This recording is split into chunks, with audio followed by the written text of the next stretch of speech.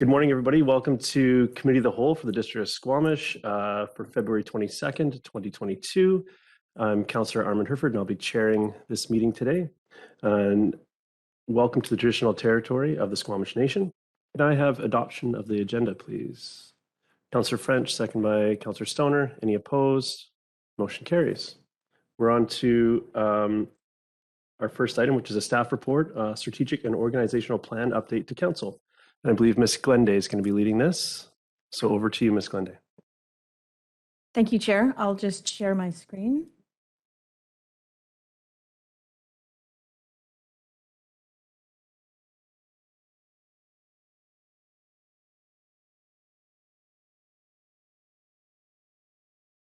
Oh, okay, it's not working.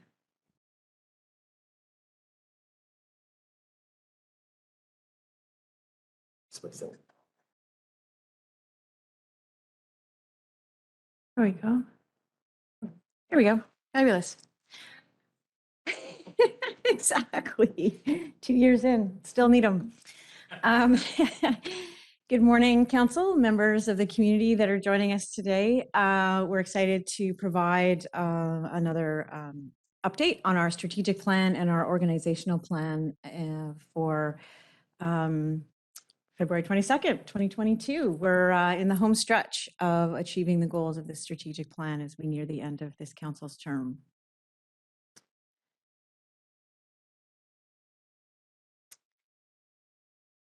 This is just a refresher for those that are watching from the community where the strategic plan comes from. It is based on the official community plan. So it's prioritizing those actions and goals of the official community plan over a 4-year term.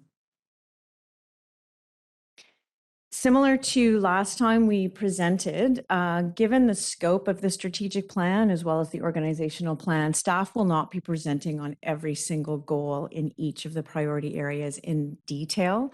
That is provided in the agenda using our trackers. What staff will be doing is providing highlights of accomplishments since the last update, and then also highlighting risks. So what areas of the strategic plan are we at risk of not achieving, and explaining those reasons why. And then following that, we welcome questions from Council, of course, on any aspect of the strategic plan and the organizational plan, whether it's been presented or not.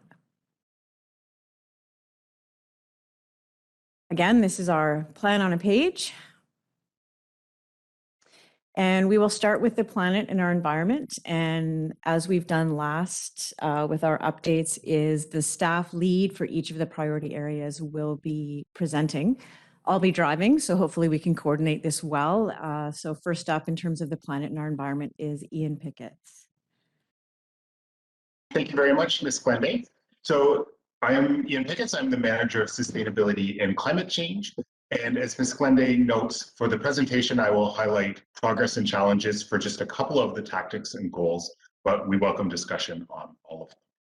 So as this first slide shows, Council approved our MEEP in 2021, and we immediately have been looking into implementation actions. An energy study for the Brennan Park Recreation Center was completed in 2021.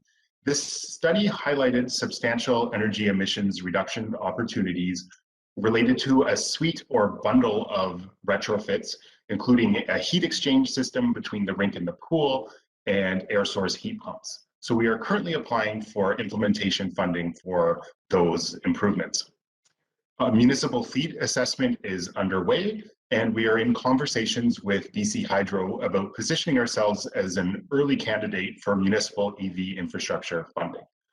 We are also testing a GHG impact tool, which will help us to quickly assess corporate actions and help us to understand if they are in line with our MEEP objectives. So this tool will be a kind of a quick litmus test, yes or no, or the degree to which these projects enable or take away from our ability to meet our goals. Next slide, please.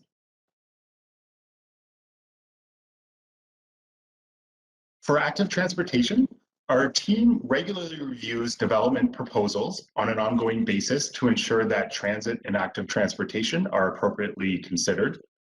The Safe Routes to School program was just completed, so reports for the Montessori and Waldorf schools are now completed, and updated maps are available for the 6 other schools that have participated. We have ambitious active transportation expansions planned for 2022 and 2023, largely enabled through Community Works funding. Finally, we're planning on launching Open Street Days this summer, something we're looking forward to. Next slide, please. One risk, as you are well aware, is our diversion target. So we are not near this 80% level yet. However, we are making progress now. We are a couple of years behind schedule. COVID really affected our ability to have in-person events and do outreach.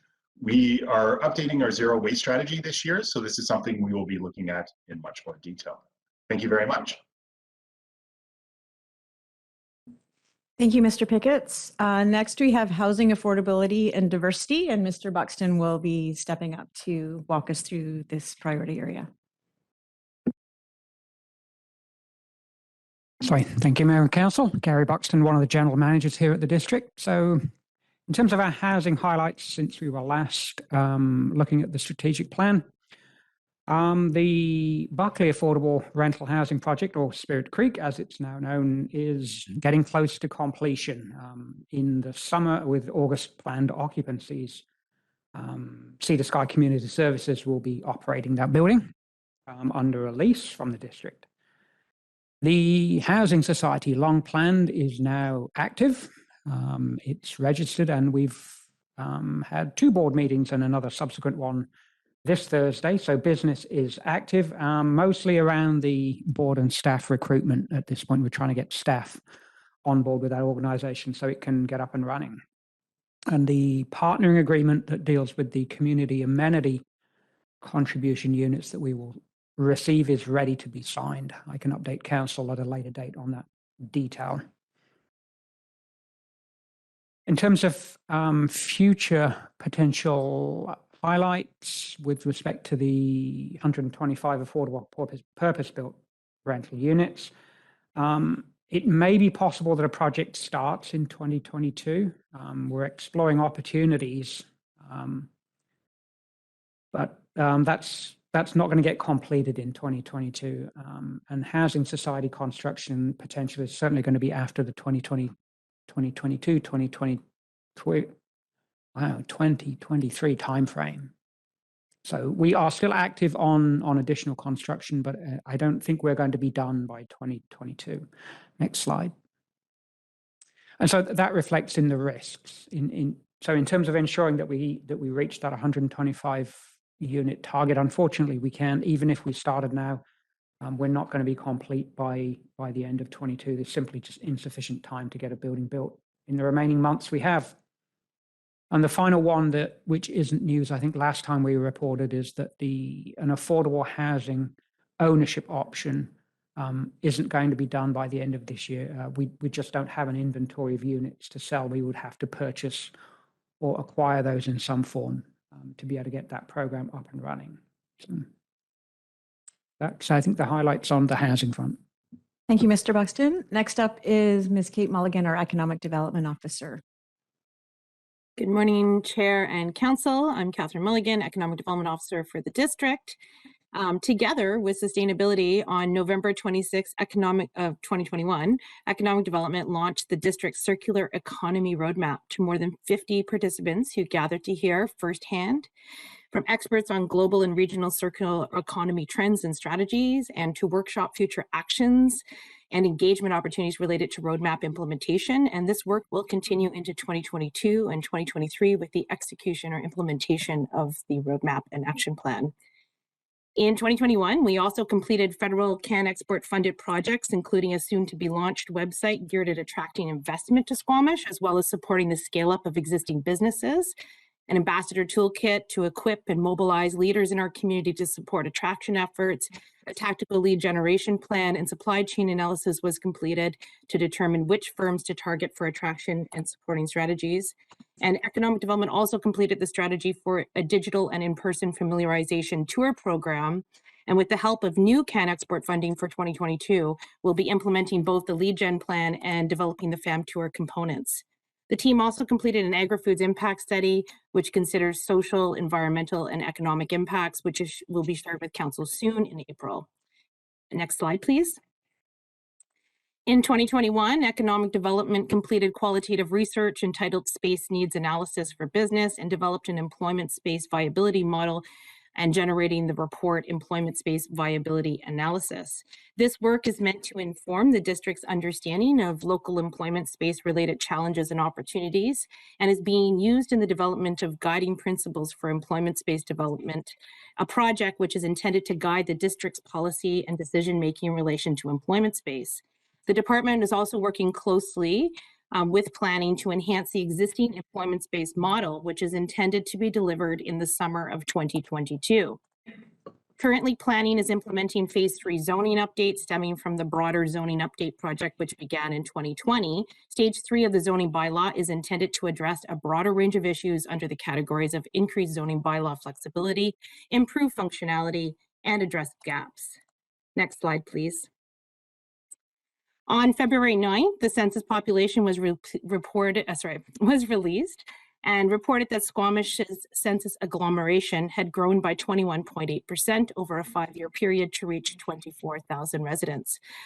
Among Canadian census agglomerations, Squamish ranks first in terms of growth over this period, albeit 62nd in terms of actual population size. While the size of the workforce has not yet been reported by Statistics Canada, the district estimates that the workforce has grown to over 14,000 in 2021. This translates to 15% growth since 2016. And this will be confirmed when the census is released on census data relating to workforce is released on November 30th, 2022. The district uses MZ Analyst to estimate local jobs in Squamish. MZ uses Statistics Canada survey data from Census, Labor Force Survey, Survey of Employment, Payroll and Hours, and Business Register, as well as Canadian occupational projection systems to project the number of jobs across Canada and its subregions. MZ estimates there were just over 10,400 jobs in the Squamish CA in 2021, which is a 9% increase since 2016. This is following a significant period of growth between 2016 and 2019, when the number of local jobs grew by 15%, reaching more than 11,000, but is followed by, which was then followed by a 9% contraction in local employment in 2020 as an outcome of COVID-19, and then followed by a 4% rebound in 2021. While the district does not have a direct influence over the number of local job opportunities available in the community, ensuring the workforce is supported with local job opportunities supports several official community plan goals, including those related to livability and the environment. Thank you. Thank you, thank you, Ms. Mulligan. Next up to speak to us about neighborhood connectivity in public spaces is Mr. Veleneskis, our Director of Planning. Thank you, Ms. Glenday. So my name is Jonas. I'm with the Community Planning Department. And in terms of current highlights under this pillar, parks is one of the main ones. We've had a target of 5 parks and gathering pedestrian spaces in 5 residential neighborhoods. And at this point in time, we have 3 parks underway where construction is ongoing. And that will be the Dentville Park, the Oceanfront Park, and the Waterfront Landing Park. We have 1 park completed in University, and we have 2 parks, which is the Garibaldi Springs Park, as well as the Umeoke Park, which are scheduled for to begin construction this year, and they're waiting for agency approvals. Next slide, please. In terms of increasing the use of multi-purpose space and public assets, one of the key accomplishments early in this year is the completion of the public spaces survey. So this was done in the summer of 2021, and we have over 200 responses. The survey has been completed, it's been reviewed by staff, and it will be presented to council later today. Next slide, please. In terms of risks, we set out to achieve 2 neighborhood plans by 2022. So the Garibaldi Estates neighborhood plan is not going to be completed this year. It will be completed next year. The project was delayed for a number of reasons. We had to complete Loggers East neighborhood plan, which we did last year, and also complete the zoning bylaw phase 2 updates. as well as the engagement component associated with this neighborhood plan is expected to take a bit longer than we initially anticipated. Next slide, please. That's it. Thank you. Thank you, Mr. Belaniskis. We'll move on now to an update on the organizational plan. And for those unfamiliar that are watching in the community, the purpose of the organizational plan is really to forward those priority areas that ultimately support delivery of the strategic plan. So these are the operational level priorities that are key for the organization behind the scenes, so to speak, that support our organization. So we'll start. Our first pillar in the organizational plan is people, and I'll pass it over to Robin Arthurs. Thank you. I'm Robin Arthurs, General Manager of Corporate Services, and I am presenting this today on behalf of Human Resources. So we learned a lot in 2021 and now moving forward into 2022, and our staff continue to be the foundation of the organizational plan. A number of the important initiatives that were on track in Q4 2021 were put on hold due to staffing shortages and illness, and these initiatives will rise back to the top again in Q2 of 2022. That's when our numbers in human resources are going to be back to full capacity, and we have a new director of HR starting in March, and that's after the retirement of Ms. Blake. Staff engagement through one-on-one conversations in a 2022 survey will assist us in understanding how we can better retain and attract staff and get an understanding of how our staff are feeling coming out of the pandemic, and then what new practices we can keep in play resulting from what we've learned. Part of this is introducing a new performance and development review process, and that'll help us develop staff from within without always relying on having to go to market to find positions and fill positions. One of the positives coming out of the pandemic, and also from our organizational plan for 2021 and looking ahead to 2022, is a new remote work policy, and I'll speak to that later during Ms. Kidner's presentation. And that allowed us to keep retain our fantastic customer service and keep our staff safe, and also assist with our immediate space needs here at Municipal Hall, at least in the short term. Staff also continued in Q4 last year and Q1 of this year to move the workforce plan forward to bolster gaps in the departments through thoughtful financial planning. And the HR strategy development was slowed in Q4 of 2022 overall, due to vacancy and absences in HR at the senior levels.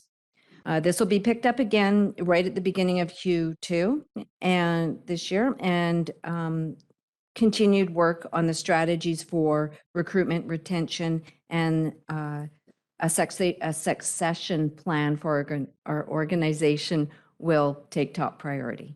Thank you. Thank you, Ms. Arthurs. Over to effective service. First up would be Mr. Kerry Ng about our TTP project. Thanks, Ms. Glenday. Morning, Mayor and Council.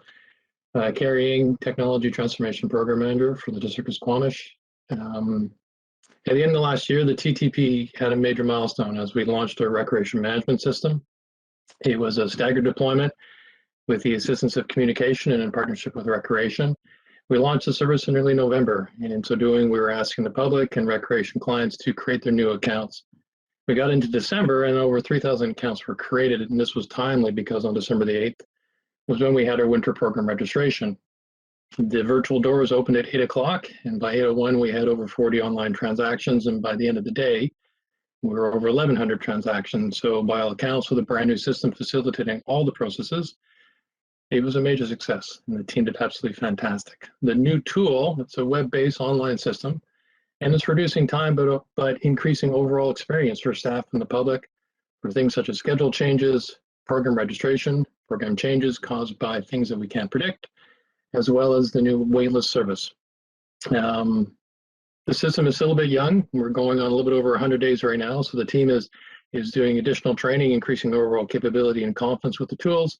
But in so doing, we're actually prepping for the next program registration, which is in the spring, and that's coming in March. Next slide, please. The upcoming milestones for the TTP includes replacing our property management, utility billing, and budget software systems and processes. In flight right now is the team is looking to replace our legacy tools and systems related to property tax and utility billing with a new module, a new system that integrates directly into our enterprise resource planning land database, so that all tax and utility services are included within a particular parcel. And then in so doing, like I've mentioned, we are replacing our legacy tools and processes while building, and this is kind of the very cool thing about the new tools is that it's building an online platform, it's building the foundation so that we can bring these services to a tablet, to a smartphone, making them web-based in the near future. The next milestone is we are looking to replace our budget software system. I'm looking for a single solution that replaces the tools that we're currently using, which is a bit of a mixture of SharePoint and Excel. It integrates directly into our ERP, and it will give managers such as myself dashboard visibility to track actuals against budgets, and it's going to give finance micro and macro views into variances to be able to create what-if models and to provide more timely and accurate reports for managers, the executive, and council. And those are the updates for the TTP. Thank you, Mr. Ng. We'll move on to stewardship and Mr. Rolston from engineering. Good morning, Mayor and Council. So the district has been working on integrated stormwater management plans for the past several years. We've completed a phase 1 integrated stormwater management plan that looked at all of the district's stormwater assets. And once that was complete, we launched into our first watershed-based integrated stormwater management plan that we're nearing completion of. That's for all developed areas south of the Mamcon River, so the Howe Sound and Little Squamish Creek catchment areas. Once that's complete, we will be launching our next catchment-based integrated stormwater management plan that is for Brackendale and Garibaldi estates, and that's to be kicked off in the next 3 or 4 months.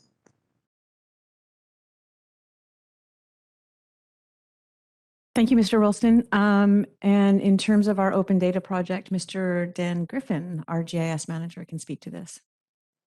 Good morning, Mayor and Council. My name is Dan Griffin. I'm the manager of GIS and Data Services. Following the adoption of our open data guiding principles by Council in March 2021, we've been focused on improving our open data systems architecture for the public and staff. This includes improvements to our Squamish open data portal with data summary details and data focused tools for downloading data, creating maps and stories, and API resources for web and application developers.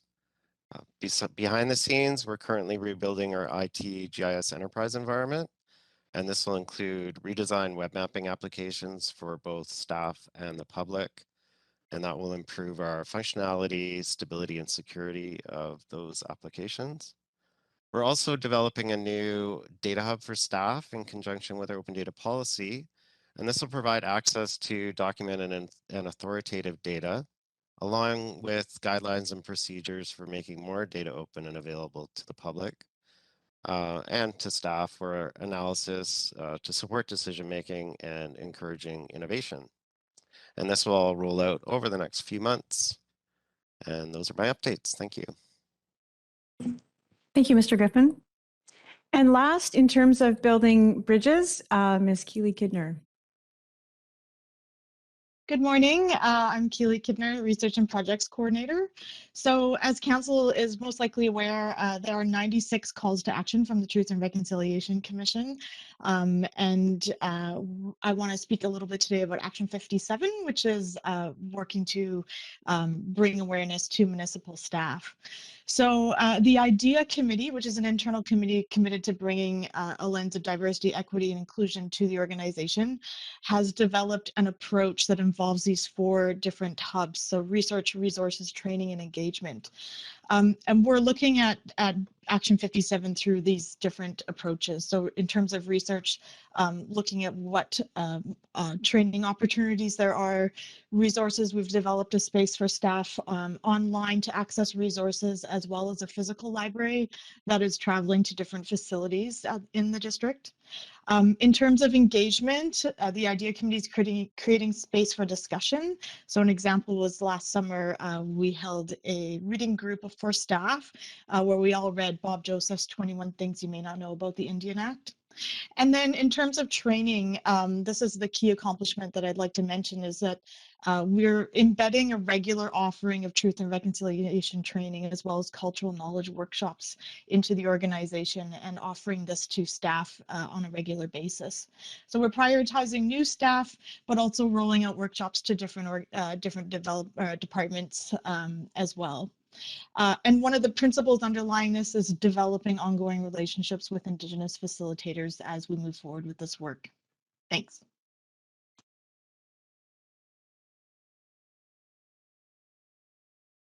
And back to Mr. Rolston. Thank you.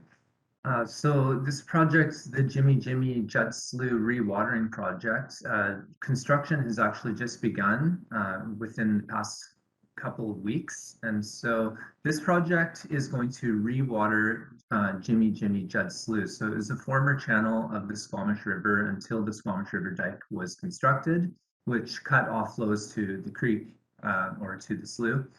And so there's currently an abandoned culvert that poses a risk to the dike that needs to be excavated out. And while that large excavation is taking place, we're taking the opportunity to reinstall a large culvert properly designed and fitted with automated gates that will allow a controlled flow of water into the slough. So this is a First Nations reconciliation project that addresses some of the harms caused by the dike, enhances fish habitat, and improves flood protection. It's also a 100% grant-funded project, so really a good news story all across the board. Construction is expected to be complete towards the end of April or early May.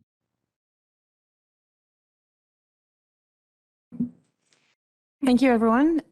This final picture is from a Squamish Nation language workshop that staff participated in late last year. And I'll now pass it back over to Council for questions. Thank you. Council.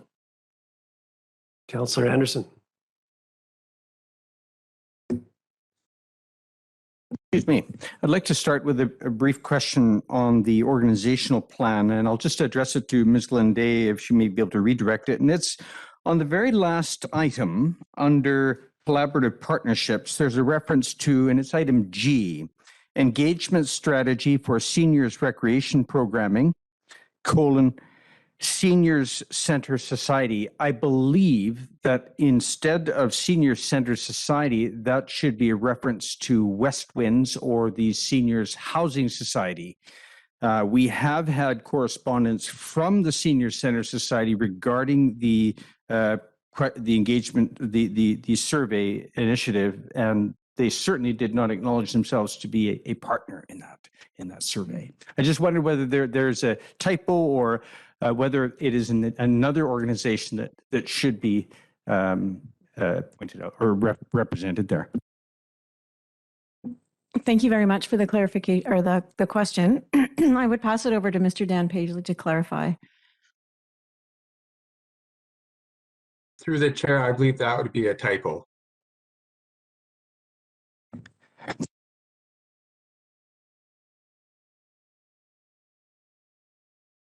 Oh, your mic there, Councillor Anderson. Am I on now? There we go. Thank you.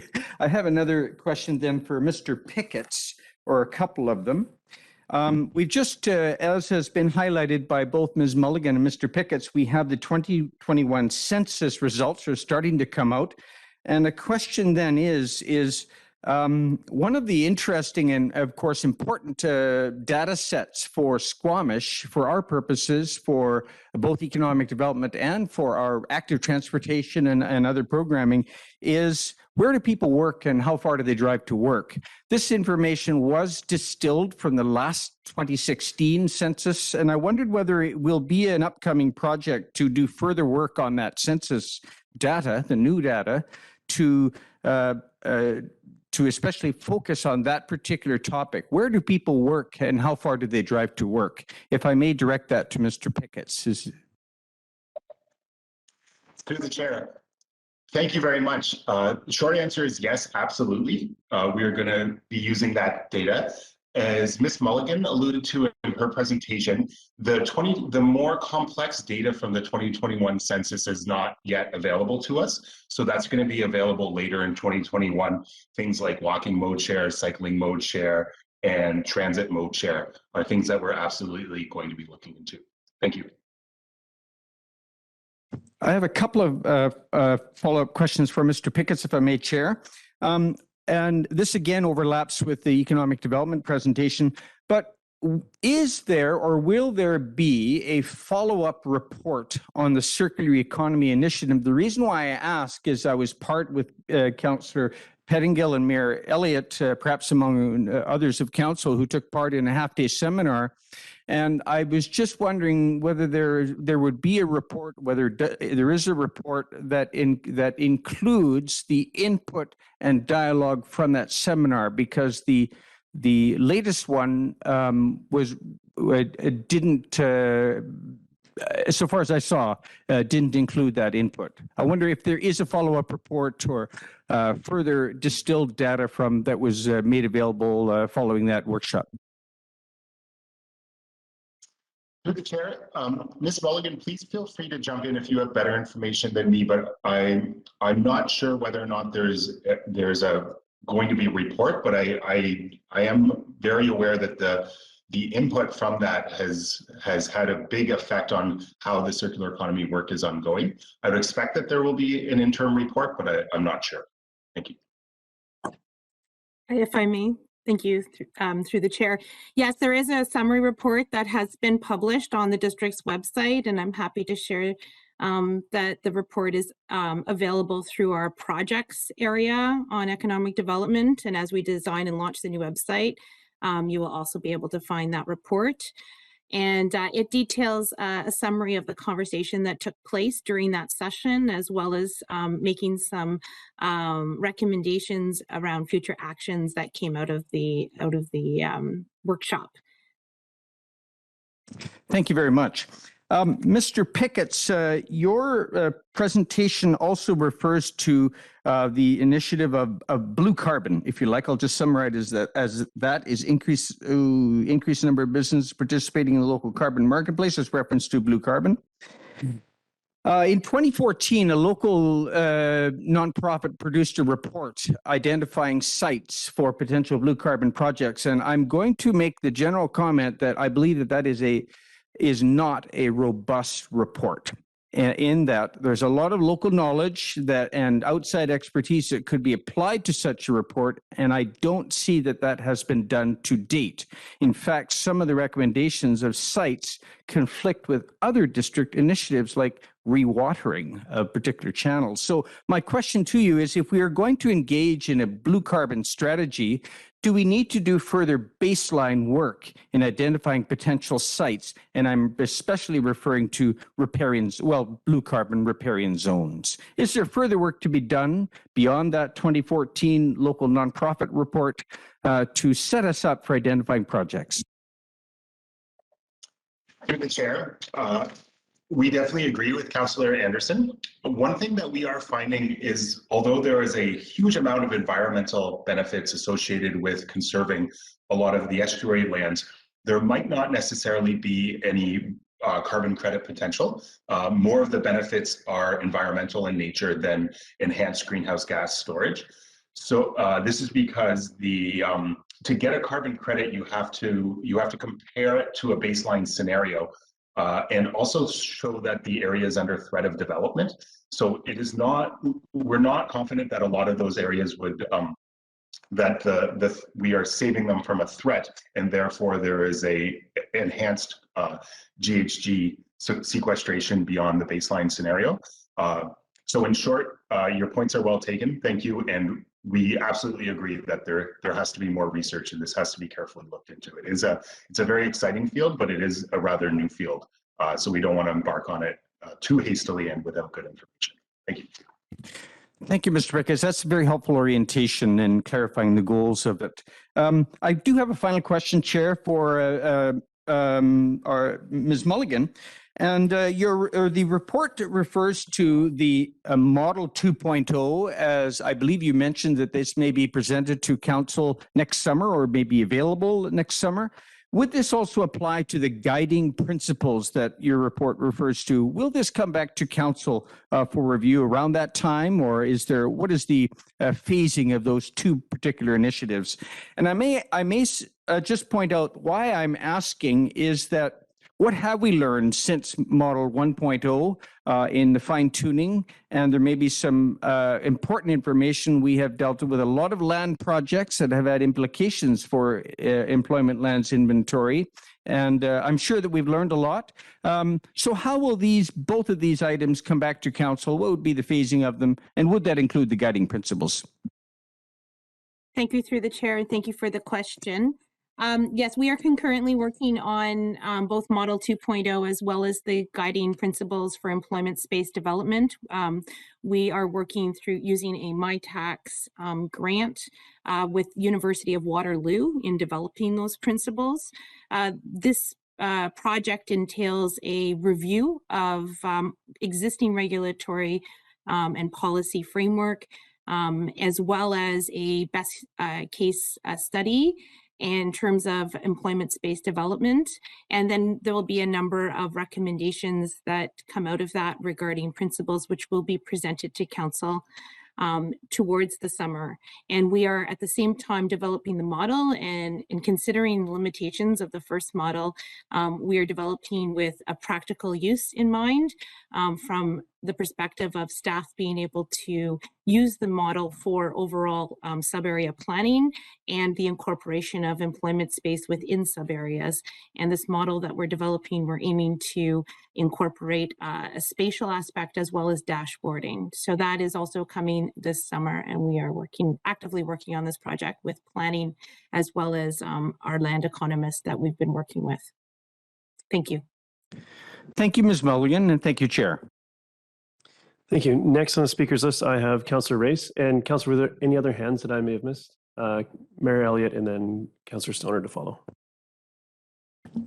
Thank you. It's actually comments, not questions, and I have two. One is with respect to our housing policy and our housing society and our goal of getting units into an inventory that or lands that might be used for sale of affordable units and covenanted and so forth.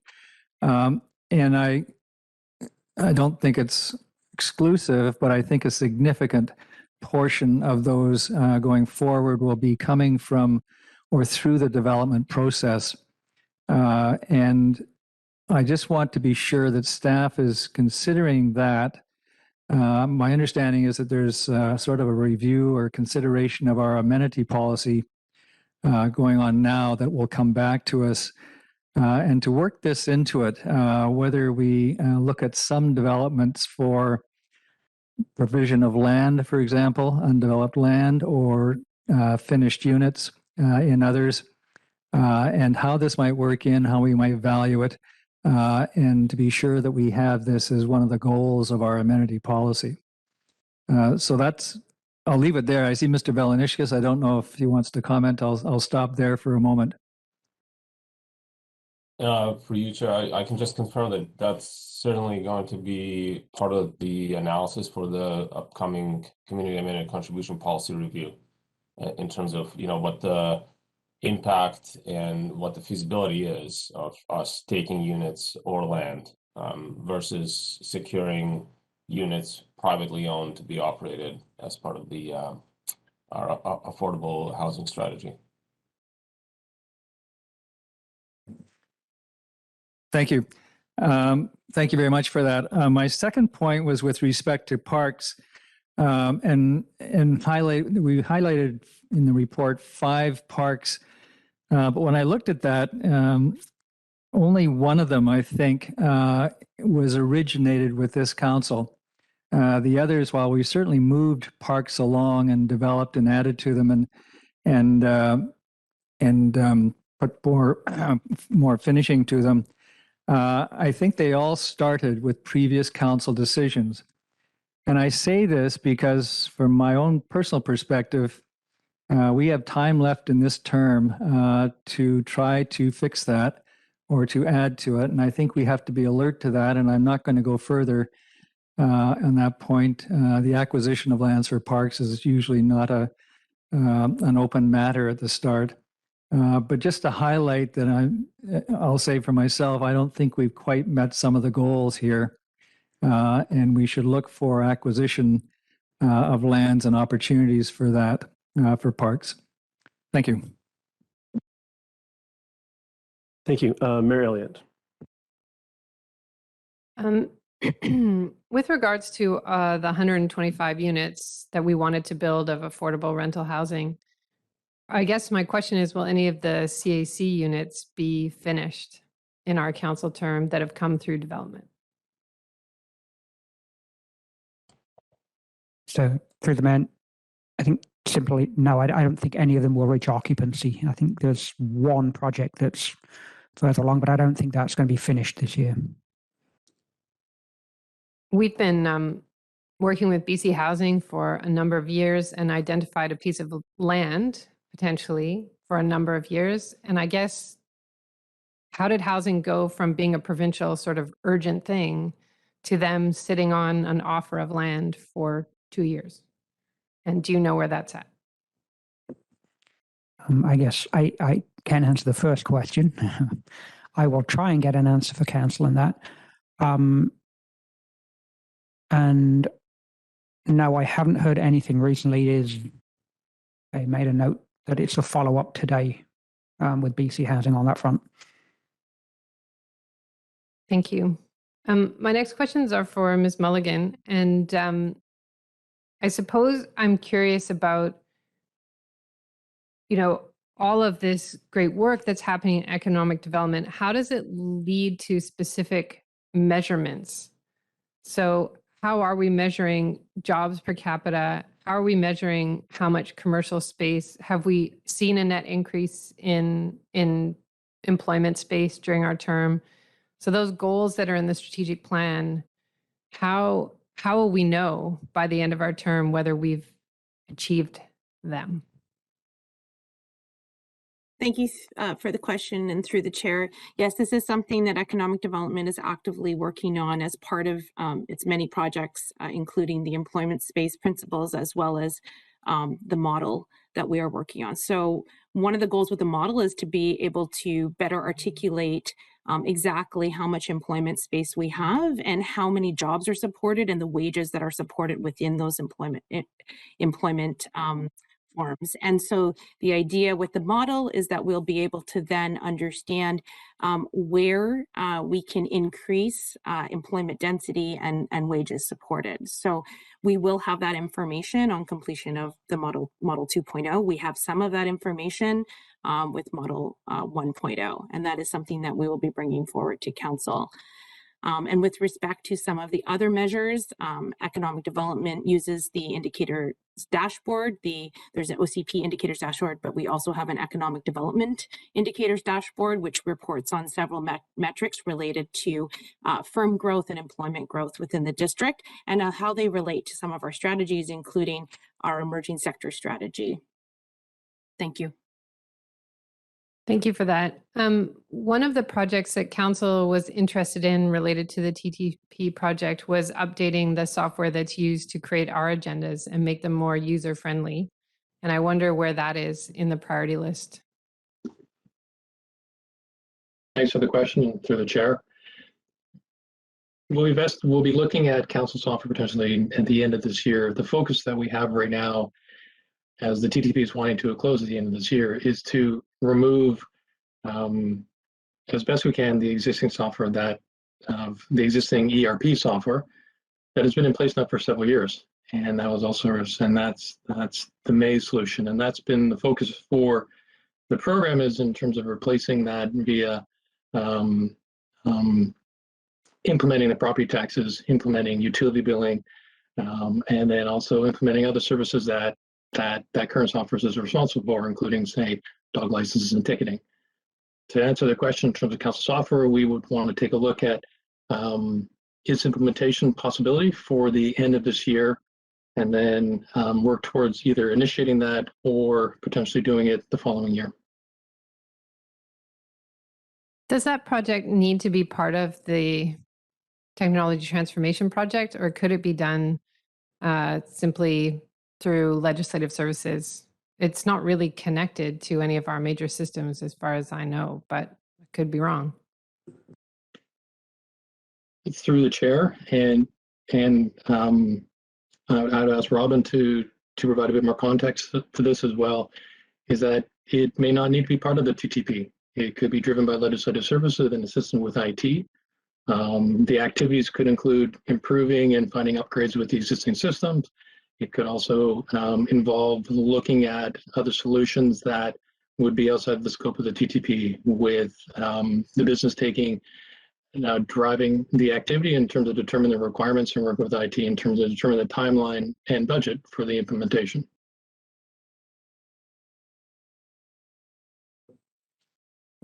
Thank you. And I think we talked about this at the end of our last update, and legislative services through Ms. Von Blaudow has been doing the front end work, the legwork up front, to look at the various different systems that are out there, the most popular ones, the costs of implementation. And there was a lot of discussion between IT, our TTP project, because they use the same resources. They're the same people, the IT people that are working on the TTP. And it got pushed out. The intent was to do it this year, and it did get pushed out due to resourcing. But we've done the homework and the front end work, so we're going to be ready to go to RFP as soon as it's go time, as soon as the money's there. I suppose just a bit of feedback is that at least trialing or getting feedback from this council on systems would be helpful, rather than doing that potentially with new councillors who haven't sat through 3.5 years of wading through PDF and HTML documents. So it would be nice to see that move forward during our term, and at least provide what we've learned and what we find challenging before introducing this to a new council. I have a few questions for Mr. Pigotts. You mentioned in the report using telematics around our fleet assessment. I'm wondering, for people in the public who might not know what telematics is, if you could briefly explain that. And then also, what are we measuring and what will we be reporting on, and how will we be using that data? Through the chair, certainly. So telematics is basically complex or advanced GPS technology that gives really good global positioning data on where vehicles go, how far they travel, even how quickly they accelerate. So it can even give us insight into driving behavior and how to be more fuel efficient. So the telematics just makes the vehicular assessment much more detailed, and in particular, that's helpful for electric vehicles because we can understand the nature, how they're used. So some vehicles, given the trends of how they're used, really lend themselves for electrification, and some are a little bit more tricky. For example, snow removal equipment that's running 24 hours a day from time to time, it's much trickier to electrify because it would have to remain stationary for a long period of time. What we're working toward with that is the electrification of the fleet. So that is a huge component of meeting our municipal, our MEEP targets. So we need quite ambitious fleet electrification for our corporate emissions. And also in the CCAP, we have a goal of municipal fleet electrification.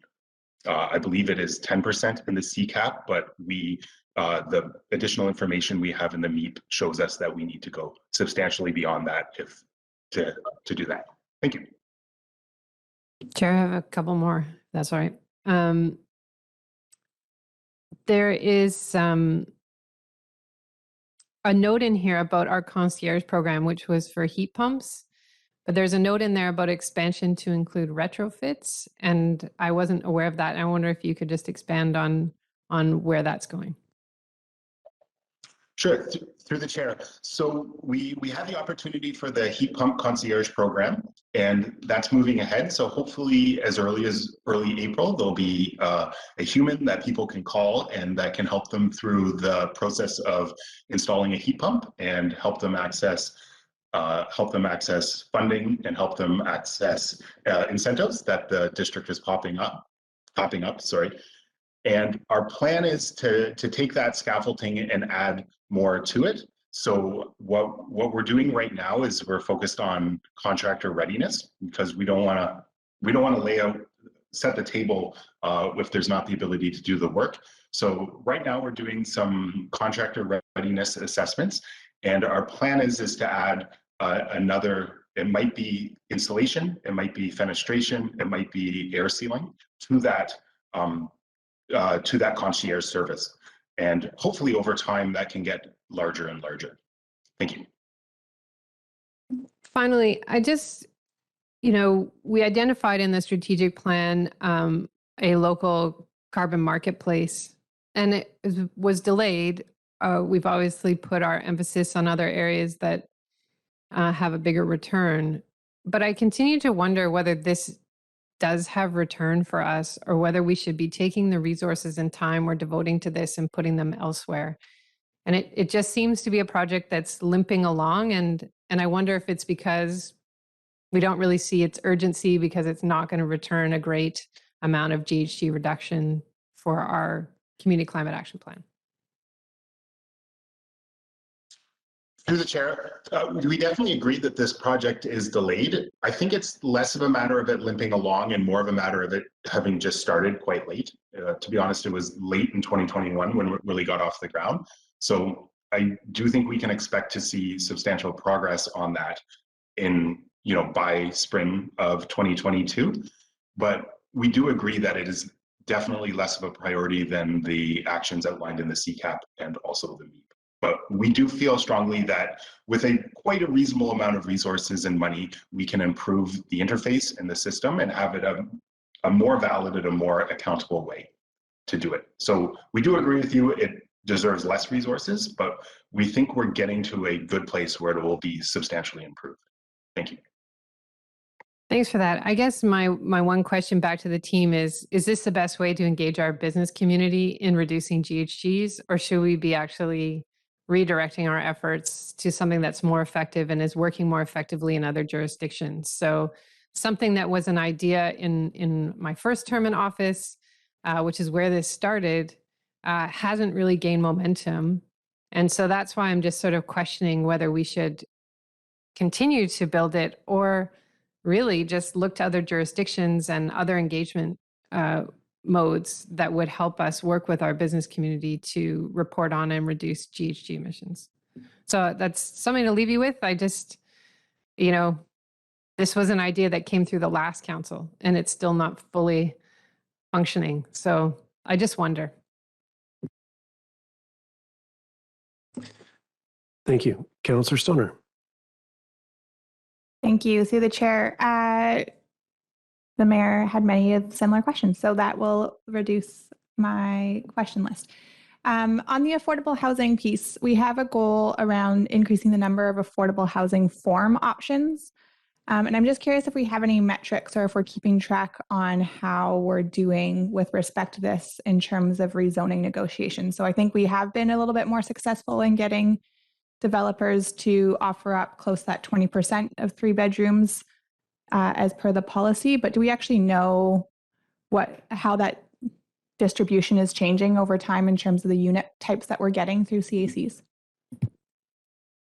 So through the chair, no, because that generally gets resolved at building permit stage. So I think we have 3 building permits in place. So it's data we need to collect and monitor, but I don't think we're far enough along to be able to provide any trend or evaluation right now. Thank you.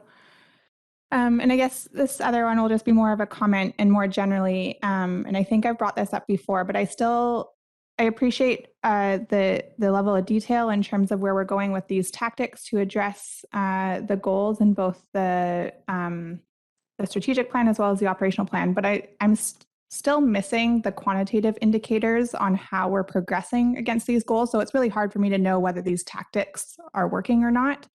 It'd be really helpful to have an additional 2 columns of like, where did we start with regards to these goals? We put in a lot of effort to make them measurable, and I haven't seen any necessarily measured progress. And I understand that they aren't all measurable on a 6-month basis, but I would expect that many of them should be measurable against the baseline that we set in 2018 to 2.5, 3 years later.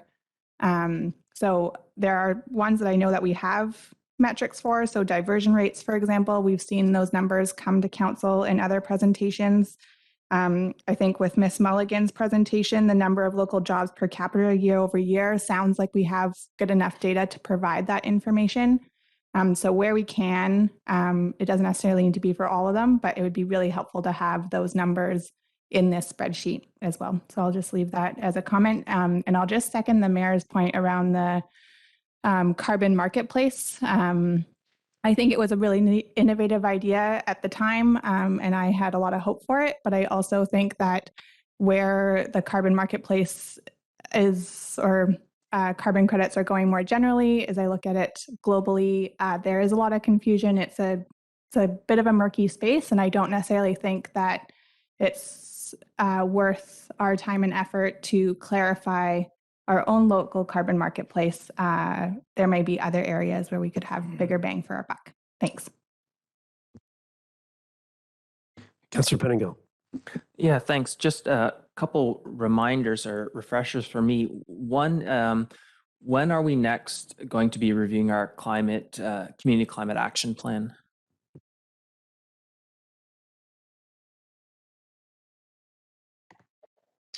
Through the chair, the update is scheduled for 2023.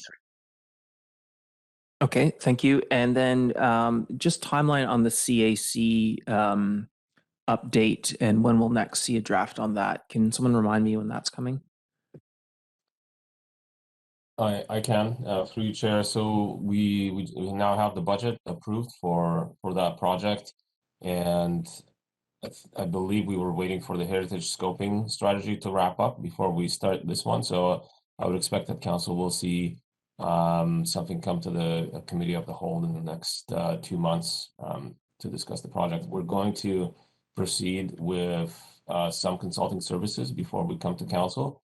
But really the consulting services are going to evolve around economic assessment of developments, developing performance, and the rest of the policy work is going to be done in-house. So I would expect in the next 2 months. Okay, thank you. And then my last question is just listening to some of the conversation had me thinking about the rental zoning ability we now have, and just given what we've seen in our strategic plan progress so far, does that give us any thought, or are we working on further zoning bylaw amendments to incorporate new rental zonings, or is that something we're pursuing at this time? Through you, Chair, no, that isn't something that we're pursuing at this time. We've utilized the rental zoning to secure the number of units in existing developments that are rental. We might utilize rental zoning in future projects for new developments, but there is no plan in place at the moment to to go beyond of what we've done with all the existing developments, which was 5 units or more, I believe. So any property that had 5 units or more of rental housing, purpose built, should now have the rental zoning in place. Okay, I'll leave that there for now. Thanks. Thank you. Thank you, Council. You've asked a lot of really good questions. So I'm left with one, I think.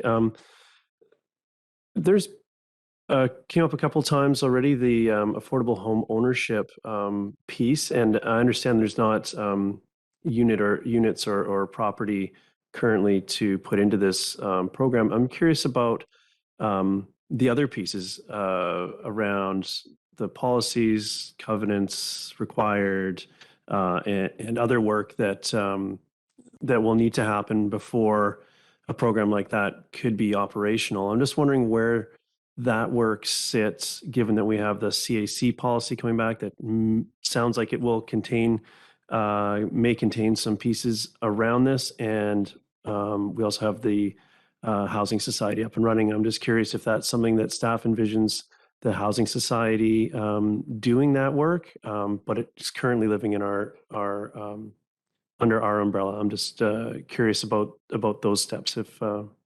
Thank you. Through the chair, yes, that's absolutely work that we would expect the Housing Society to do. It's not breaking new ground. There are lots of places that do it. We can research and duplicate, so to speak, if we need to. I mean, it's done up the highway. It's done in the previous place that I worked. So that those policies and those systems can be readily adapted from other jurisdictions. So it's not breaking new ground by any stretch of the imagination. So thank you. Council? We'll go back to you, Councillor Anderson. We're 2 minutes from being on time, so I'll ask you can be as concise Very good. as you Thank could you, be. Chair. I'll try to be as brief as possible. The strategic plan tracker refers to an updating of the Safe Routes to Schools maps. I have one in front of me. It concerns the downtown L'école Squamish Elementary School, and it has a connectivity problem well identified that will not be solved. We will not be updating that map. That problem goes back 8 years as in connection with a land development agreement and a major development project, which has been delayed. It goes back 15 years for the 1,200 households that have been affected by this connectivity problem. I suggest it is time to look at that land development agreement and open it up for discussion as to the projects, active transportation projects identified and their phasing. It has simply gone on too long. 1,200 households at least affected by this connectivity problem for safe, convenient pedestrian route to 3 schools and downtown shopping. Secondly, Council, I have a couple of years ago did a back of the envelope calculation about displacement of industrial land and in particular medium industrial use businesses. 18 different properties. Since over the last 2 years, Council has dealt with 11 of them. And in neighborhood plans, rezoning applications, things going through the process now. And in fact, in a couple of areas, planning departments involved with scenario development for a couple of these properties, all involving displacement of industrial use. So my concern is that we do that inventory analysis that will be necessary for Model 2.0 of the employment lands model. It needs to take into account that displacement. It was not taken into account in the original 2015 report, which is a little bit broader picture. So we have got a lot of displaced medium industrial use in the valley and a lot of puzzles for different businesses ongoing right now. In fact, you can see them driving up and down the valley. And so I suggest that we need to really take seriously the inventory analysis for medium industrial and see where it's going. Secondly, a very interesting report from the Economic Development Department, I think that Council may recall, was the Employment Space and Land Research, which was a report on interviews done, as the Economic Development Department described it, qualitative research versus the modeling, the detailed data work. And I just will hope that qualitative research is ongoing and that we are targeting the whole spectrum of businesses, including light industrial, medium industrial, and find out what businesses, where are they going? All of these displaced properties and uses, and that qualitative research is interesting and valuable. And I'll just comment that I hope that is ongoing and addressing the broad spectrum of businesses in our economic sectors. Thank you. Thank you. Seeing no further questions, we don't have a motion, so we'll draw this portion of the meeting to a close. I guess move to receive. Councillor Race, Councillor French, any opposed? Motion carries. We're going to be in recess. We'll hold to our 10 minutes. So we'll be back at 10:47. Thank you so much. Welcome back to Committee of the Whole for February 22nd, 2022. It's Tuesday.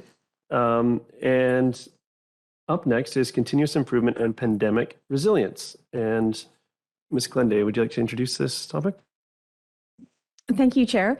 I'm happy to introduce Ms. Kidner, who is our research and projects coordinator here at the district and has been working closely with me and many of our key staff on leveraging the learning that if we have to take any benefits from the pandemic, there are several learnings that we've learned, and Ms. Keeley has done quite a bit of research and background work into this report, so I will have her present it to Council. Thank you, Ms. Glenday, and good morning, Mayor and Council and those who are tuning in online. So I'm very happy today to speak about some of the insights from the pandemic and present some of the learnings that we've seen here. So just a quick intro to what we're going to be talking about today. I'm going to present some of the background, although people are pretty familiar with the pandemic by this point, but just a reminder of some of the things that have been happening. I'll present some of the learnings from the Pandemic Insights Report, and specifically I'm going to highlight a number of learnings that we're going to bring some other staff in actually to present to you today. I'll discuss the recommendations that came out of the report, the budget and organizational impact of that, and some of the next steps moving forward.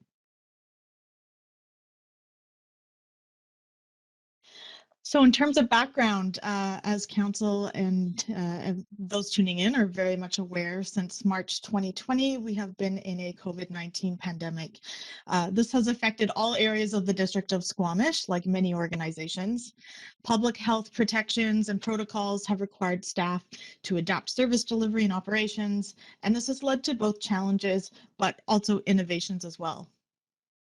In the summer and fall of 2020 and the spring of 2021, staff in all departments were interviewed about their team's adaptations and challenges, with the objective of understanding how the pandemic was affecting the organization as a whole. The information from these interviews was used to develop the pandemic playbook, and there's an image of it there. And this provides a high-level overall structure to guide adaptations in pandemic-like emergencies, and has already come in useful, again, been brought off the shelf since we've hit the latest Omicron wave. So once the pandemic playbook was complete, staff further analyzed the interview responses using a qualitative software tool. This this information was coded and interpreted according to some of the organization-wide challenges and adaptations that we were seeing, with the aim to better understand any ongoing organizational shifts and opportunities for continuous learning and improvement. This resulted in the attached Pandemic Insights Report, which outlines a variety of challenges brought on by the pandemic, but also highlights these various adaptations and shifts. These learnings have resulted in recommendations moving forward as an organization, generally, but in preparation for future emergencies as well.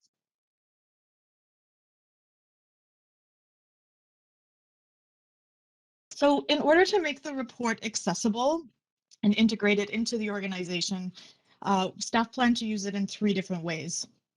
So first, the relevant emergency information will be coded and included into the pandemic playbook in order to make that document more robust.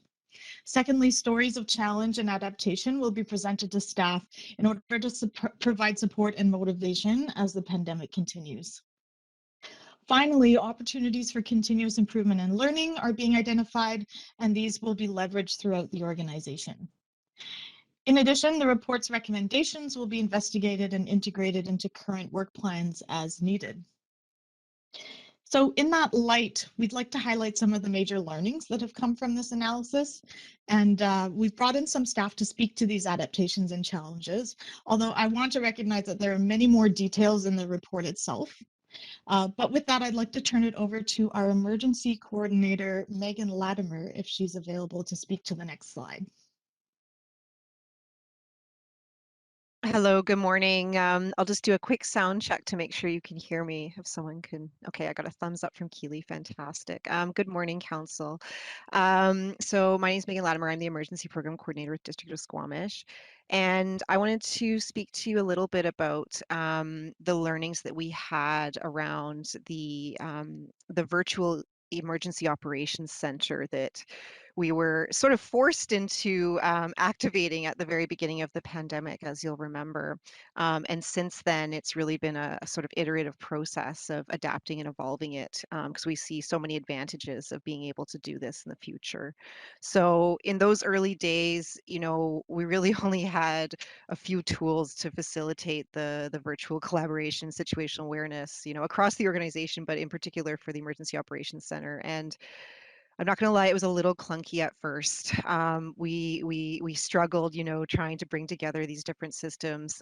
Emergency operations centers are notoriously paper-based. You know, they're designed around people sitting around a table and being able to make really quick decisions and share information, you know, in a room together. So there was quite a lot of adaptation that had to happen in those early days. And you know, the biggest challenge for us was just really familiarity of use of virtual systems. People were used to being together in person.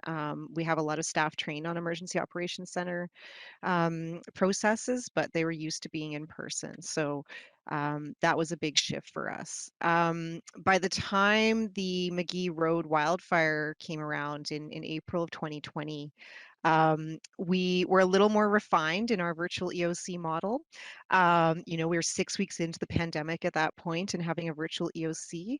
The McGee Road wildfire offered us an opportunity to try more of a hybrid model.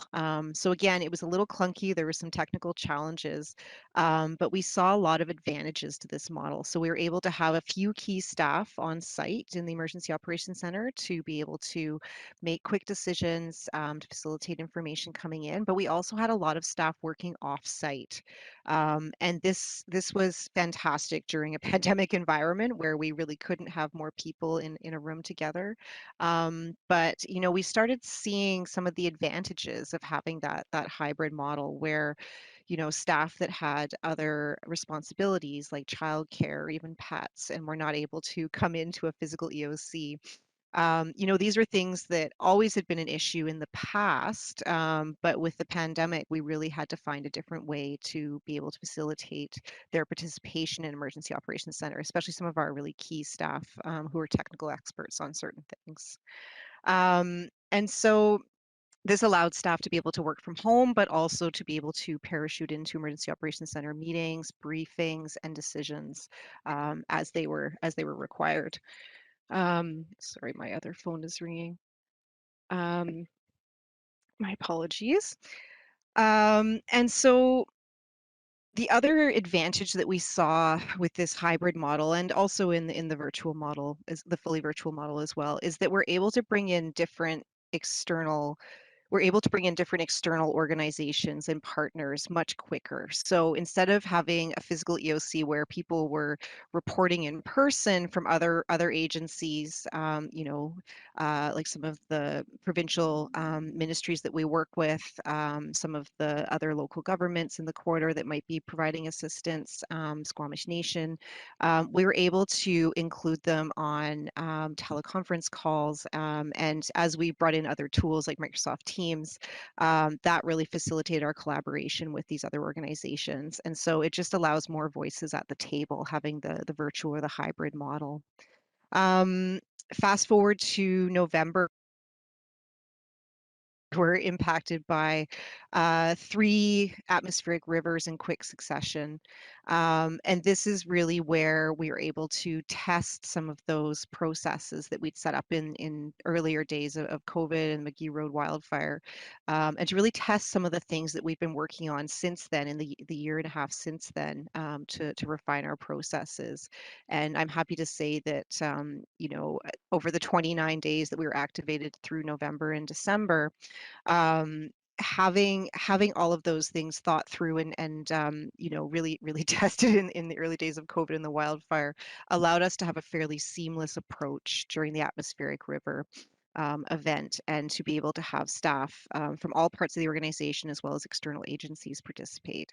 So as we look to moving into our new physical emergency operations center location in the fire hall, we're really taking these different processes and adaptations in terms of how we work and looking at how we can better use that facility to support this model going forward, because we really see a lot of advantages with it. So, you know, having this ability, it really sets us up to deal with all of these worst case situations. Also, potentially, if we ever had to evacuate and set up an emergency operations center offsite outside of Squamish, we now have that capability. And we've seen some communities, unfortunately, in the last year have to do that just because of the emergencies that they're facing. So I'll leave off there because I know there's a few more stories to be shared. Thank you.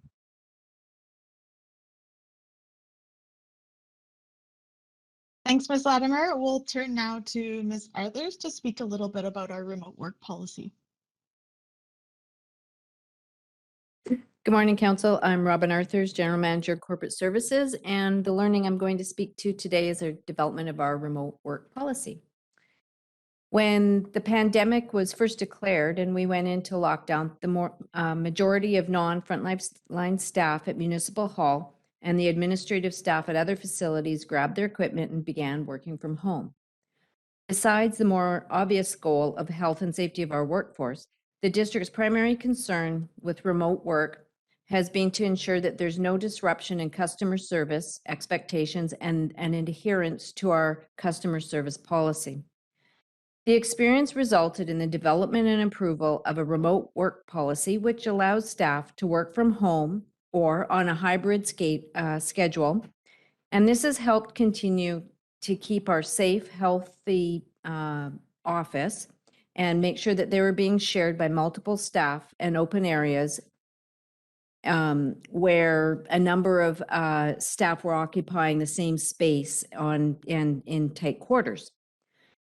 With remote work abilities, staff can continue to share their spaces safely by utilizing the space on a rotational basis. Remote work has also helped us use and develop new communication tools for staying connected and meeting face-to-face online. So with IT and our move to Office 365, we had intended on bringing in things like Microsoft Teams. And the pandemic and the development of the remote work policy actually moved our IT plans along a lot quicker as we develop the need to meet face-to-face and stay connected. Isolation was a top of mind concern, and staying on top of staying connected became a new learning and resulted in mindful tools that all remote staff have added to their toolkit. Remote work also allowed for no missed council meetings. And as Megan had mentioned, also our virtual EOC, so staff were able to participate from home seamlessly, council meetings and in our emergency planning. It's a testament to the dedication of council and staff to our public service, and it's helped us allow for our staff to still remain at home when they have sort of felt under the weather, but not necessarily been COVID sick, and to stay productive. And we're glad for the opportunity. And now we've got the policy in place so that we can continue it on, because although it may not be a 100% permanent feature in the future, it certainly is going to be an option for a lot of people as we have space needs. Thank you. Thank you, Ms. Arthurs. I'm going to pass it on now to Mr. Veleniskis to speak about some of the adapted service learnings from the Planning and Building Department. Thank you, Keely. So yeah, there's definitely a few things that we've learned through having to work through COVID, us being a very customer-facing department. We had, we saw a pretty significant slowdown in our process at the very beginning because we had to reduce the amount of staff working in the department. We essentially were down to, I think, 2 clerks at the beginning, all the services moving to email and phone. We were taking in applications remotely, so we weren't accepting applications in the office. People were dropping it off in a box outside of Municipal Hall or just at the entrance. And that practice we abandoned as soon as we knew we could do that safely, because what we saw is a decrease in the quality of applications. So nobody was pre-reviewing those applications. Normally, somebody comes in to apply for a building permit, we sort of go through the application at the counter, and quite often we'll send people away saying you're missing this and that, and come back when you've got it. And what we ended up with is having to essentially take in all the applications, whether they were up to standard or not, sorting through them, and then trying to get a hold of applicants after the fact, after the application has been received, letting them know that it's not complete, we can't start processing it. So yeah, there were all kinds of issues associated with that in terms of the timing of the applications. And I think that was really telling, because we are planning to move to online application intake and online payments, and the application intake is happening this year. So it was a good introduction for us to look for issues when we do go into that intake process online, is that we will have to make sure that we are ensuring there's safeguards in the system to make sure that once the applications get to us through the online portal, they are complete, and we're not wasting our time and the applicant's time trying to figure things out and get it to the stage of being complete. We took up remote inspections at the very beginning when COVID happened quite a bit. So I think most of our inspections happened essentially on a Zoom call and with pictures. It's not something that we've done. We've done it a little bit in the past, but we really, had a period there where building inspectors were working solely from their desks. And that's something that, we made us make sure that we have a good policy in place for how we do these and standardize these inspections, so that the next time we have to do this on a larger scale, we're ready. And I think the third learning and an opportunity really is this remote work environment that we're now operating in. In the building officials world, there is a high competition for skilled labor, especially for level 3 building officials or level 2 building officials who are more qualified. A few years ago, the province has brought in new regulations that require building officials to be fully qualified to assess the projects they're reviewing. And so that usually what we've seen locally is there's not a lot of supply in that labor market. And so it's very challenging to hire those professionals. And with us going online, or going remotely, that kind of opened up our eyes to the possibilities we had to fill contracts. It might be easier to fill a full-time job with somebody who's local here, who has the qualifications. But if you have a contract for a year, say somebody's gone on a maternity leave, it becomes really challenging. And so that really opened the opportunities to have officials join us for a period of time without having to relocate to Squamish. And we all know the challenges with that, with housing in town. So yeah, that was a big learning. I don't think we would have we would have been able to do if not for COVID. Thank you. Thank you, Mr. Valeniskis. So as you can see, there's been quite a few learnings throughout different departments around the organization. I'm going to speak a little bit to some of the learnings around supporting staff. As Ms. Arthurs mentioned, supporting staff was a major concern from the beginning. And during the pandemic, it became quickly apparent that this was a priority.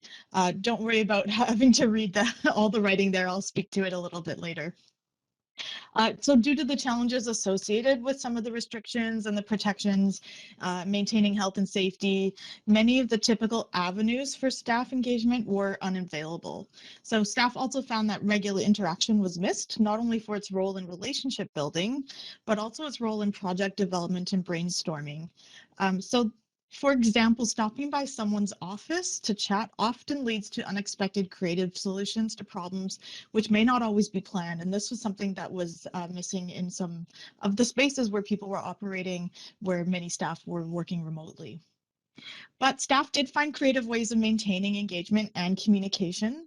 So for example, the engineering department began meeting for staff picnics outdoors in order to maintain human connection with colleagues in a safe way. This also helped create relationships with new employees who were onboarded during the pandemic. As you can imagine, joining a workplace during a pandemic can lead to some challenges. So this was a great way to sort of bring people into the fold. The finance department, for example, recently held a virtual team building event to safely bring staff together and engage in professional development. This increased staff morale and comfort during stressful times marked by a lot of change. As was mentioned previously, our IT department brought in Microsoft Teams across the organization, and this allowed staff to have a medium for communicating that didn't rely on email or phone, because both those methods of communication are imperfect for a lot of the incidental discussion that happens, as I mentioned before, with brainstorming and things like that. One thing I'd like to mention is the Social and Wellness Committee. In 2020, creatively designed an engaging holiday event when we weren't able to meet in person. And this centered around daily actions in the community. And you can see a screenshot there of just some of the things that were sent around. So this involved a daily challenge, which had everything from supporting local businesses to reaching out to friends or family, sending thank you cards. Staff were asked to reply how they participated in the challenge, and then were entered in to win a prize. So these daily acts of holiday cheer were actually very well received, so well received that the committee ran the event a second year in a row. And I think it really goes to show the creativity of the committee and staff, and how folks were able to reach out to the community at the same time. So as you can see, innovations have been a consistent part of the district's pandemic response, despite the challenges that we faced, and in some cases has led to some large shifts within the organization. I want to speak quickly about some of the recommendations. So in the Pandemic Insights report, they are organized by topic, but here I want to speak quickly to the status of some of these recommendations. So many of the recommendations have already been implemented. As we mentioned, the virtual EOC model, virtual communications platforms, and remote work policy. In progress, we're reviewing our stock and maintenance of personal protective equipment, including masks and items like that. Mental health supports for staff. Mental health became a very big topic of discussion throughout the pandemic. Flexibility in general, virtual training and onboarding, online phone payment options, and reintegration events as protections are lifted, making sure that staff are able to be in contact with each other in a way that is safe, and also make sure that those who were onboarded during the pandemic get to know their colleagues. Some of the recommendations we're looking to the future in the short term.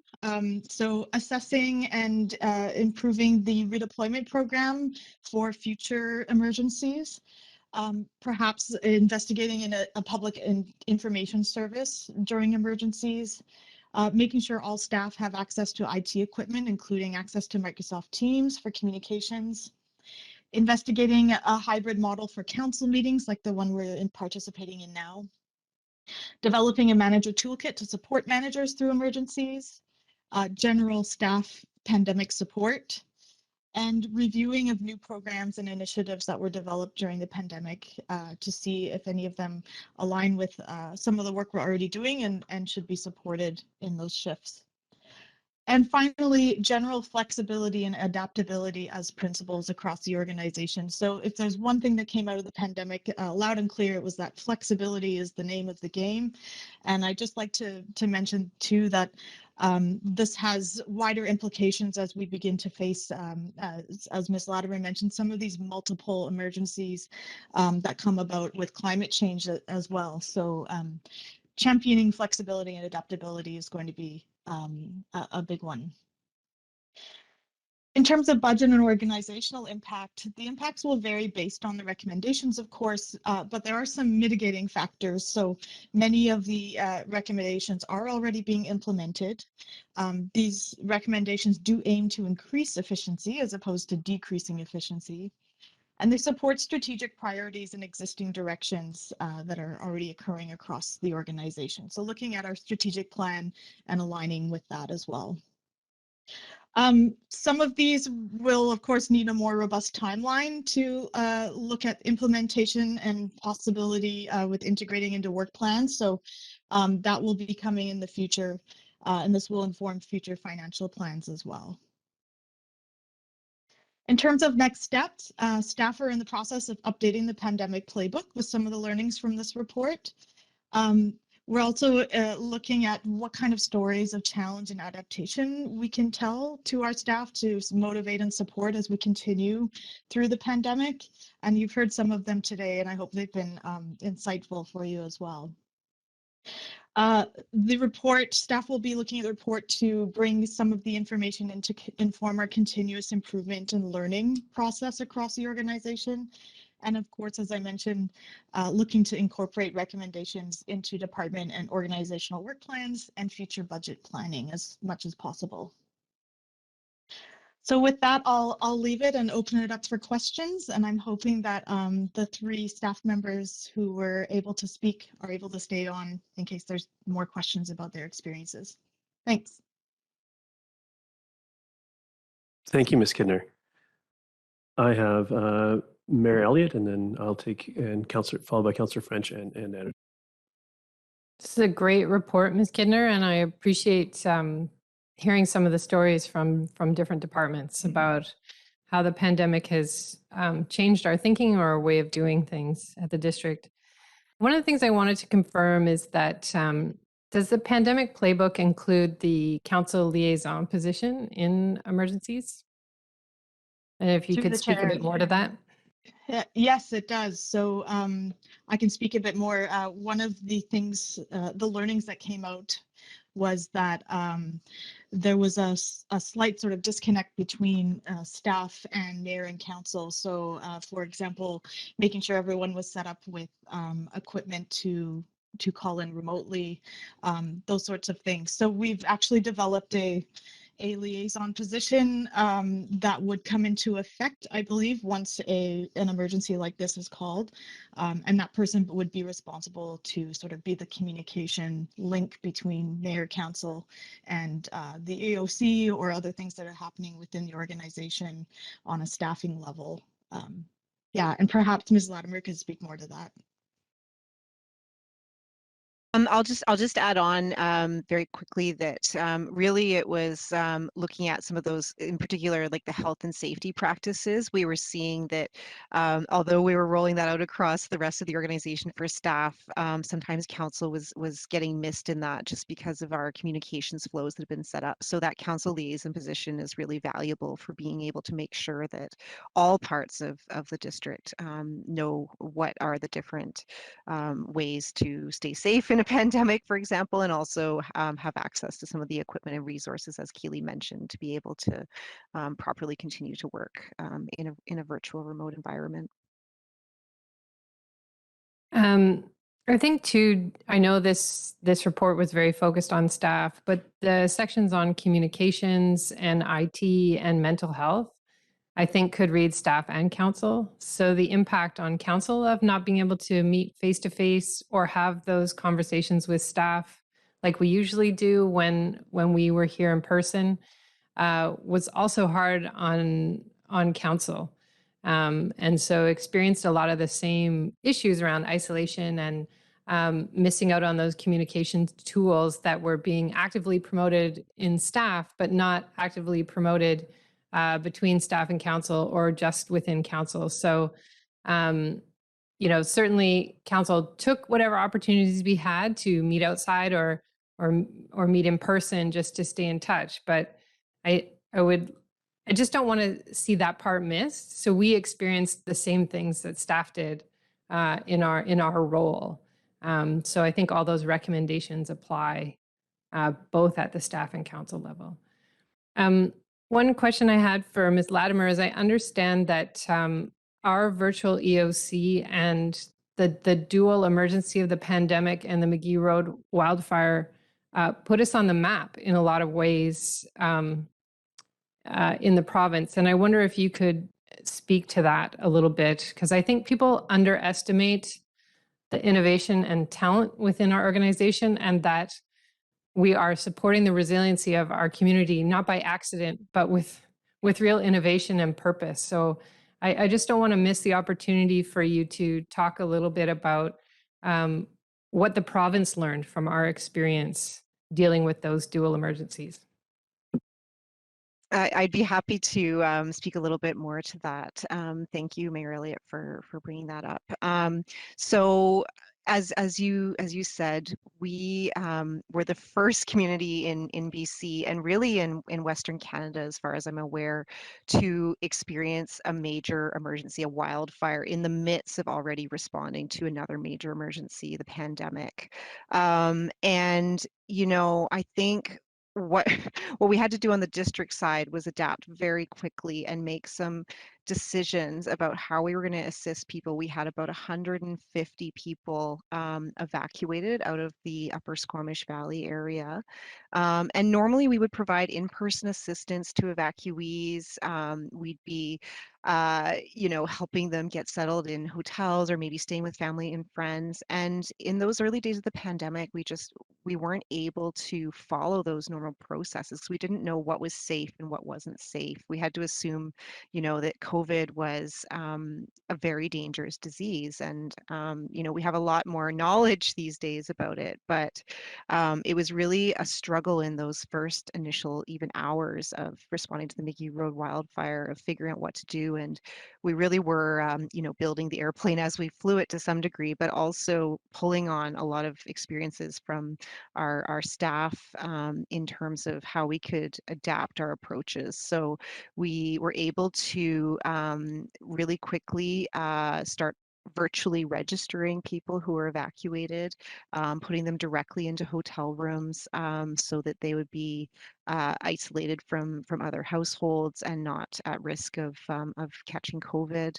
And this was a huge shift. We worked really closely with a lot of community partners, our hotel industry in particular, as well as other service providers, to find ways to assist people virtually. And that got the attention of other communities in BC and also emergency management in BC to look at how we were doing things here in Squamish. And sort of, I don't want to say making it up as we go along, but it certainly felt like that sometimes in terms of, some of the decisions we were having to make sure we were best serving people, but also keeping our staff safe and keeping our residents safe. And we actually were called a couple days into our response to the McGee Road wildfire by the Alberta Emergency Management Agency, looking for guidance on how we were managing evacuations and emergency response, and even our activation of an EOC. Because they were facing a similar situation with flooding up in the northern part of Alberta. And so we were actually collaborating very closely with them to sort of share lessons and experiences as we were going through hour by hour, figuring out our new approaches and our new way of working. So it was really great to be able to pass some of those things on to other communities, both in our province and also further along in Alberta. Thank you, Ms. Latimer. And I know we had a report on this earlier this year, but your skills also supported Jordan in their response through our work with FCM. And so I just want to acknowledge your great work and innovation, working with our staff to make sure we could respond in the best way possible. Thank you. Thank you. Councillor French. Thanks, Chair. I too want to acknowledge the great work of staff. This has been a very challenging time with frequent pivots, and as Ms. Kidner pointed out, flexibility was so important. New information and new data was coming in fast and furious with new virus variants, and I think the District of Squamish staff responded appropriately and very well. One of the things that jumped out at me in this report was a line that said all remotely working staff should have a district phone where they can be easily contacted. So this got me thinking, okay, how many phones and how much will this cost us? I wonder if we could get some further context into that idea and how far along planning is for that. Through the chair, apologies. Yeah, this is something that came up in discussion where some staff in the very beginning, it was difficult to contact staff. People weren't sure where people, were, because a lot of times we had phones on site that people weren't able to answer because they weren't on site. So I do want to acknowledge that our IT department pivoted very quickly and made sure that staff were supplied with equipment. But this definitely is something that came up in terms of quick communication. I believe in the recommendation, it also mentions that, or access to a Microsoft Teams, which is one way that this has been alleviated a little bit. So people are pretty available in that sense. So this is something that has not been examined quite yet or integrated into any work plans or budgeting, but definitely something to consider going forward. And yeah, maybe I'll leave it to Ms. Glenday or Ms. Arthurs if they want to add more information there. Just to follow up on that, thank you through the chair, is that no, it hasn't been budgeted yet. And it's definitely something that we have our eye on in terms of what's realistic, in terms of who does actually need, say, a mobile phone versus being able to connect through MS Teams on their computer. But we will keep you posted. Okay, great. Thank you for that.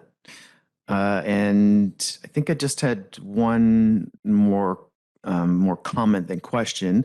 The idea of having building inspections done by video conference is a little scary for me. I would hope that we would only use that as a last resort. I just see shady builders out there smiling with glee at the thought of having their building inspection take place over video conference instead of somebody actually walking through their job site. So I would hope that that would only be a last resort. Thank you. Councillor Anderson, followed by Councillor Reyes. Thank you. Squamish was largely spared the major flooding impacts that we saw in the Fraser Valley and Fraser Canyon this winter. One of the interesting things that came across my desk, the Squamish Flying Club was posting a video produced concerning the role of civil aviation in the Fraser Valley and the Fraser Canyon.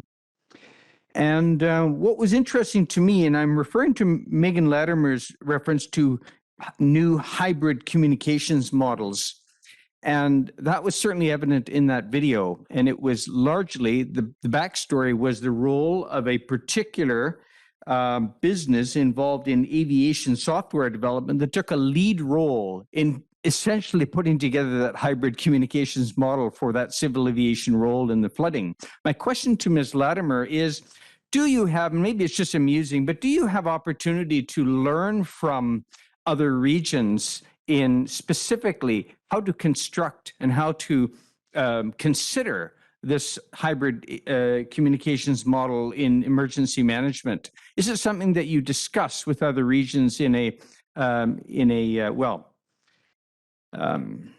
I can't find the word, but to all of us working together to build knowledge of how to put this together and how to operate it better? Through the chair. Thank you, Councillor. That's a really excellent question. So we are watching very closely.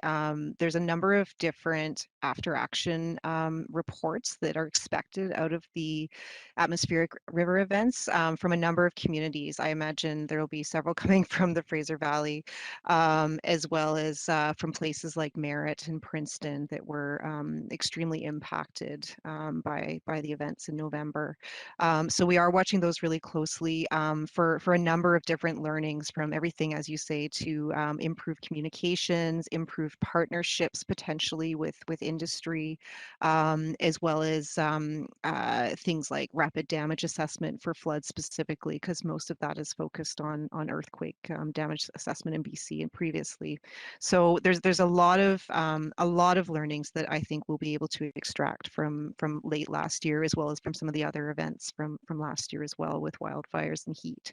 So we look forward to receiving those reports. I believe Emergency Management BC at the provincial level will be sharing those widely with other emergency management organizations in the province, as well as hopefully with the public as well.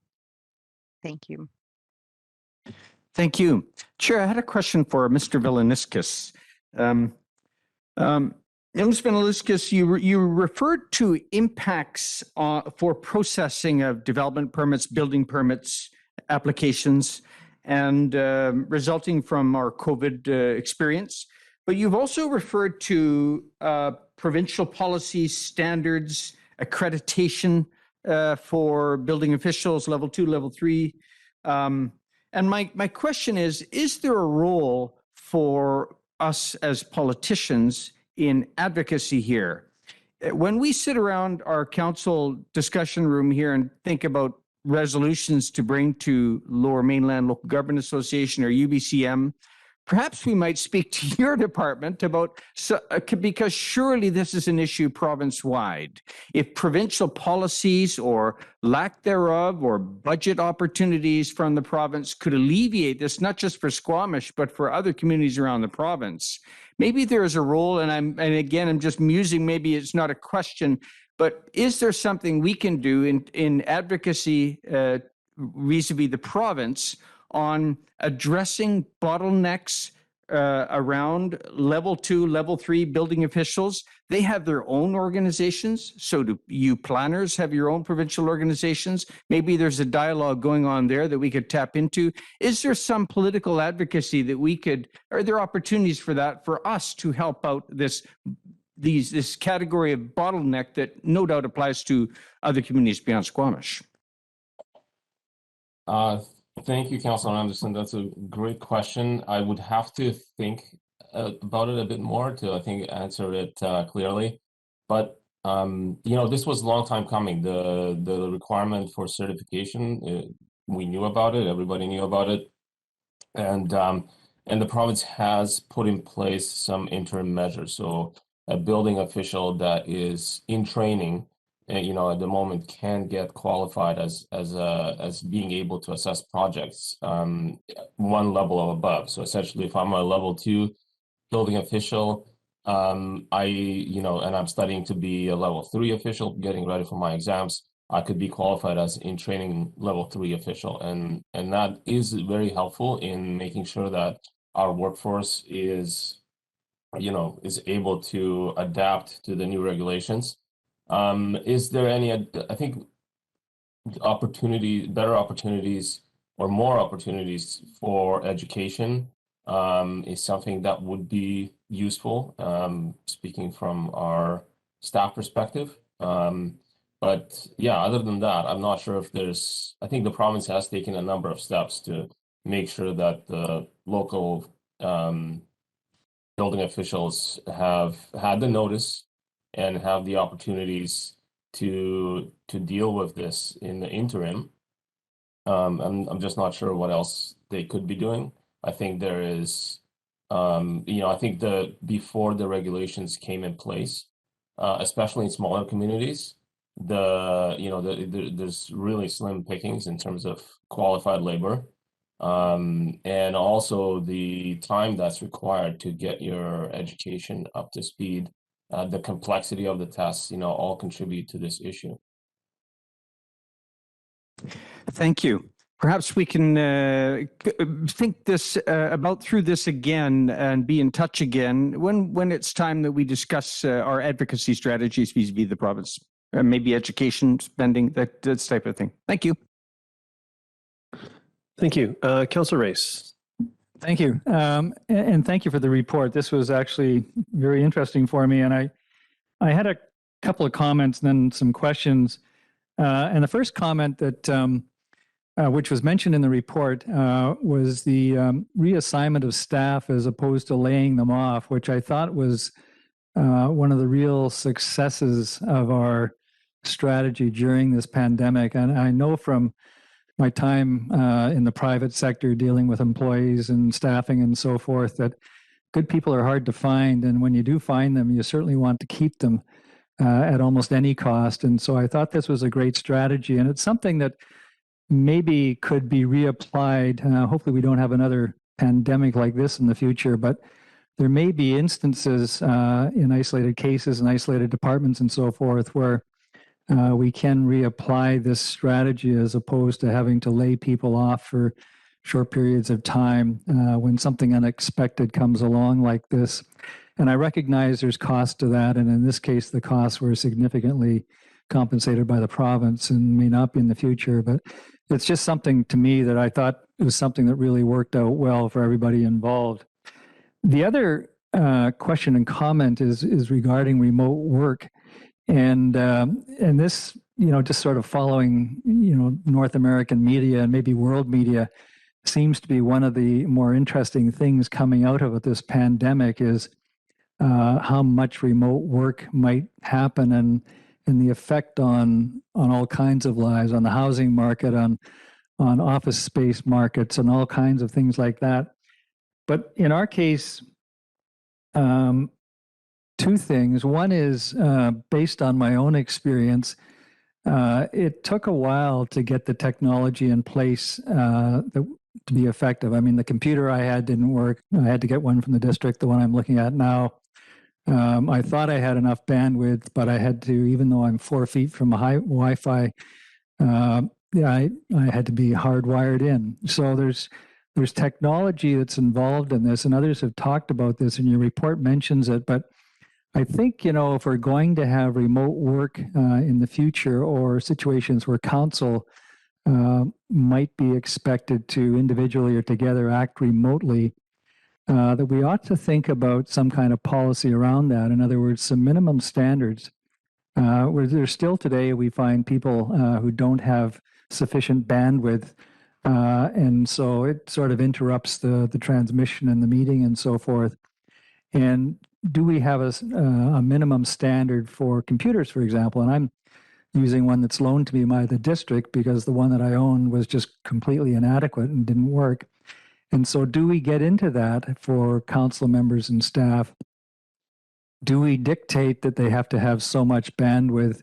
Do we have a policy around, if their normal household bandwidth is X, the district will subsidize an upgrade to more so that they can work at home, et cetera. I mean, there's a number of different facets to this that I think we might want to consider going into the future. And the other is with respect to remote work, and I know others are struggling with this as well. Do we have any idea, or are there any measurements either within our organization or outside about how productive it is compared to sitting at a desk in an office? And I'm one of these people that I'll tell you where this comes from. I'm one of these people that could never study at home. I always had to go to the library. I was never able to work at home when I was in practice. I always had to go down and sit in the office. Otherwise, there was just too many distractions. And I'm sure I'm not the only person in the world that's like this. So I'm just wondering, is there any idea about how productive it is to have people working at home?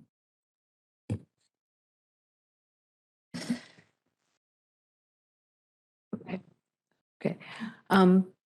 Thank you, Councillor Race. I'll speak to both of those issues. So when it comes to remote work and having the proper equipment at work at home that's necessary for doing the job,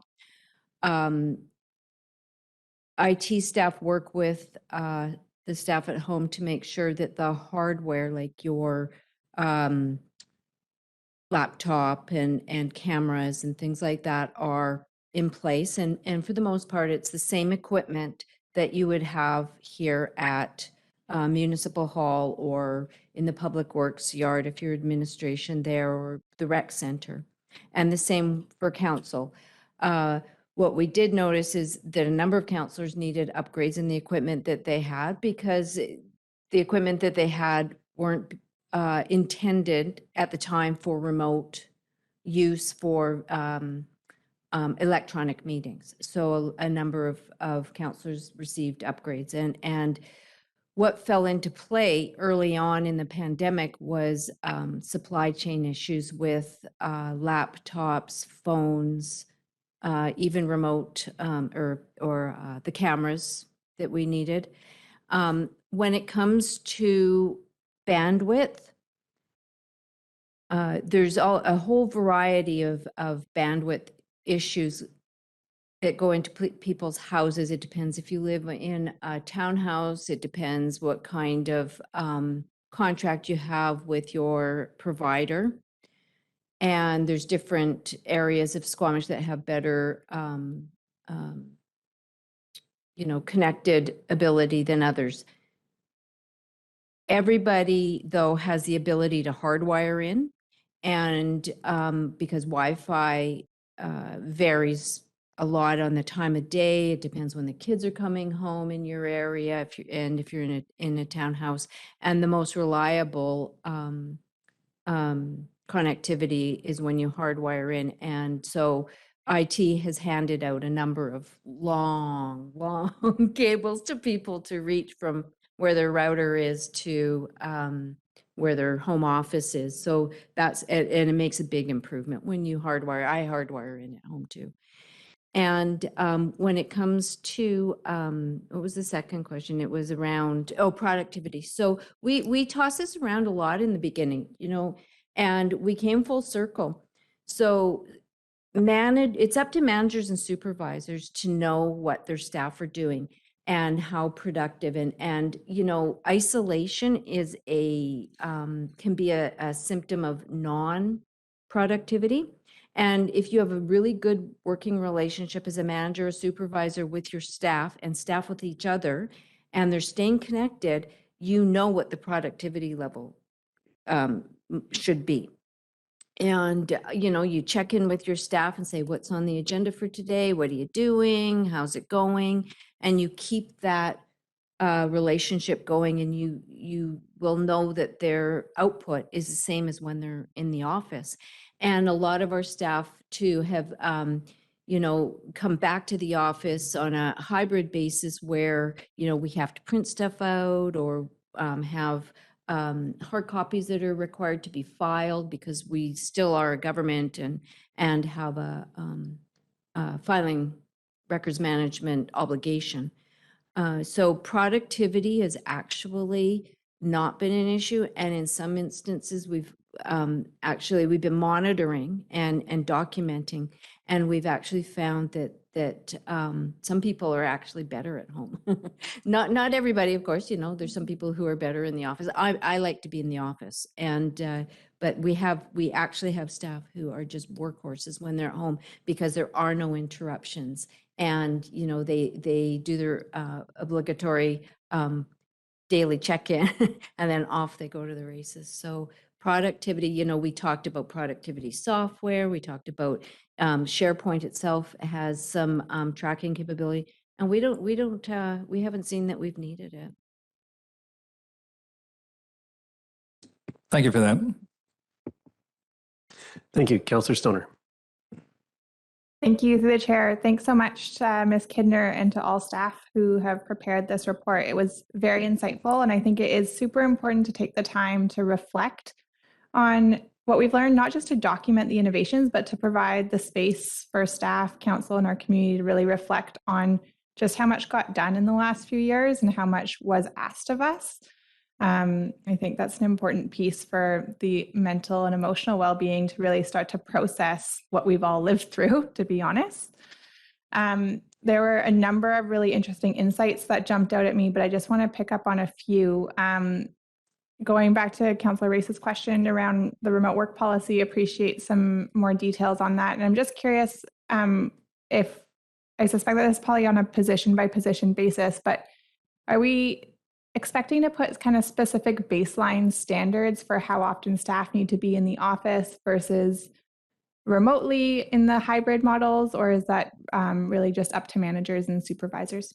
And the follow-up question to that is, how are we incorporating it into our planning for City Hall going forward?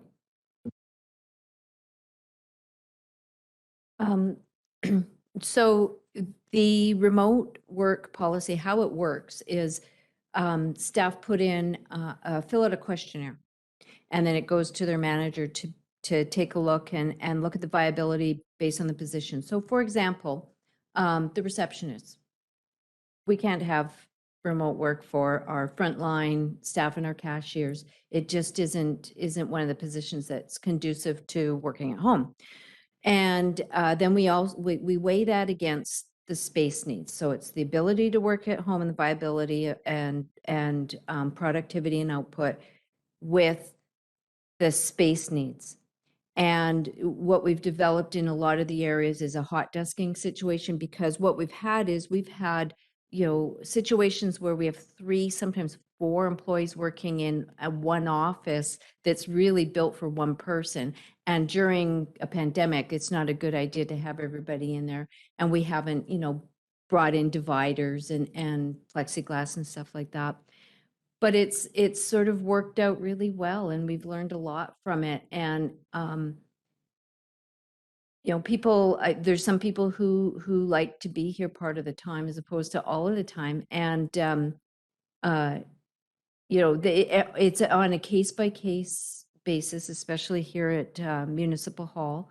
And pretty much nobody's allowed to work at home 100% of the time.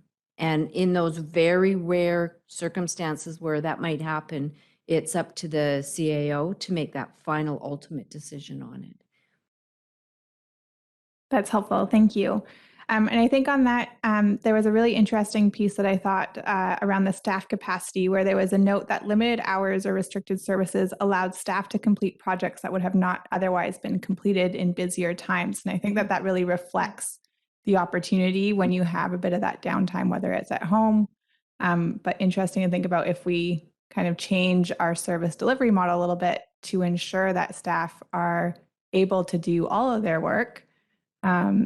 Just an interesting piece. The other one that I was wondering about was on the work schedules. And Ms. Kidner, you mentioned that flexibility is key here, and I agree with that. But we also hear a lot more broadly around burnout and how flexible work schedules can actually result in increased stress and sometimes some inefficiencies because of offset work hours. And so people are getting emails from their bosses at 7 p.m. at night.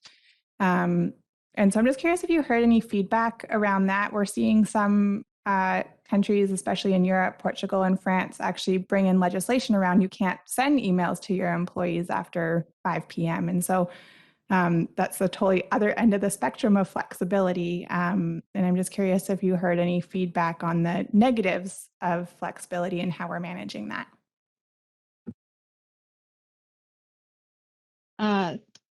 Thank you. Through the chair, I'll speak really quickly to this and maybe let Ms. Glenday and Ms. Either speak a little bit more about how it's working. But just to give a little more context with the flexible work schedules, it was definitely something that came up as being appreciated during the initial stages of the pandemic, especially in terms of childcare or other obligations, dependent care in general. Daycares being closed or schools being closed, and staff were really appreciative of the fact that there was an expectation that they would get the work done when they could get it done. So I just want to put that out there as useful context, because I had to keep reminding myself that in the beginning it was less work from home and more sheltering in place during a pandemic while working. So this is definitely something that was brought up by staff. But maybe I'll pass it on to Ms. Glenday or Ms. Arthurs if they'd like to speak to some of the other parts of your question. Thank you through the chair. And further to the question about productivity, in fact, I think one of the challenges that we did face and continue to face with work from home is that staff actually work more when they're at home. And we are trying to provide leadership to rein that in. Flexibility does not mean more, although it's tempting. And I do my best, if I'm catching up on a weekend, I'll do my best to remember to delay my emails so they don't go to staff and create that culture, that expectation that people work the same hours that I choose to as the CAO. So I wouldn't say that we have anything formal in place other than through our leadership, we are trying to continually demonstrate and create a culture where flexibility does not mean more. It means adaptability. But we remain cognizant of it. And I think that it is actually more of a problem than people not being productive. It goes actually the other end of the spectrum, which is a big problem for burnout. We recognize that. Thank you. Councillor Pettingill? Yeah, thanks. Don't have too much to add. I think all of my colleagues captured a lot of the questions I wanted to ask. The one thing, though, I was reflecting before the pandemic, Councillor Stoner and I got to participate in emergency planning, sort of a Lower Mainland scope, and it seemed like a really good exercise with a lot of learning. And then we got into real emergencies, sort of nonstop and concurrent ones. And I guess I'm just curious if that has provided our sort of real life experience enough sort of knowledge about where we need to be, what we need to do, or do we see that sort of activity ramping up or picking up again? I'm just sort of wondering, it seemed nonstop. But it does seem like maybe there is still more work to do, especially on a regional basis. And I'm just curious if we know what the regional direction is.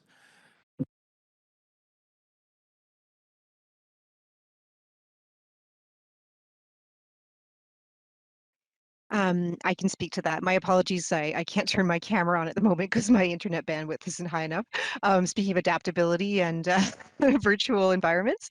But yes, we are looking at, the emergency program is looking at some potential exercises for later this year. We've been waiting a little bit just with the pandemic and again, being able to bring people together in person to do a large scale functional exercise. It's been a little bit challenging, but we do have one that's funded by the province that is scheduled to take place later this year.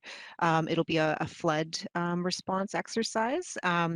And, even though we've gone through the motions in the last year of responding to real emergencies, I still think there's so much value in these larger scale functional exercises and even tabletop exercises to be able to talk through some of the things that have happened in our real life experiences, but also, to be able to plan and test some of the things that didn't happen. I believe one of the other councillors mentioned earlier that, we were lucky in Squamish in November where we didn't experience the wide scale flooding and impacts from the atmospheric river like places like the Fraser Valley did, but, we very well could have. So we were able to test some parts of our emergency plan through that event, but not all of them. So there's certainly still value in having those exercises, and we're really looking forward to being able to start moving back towards doing some of those things in person. And so the flood response exercise we have planned is actually in partnership with the SLRD and the Village of Pemberton.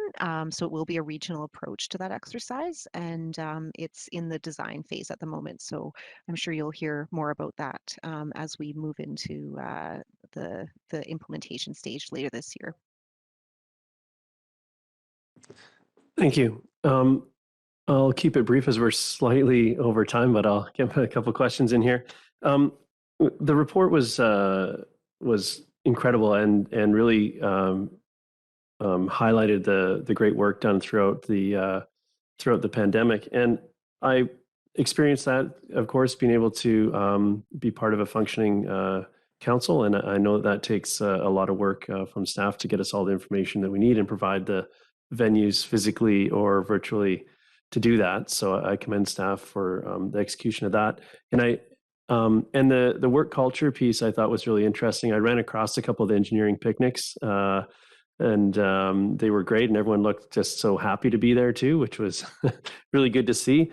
But I'm curious, Mr. Velniskis mentioned about potential recruiting for sort of contract times and the work from home piece being attractive in that context. I was curious about sort of the general staff retention or turnover rate over the last, we'll say, 2 years in the pandemic. Was that something that is tracked organizationally, or I didn't see if it wasn't mentioned in the report. I didn't see that bit exactly. Just I'm curious how that stacks up against other times. I know we always have people coming and going for various reasons, but I'm just curious what the effect was in that way. Thank you, Chair. We do track retention and we do track recruitment. Recruitment has been incredibly challenging in our HR team for the last 2 years. It's not all been pandemic related at all. There's a lot of other factors that go into our retention, which is why our primary focus next step for our HR strategy is our retention and attraction components, and what we can also do around recruitment. So a lot of our recruitment challenges are actually people moving out of our community, and our attraction problem has been to attract people to live in the community and affordability. So although I'm aware that we lost just a very small number of staff directly related to the pandemic, when we do our exit interviews, we talk to staff about why they're leaving, and there's a whole big questionnaire that we do with them. Very little had to do with the pandemic. Thank you. And with that, any other comments at this time? So can I get someone to move receipt of the report? Councillor Stoner, Councillor Anderson. Yes, Marilyn? I wonder if we could move receipt and also incorporating any of the comments provided by council.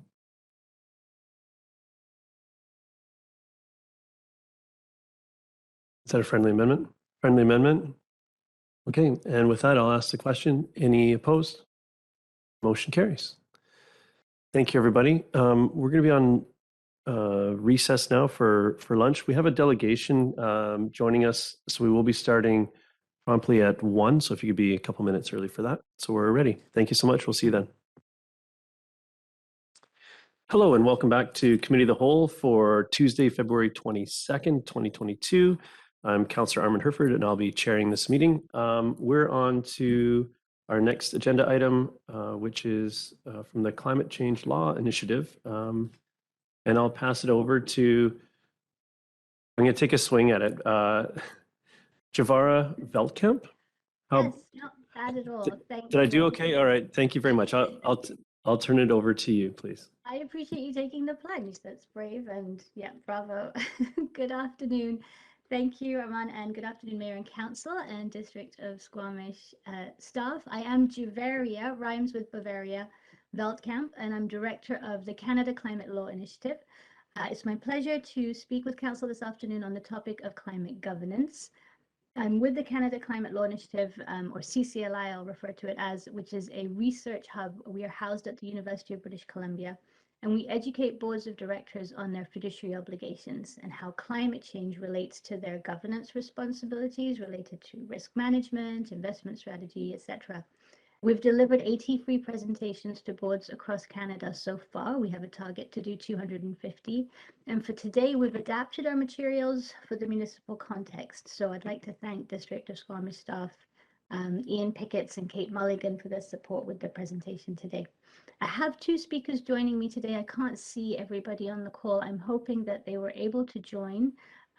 Mary Buttery is partner with Castlesbrook Law Firm here in BC, and she was appointed Queen's Counsel in BC in 2018. She's also one of our CCLI climate governance experts who works with us to deliver our board presentations, and we appreciate her efforts very much. And Richard Freund is Senior Manager, Municipal Finance and Public Infrastructure with CDP, formerly known as the Carbon Disclosure Project. I hope you can see my slides as well. I'm advancing them now, and there's Mary and Richard. Between us, we'll cover key trends in climate risk today, and then we will outline salient risks for local governments and also introduce opportunities that we've discussed for this District of Squamish. As this council is aware, a stable climate really underpins development of our civilization, where it's safe to live, to build, to locate critical infrastructure, to grow food. But as you're aware, also average temperatures have increased in the last, since the Industrial Revolution by at least 1 degree, Canada warming twice as fast as the global average.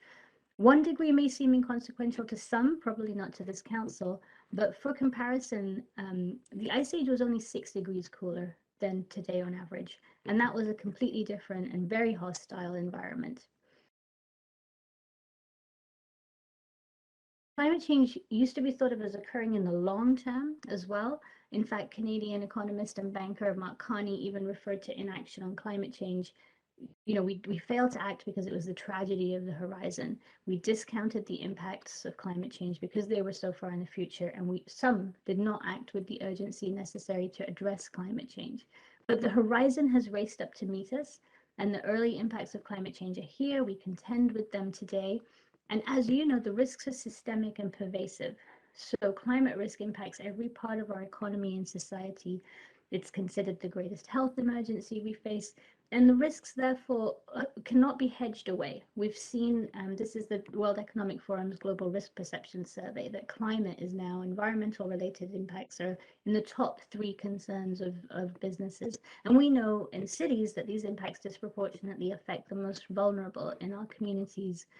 We know that historic weather patterns are not a good predictor for the future anymore. A 1 in 500-year event or a 1 in 50-year event is occurring much more frequently. And we know that if the frequency increases beyond our adaptive capacity, that is curtailing our ability to rebuild after an event. In Canada, insurance payouts from extreme weather have doubled, more than doubled, every 5 to 10 years for the last 40 years, since the 1980s. And severe weather in Canada caused $2 billion in insured damages last year. But the economic value of that damage is even more than the $2 billion, because less than 1/3 of those total losses are actually insured. And the uninsured losses is where it requires government to step in. And in the end, the costs are borne largely by households. And central banks have sort of started to recognize how these risks are appearing and that they present this systemic risk to financial stability. Oops, it's gone pretty far. And the impact of a so-called green swan event or a climate-related event that could really impact the entire financial system. And it could be much more damaging than even what we've seen with the COVID pandemic or the 2008 recession. So 105 central banks around the world have formed what's called the Network for Greening the Financial System. It sort of has a twofold approach. One is, how does the system evaluate and prepare for climate risk? And so you see a lot more focus on looking for climate risk disclosure, climate information. What is decision useful information when it comes to climate risk? And then the other is to identify the role that finance can play to help transition to a net zero carbon economy. And Bank of Canada is a member of this network and recently completed a pilot project to evaluate the climate risks that are presented to Canada's economy. And that pilot looks at different possible climate scenarios. Council may be familiar with this process of scenario planning. They looked at 4, one where countries around the world mobilized towards a 1.5 degree world immediately. They looked at 1 where nothing changes and we do business as usual. And a 3rd where there is something, but it's disorderly, it's too late, it's uncoordinated. And so this disorderly transition, Swiss Re has looked at something similar and said that in Canada, we could lose 4% of GDP under a disorderly transition scenario and up to 10% under a worst case scenario. And these are early estimates. The data is still coming in and the analysis is still in an early stage for looking at how you measure these risks. And to think about climate risks, I think this is a very useful framework that I've worked in sustainability for 16 years, and it was a light bulb moment for me. But financial system regulators have categorized climate risks into physical and transition risks. And physical risks, I think we are familiar with, we experience them, especially acute physical risks like extreme heat or wildfire, flood, and so on. They can be chronic, such as sea level rise. But there's another category of climate risk in the form of transition risk. And this, to a large extent, arises from the actions that we take to mitigate physical risks. We know from the International Panel on Climate Change's last report that it's unequivocal that human-caused greenhouse gas emissions are responsible for climate change. And we have international agreements like the Paris Agreement and the Glasgow Accord committing us to reduce emissions to net zero by 2050, as the district has done, and to keep global overheating of our planet under 1.5 degrees. So as we respond to this challenge, we change behaviors, we change policies, we shift which technology options we prioritize, all of which gives rise to this transition risk. In a sense, the risks are inversely correlated. The more swiftly we act to curtail emissions, the more transition risk we have to contend with. However, transition risks can be managed and mitigated appropriately. And it should have a smaller impact than what we would face from uncurtailed climate change and those physical impacts. So now I'm really hoping my colleague Mary is here, and I would like to hand over to her, and I can drive. I am here, Juvarya. Brilliant. I Yes. will drive for you, Mary. Thank Okay, you. you're going to move the slides for me. So I'm going to Yes. talk. We're keeping it all of our presentations under 10 minutes so that you have we can answer questions if you have them. I will tell you as a bit of a disclaimer, I'm a lawyer, so I always have to start with a disclaimer, is I generally talk about board liability and a fiduciary responsibility. And so I know that that wasn't something we were going to talk about today. So I'm talking more about climate risk specifically as opposed to the responsibility of a board. So I hope that what I say makes sense because it's a little bit different than what I usually talk about being a lawyer. But if we can go to the next slide. I know that Juvarya just talked about the transition risks and the physical risks. And so the physical risks have first of all, the channels that are the risks and then have the financial impact. I do a lot of commercial litigation and solvency. So my question is always when I'm dealing with boards or institutions is how is this going to affect you financially? And I'm sure, of course, when you are always on a budget that you need to adhere to, it's an important consideration for you as well. So obviously, with any of the physical risks that are listed on the left-hand side, the District of Squamish is quite familiar with those. And we recommend that you as council continue to understand how these physical risks can manifest into financial impacts. So physical risks translate into asset destruction, business disruption, increased insurance costs, which is a huge issue, and emergency response. Then, of course, the sort of other aspect was just the socioeconomic impacts, migration, inflation, which of course is affecting all of us, or at least, but looming inflation in Canada. And then the result of that is the financial impact. So write-off and early retirement of assets, reduced tax revenue, which impacted by the employees, increased capital costs, increased operating costs, and tighter financial conditions because you have lower household wealth. And so some of those are quite clear. Some of them are more indirect. So extreme weather can lead to increased operating costs. For example, some simple things such as the district offering cooling centers or snow removal. And the employees may be impacted by some sort of climate changes, which is they may be absent or unable to commute into work. And heat stress can provide lower yields for crops or considerations for food security, and business disruptions from floods and fires and the like for businesses themselves and that can in turn reduce tax revenue for local governments. And so there's all sorts of things that I'm sure you can imagine and that I'm sure we've seen in a lot of circumstances as a result of the flooding, the extreme heat last year, and even the shipping issues with respect to the pandemic, which is not as much of climate change, but more of an ESG change. You've already flipped to the next slide. I'm a little bit behind, so I will catch up. So my understanding is the District of Squamish has a climate adaptation strategy that it established in 2016. And so in our view, that's a very strong, comprehensive strategy, and that actually already addresses the physical risks and the impacts on food and health. And I also understand that the district has in place a commitment to reduce carbon emissions to net zero by 2050 and proactive efforts to decarbonize buildings and transportation. I think, frankly, that puts the District of Squamish compared to many other municipalities in a leadership position.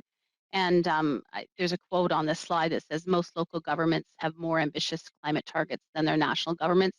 And I would say that is especially true with respect to the District of Squamish. And so kudos to that. I may already be preaching to the converted in large part because you've had your eye on this for over 6 years. Can we go to the next slide? So here we talk about the city's climate, it's a very long name, the city's Climate Finance Leadership Alliance recommends that local governments increase investment in risk assessment and technical capacity and engage with insurance industry on urban needs to develop resilience plans in lockstep with the insurance industry. And so, as Juvarya already mentioned, we've seen payouts for extreme weather events have been doubling every 5 to 10 years. And of course, when payouts double, so do premiums. So that has resulted in more expensive insurance. And then, of course, we have, and I say this with a grain of salt because I know because of the pandemic, some people have moved more remotely as opposed to increased urbanization.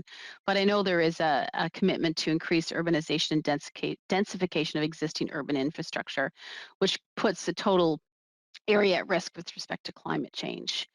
And the premiums will increase and have increased. My understanding is, and this is more anecdotal than anything, just reading that I've done is, of course, any area that's in a fire zone now as a result of what happened with Lytton and the other areas in the interior, real estate transactions have been disrupted because people can't even necessarily get insurance in place for how homes that they're building. And of course, as any of you who are homeowners will understand, you need to have insurance to satisfy your mortgage lenders. I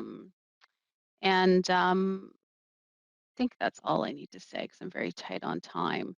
But the federal government, one other point I'll make is, we all sometimes think that the federal government is our backstop. So if the municipalities can't step in to help or other smaller municipalities can't step, the federal government will. But although it does seem like our federal government is printing money these days, there does come an end to that at some point. And we also think that the federal government will request that municipalities show that they're making efforts to address climate risk and have risk management plans in place. And frankly, again, that's where I think that the District of Squamish is far ahead of some other municipalities, as I understand it. And we'll go to the next slide.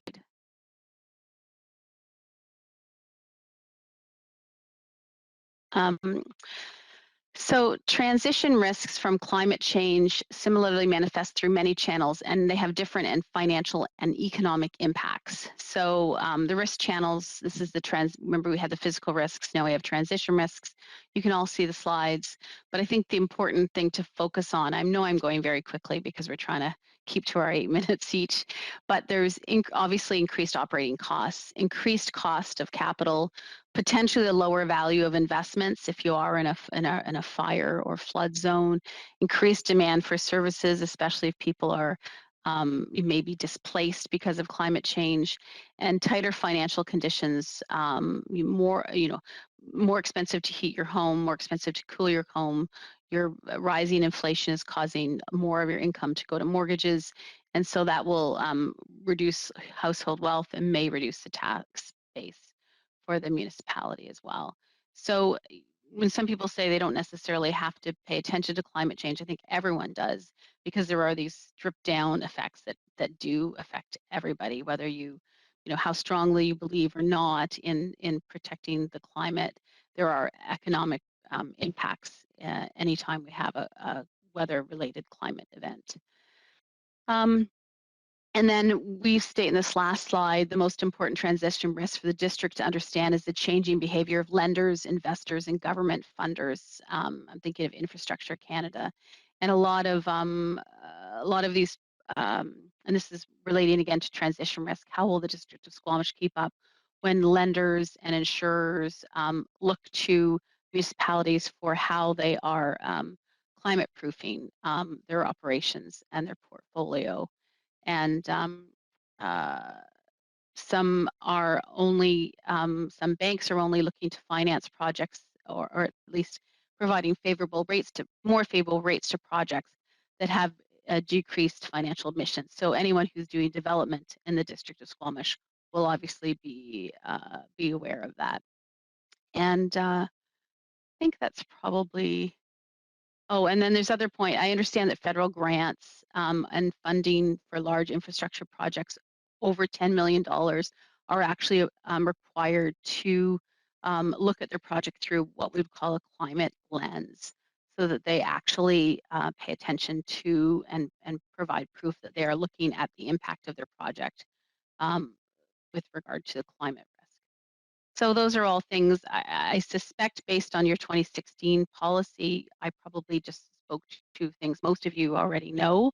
So kudos to that, but I think they're just becoming more and more important in the day, in the way that the district will run its business, with relate to employees, to developers, to investors, to your portfolio of assets. All of those things are going to be affected by various factors, the transition risks we spoke about, and frankly, the physical risks dealing with climate change.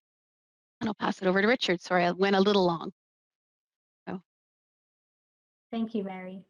And thank you for stepping into a slightly different subject matter, but we do have some of your litigation related slides at the end as well. If they come up in the conversation, I hope we can bring those up.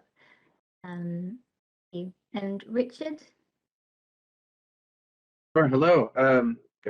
Good afternoon. I'm New York based, but I'm reasonably certain it's afternoon where you are as well. My name is Richard Freund. I'm a senior manager with the CDP, formerly the Carbon Disclosure Project, and I oversee our work on municipal finance. So very grateful to have the opportunity to speak to you all and take your questions. I will be as brief as I can and look forward to hearing your thoughts. Next slide, please. Great, thank you. So the TCFD, there's a clear opportunity for the district to leverage your climate leadership in a position essentially as a means to articulate what you're doing and how you're ahead of the curve. As others have said, you've done some really impressive work already. And I think the best way to think about what the TCFD really is, most fundamentally, is a means of articulating that leadership to the different stakeholders that have questions about it, that want to know. And we do at CDP fundamentally recommend using that TCFD framework.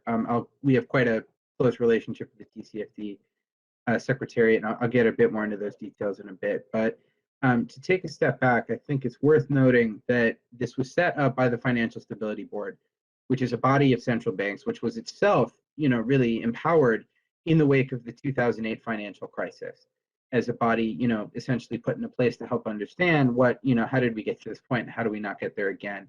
So to have the FSB stepping into the climate conversation, and again, I'll just say, if you haven't ever had the opportunity to watch Mark Carney speak, he gave a speech entitled "The Tragedy on the Horizon" back in, I want to say 2015 or 2016. That was I think 2016, that was the run-up to the announcement of the TCFD. It's maybe a 20-minute speech on YouTube.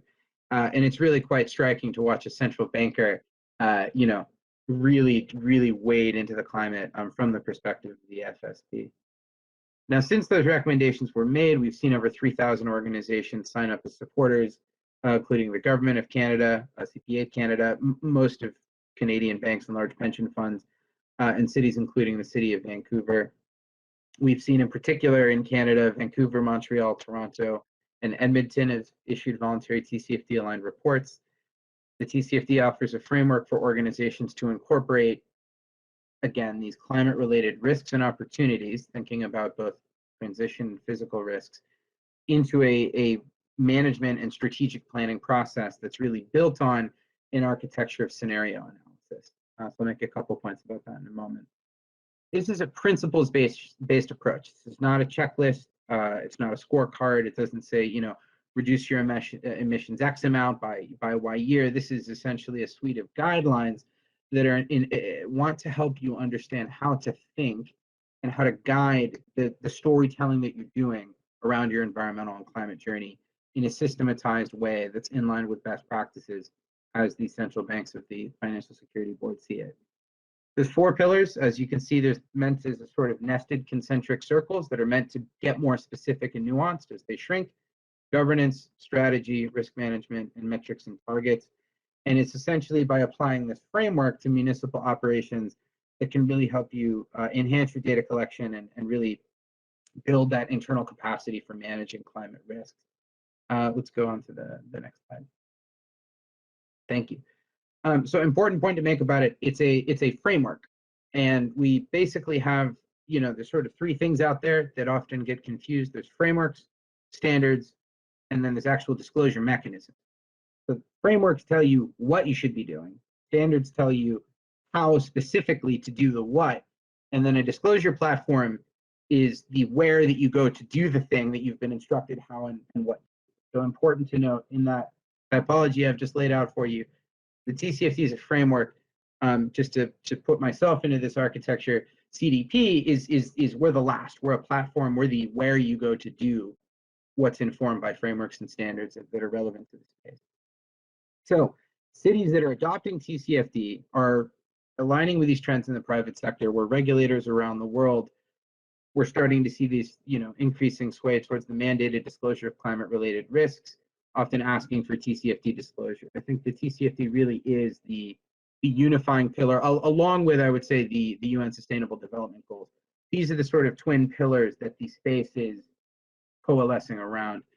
In the UK, all financial institutions and listed companies must disclose their climate risks. The EU is working on similar rules for financial institutions that are even broader in terms of ESG risks as of 2021. They're still authoring the specifics on those, but we're watching closely. Canada's following suit. As you may know, there's mandatory TCFD aligned disclosure for federal ground corporations rolling out from this year. We're expecting to see more there.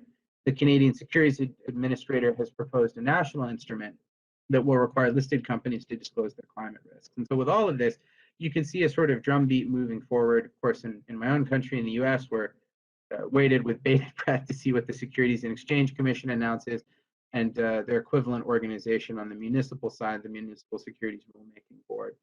All of this is pushing us in the direction of more jurisdictions and more companies reporting in line with the TCFD globally. And we want to ensure that local governments are in a position to follow in that tread, reporting their climate risk in a consistent, comparable, standardized, centralized, efficient manner that offers clear signals to national and subnational governments about your commitments and make sure that you accordingly can access best-in-class funding accordingly. So let's move on to the next slide, please. Great, thank you. So as noted earlier, we're talking about a lot more than just your emissions, and your emissions are important. That is that bottom concentric circle of the TCFD. But climate risk at value, for example, is emerging in terms of infrastructure assets. So I'm sorry, climate value at risk, excuse me, which is this idea of essentially assets that are at risk in the face of a potential change. Give you a quick example. I'm originally from Los Angeles. The city of Los Angeles is the largest oil producing city in North America. Within the city boundaries, there used to be there are thousands of oil wells. And the city's just announced they're going to be banning all oil drilling within the city limits. Well, that's a lot of infrastructure that's at risk, not all held by the city, most of it held by private companies. But if you were that company, you would want to disclose that infrastructure is there is risk given potential policy change. We can think the same way about fossil fuel assets. Just to give you a really quick example of a transition risk, to take that same example the city of LA is accustomed to seeing a lot of revenue in tax dollars from the oil that was being pumped and produced in the city of Los Angeles' territory. If I was a lender to the city of Los Angeles, I would want to know, well, that's great that you're doing this, but how does this affect your revenue? How does this affect your taxes? How does this affect your ability to pay me back?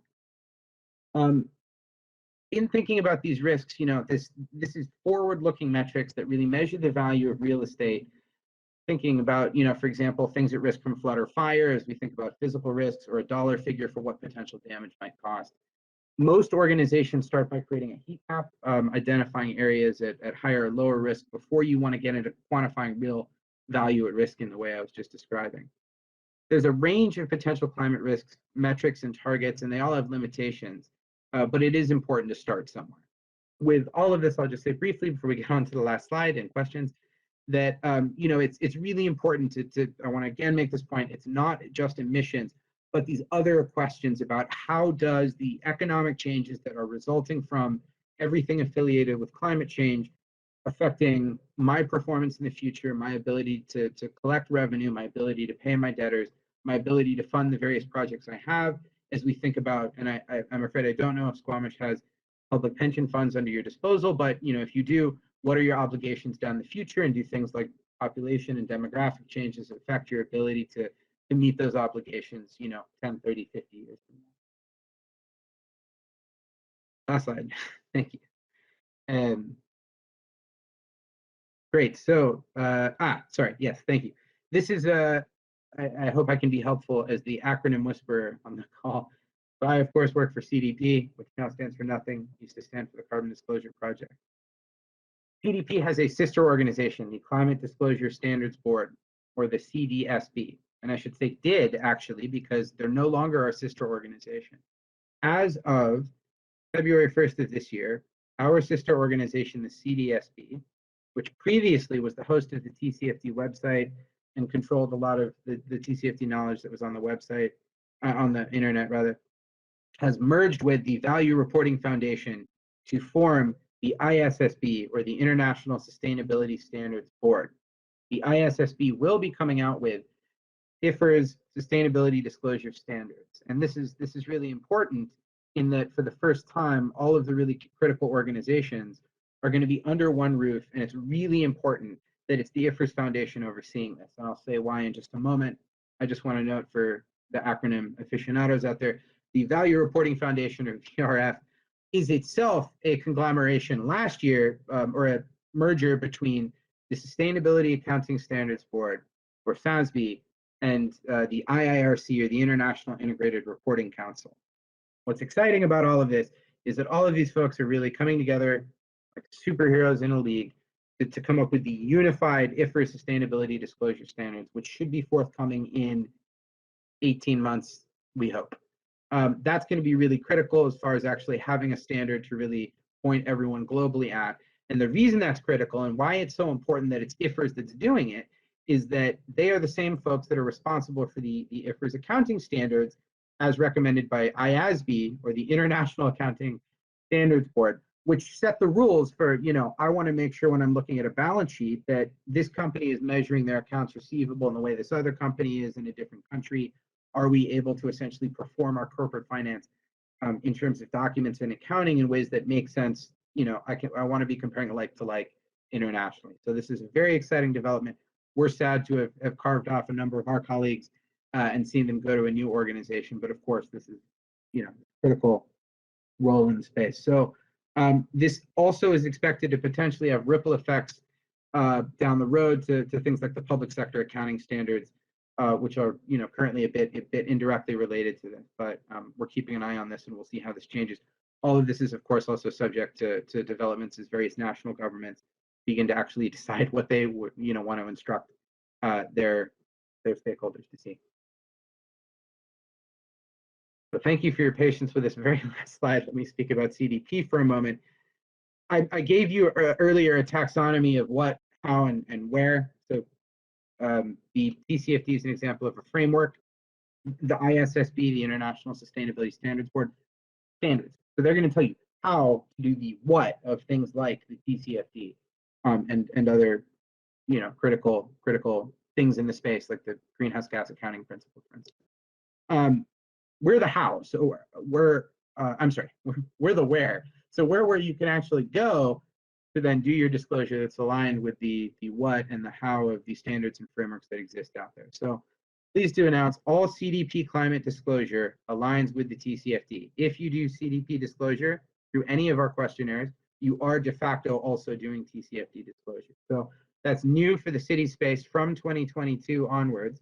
All of our municipal and sub-sovereign questionnaires are fully TCFD aligned.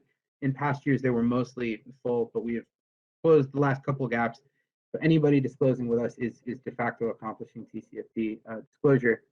I should also note our cities and our local governments disclosure platform merged several years ago with ICLEI's local governments disclosure platform, so that in the city space, we now have what we're calling the CDP ICLEI unified reporting platform, which is great because it reduces the reporting redundancies that used to exist in the municipal climate disclosure reporting space.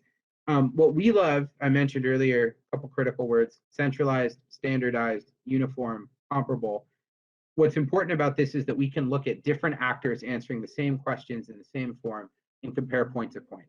So in credit rating agencies and banks, lenders, investors, others, the public are looking at how you're performing. Why we think, what CDP's value add is that you're looking at the world's largest conglomeration of everyone answering the same questions in ways that let me really understand how am I doing compared to your peers over in, for instance, Saanich, who have been disclosing with CDP for several years. We do put out an A list. Our scoring for cities is based not on how good you are at polluting or not polluting, not how environmentally friendly or green you are. It's based on the quality of your disclosure and your commitment to transparency in a way that lets people understand your progress on your climate journey. So we have what we call the A-list cities. City of Vancouver was on the A-list last year, but we also had District of Saanich. In total, we have over 1,000 cities worldwide reporting, including 41 in Canada. And we do a whole bunch of other stuff that I'd be happy to talk about in the Q&A in terms of partnerships and other programs, including links to finance. But I've taken up more than my allotted time. Thank you for your patience, and look forward to answering any and all questions. Thank you, Richard. I'll invite Mary back. There she is. And thank you, Richard, for taking on the acronyms. Absolutely. You did that very, very sophisticatedly. So thank you. So I think we will open now for questions. We have a slide here that is really designed with Ian Pickett's input. So thank you, Ian. Just trying to land some questions from our presentation and connect it to things that are already underway at the District of Squamish. And I will take direction from someone if they'd like me to leave the slides up or take them down. But we can open for questions now.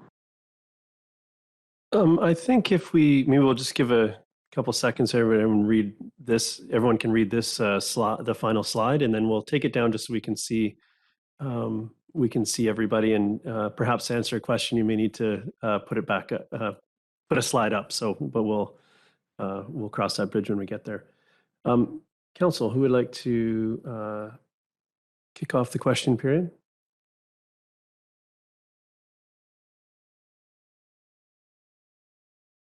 Councillor Anderson. Yes, I note under the question 3 before us, there's a reference to adaptation strategy. When I was taking notes, our presenters referred to our 2016 strategy as a climate adaptation strategy. In fact, it is a climate action strategy, an action plan, as distinct from an adaptation plan. And my question perhaps is to our staff, Mr. Pickett, if he's online, or perhaps Mr. Buxton. We do have adaptation plans. We have the Community Wildfire Protection Plan. We have the Integrated Flood Hazard Management Plan. We have an Emergency Evacuation Plan. Is there further work we could do to consolidate or to further articulate adaptation as distinct from action? If that question might be understood, that there's a distinction there. Our action plan are positive measures. They're not really protective measures, but that may be understood. Through the chair, I'll take a first stab at this. Councillor Anderson, in fact, the 2016 plan that is referred to in this presentation is in fact a climate change adaptation strategy. The CCAP, or Community Climate Action Plan, is from 2020. So, so the presenters were correctly referring to an adaptation strategy.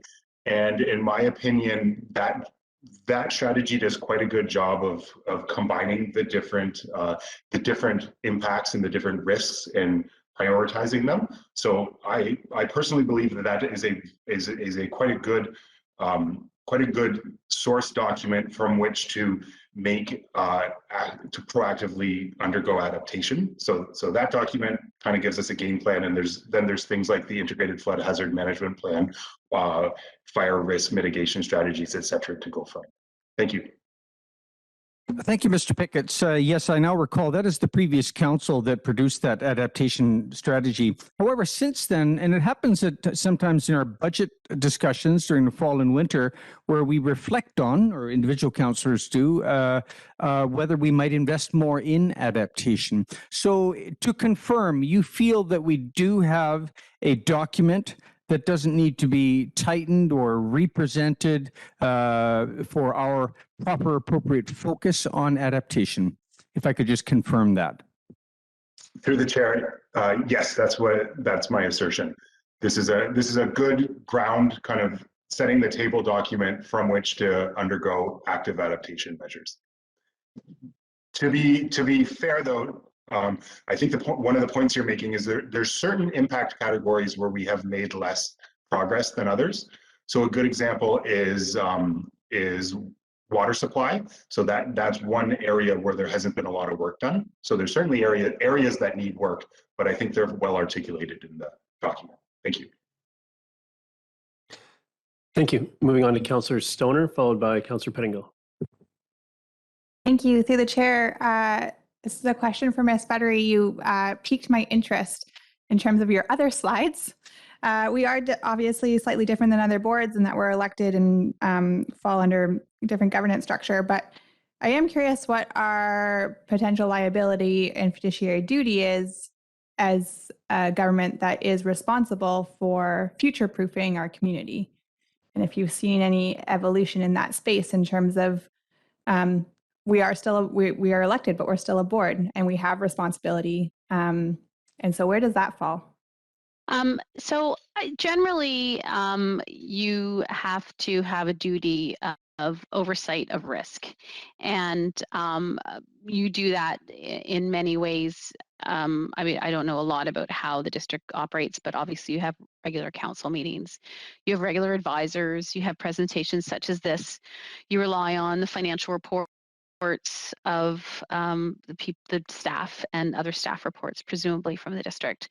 So you are exercising your judgment as a reasonably prudent person would do, and that's what you're required to do as a councillor. You don't have any excess liability as the councillor as you would for a business person, and there's some argument that it may be less because you are an elected official. But generally, you have to, when you are in a position to exercise discretion, you have to act as a reasonably prudent person. And in this case, you would want to, in terms of any ESG, then I mean environmental, social, govern climate change issue, just look to the future and say, how is the district doing? Are we identifying our risks? Are we taking steps within our control to mitigate those risks? And again, it sounds from what has been said that the council is discharging those duties. So it's essentially, to put it simply, it's recognizing there may be risks, identifying to the best of your ability what those risks might be, and then doing either arming yourself with information from the staff or external advisors as to how to reduce that risk. So it sounds like you're doing it. Really, the test is what you do in any other circumstance. So I didn't mean to scare you. It's just that's often what people are worried about is, and for example, the example I use in a business sense would be, and ironically, I used this right in a presentation I did for CLEBC right before the pandemic. I said, what if your entire business was focused on a widget, and for whatever reason, the country that produced the widgets or the shipping channels that deliver the widgets after they're produced to you or close, what would that do to your business? And so I always encourage business, that's why you hear about sole sourcing. You always want businesses to have not just tie their business to one particular company that would produce the widget. And ironically, that happened. You've heard of things as simple as furniture and parts for cars.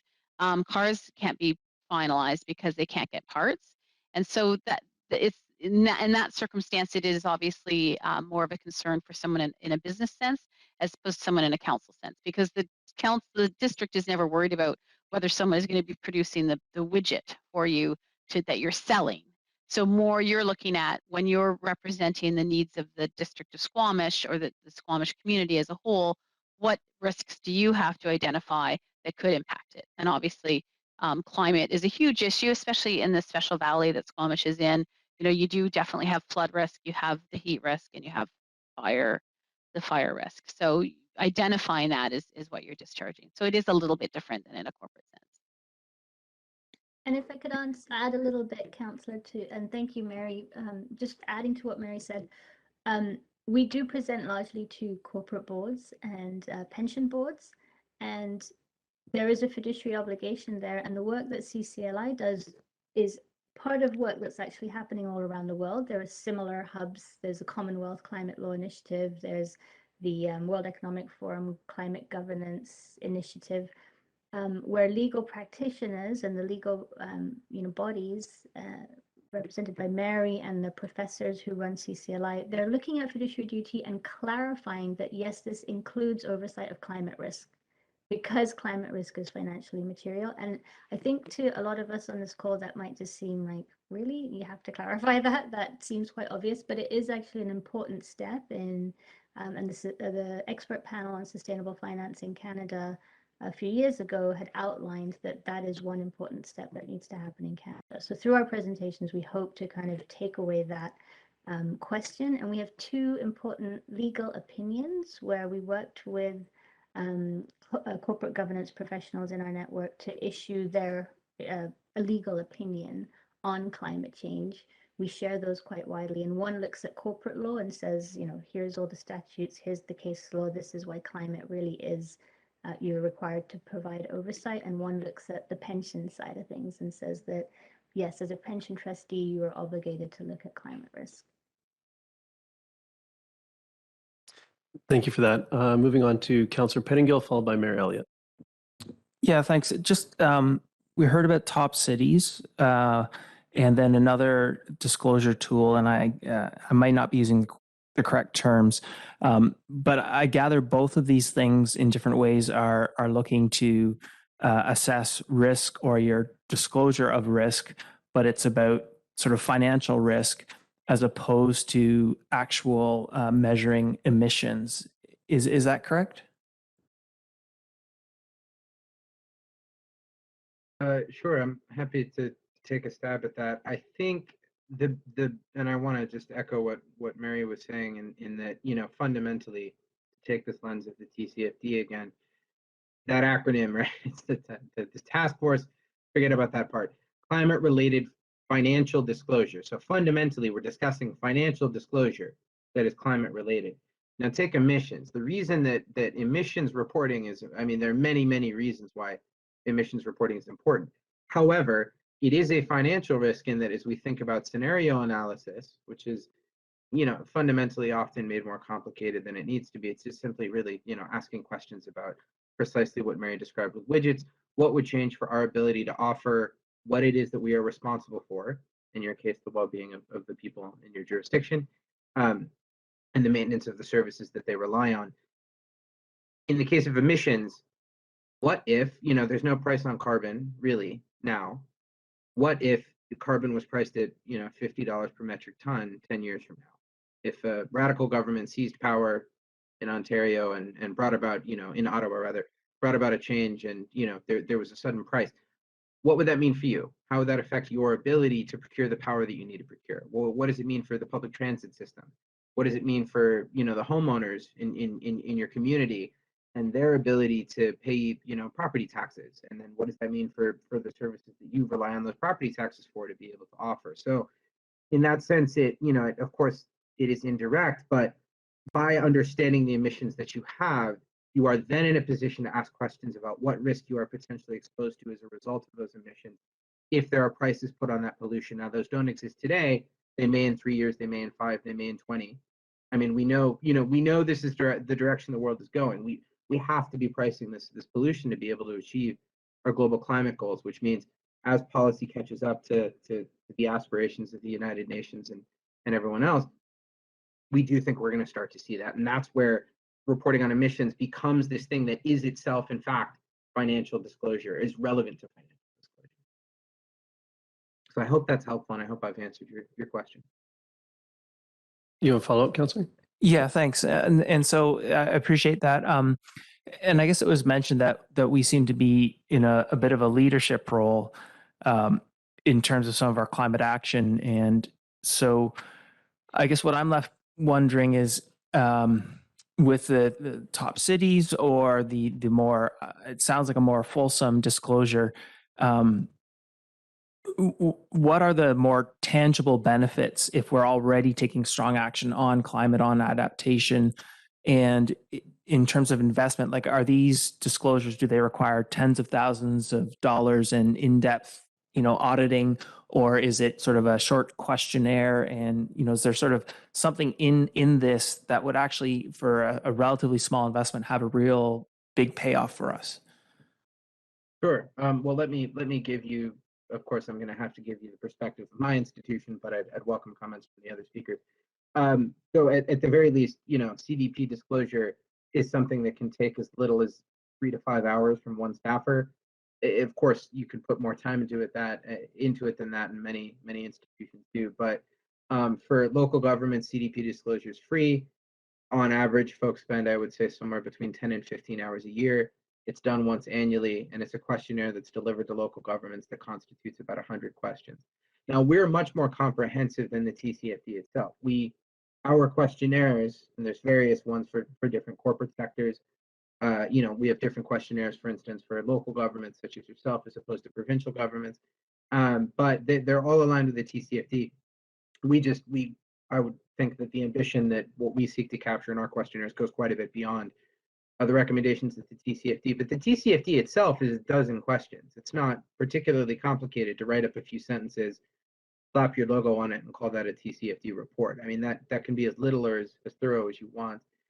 In terms of quality of disclosure and length, I've seen very, very long, thorough 50-page disclosures from cities of 1,000 people, and I've seen 10-page disclosures that are quite thin from cities of millions. So it really does. It's up to the institution. Everything that, and I should say, to clarify, we are a non-for-profit headquartered in London. I work out of the New York branch of our institution, but it's all voluntary. We exist to provide a centralized service to you all, but how much you would want to put into it is entirely up to you. Most institutions that begin disclosing do not answer every question, and that's fine. It typically takes about 3 years to really get in the habit of doing this sort of thing. And I think I would encourage you to think of this as a habit, in that, right now, no one is mandating that you do this. No one's ordering you to do these sorts of things. It's voluntary, and you have a lot of leadership to celebrate.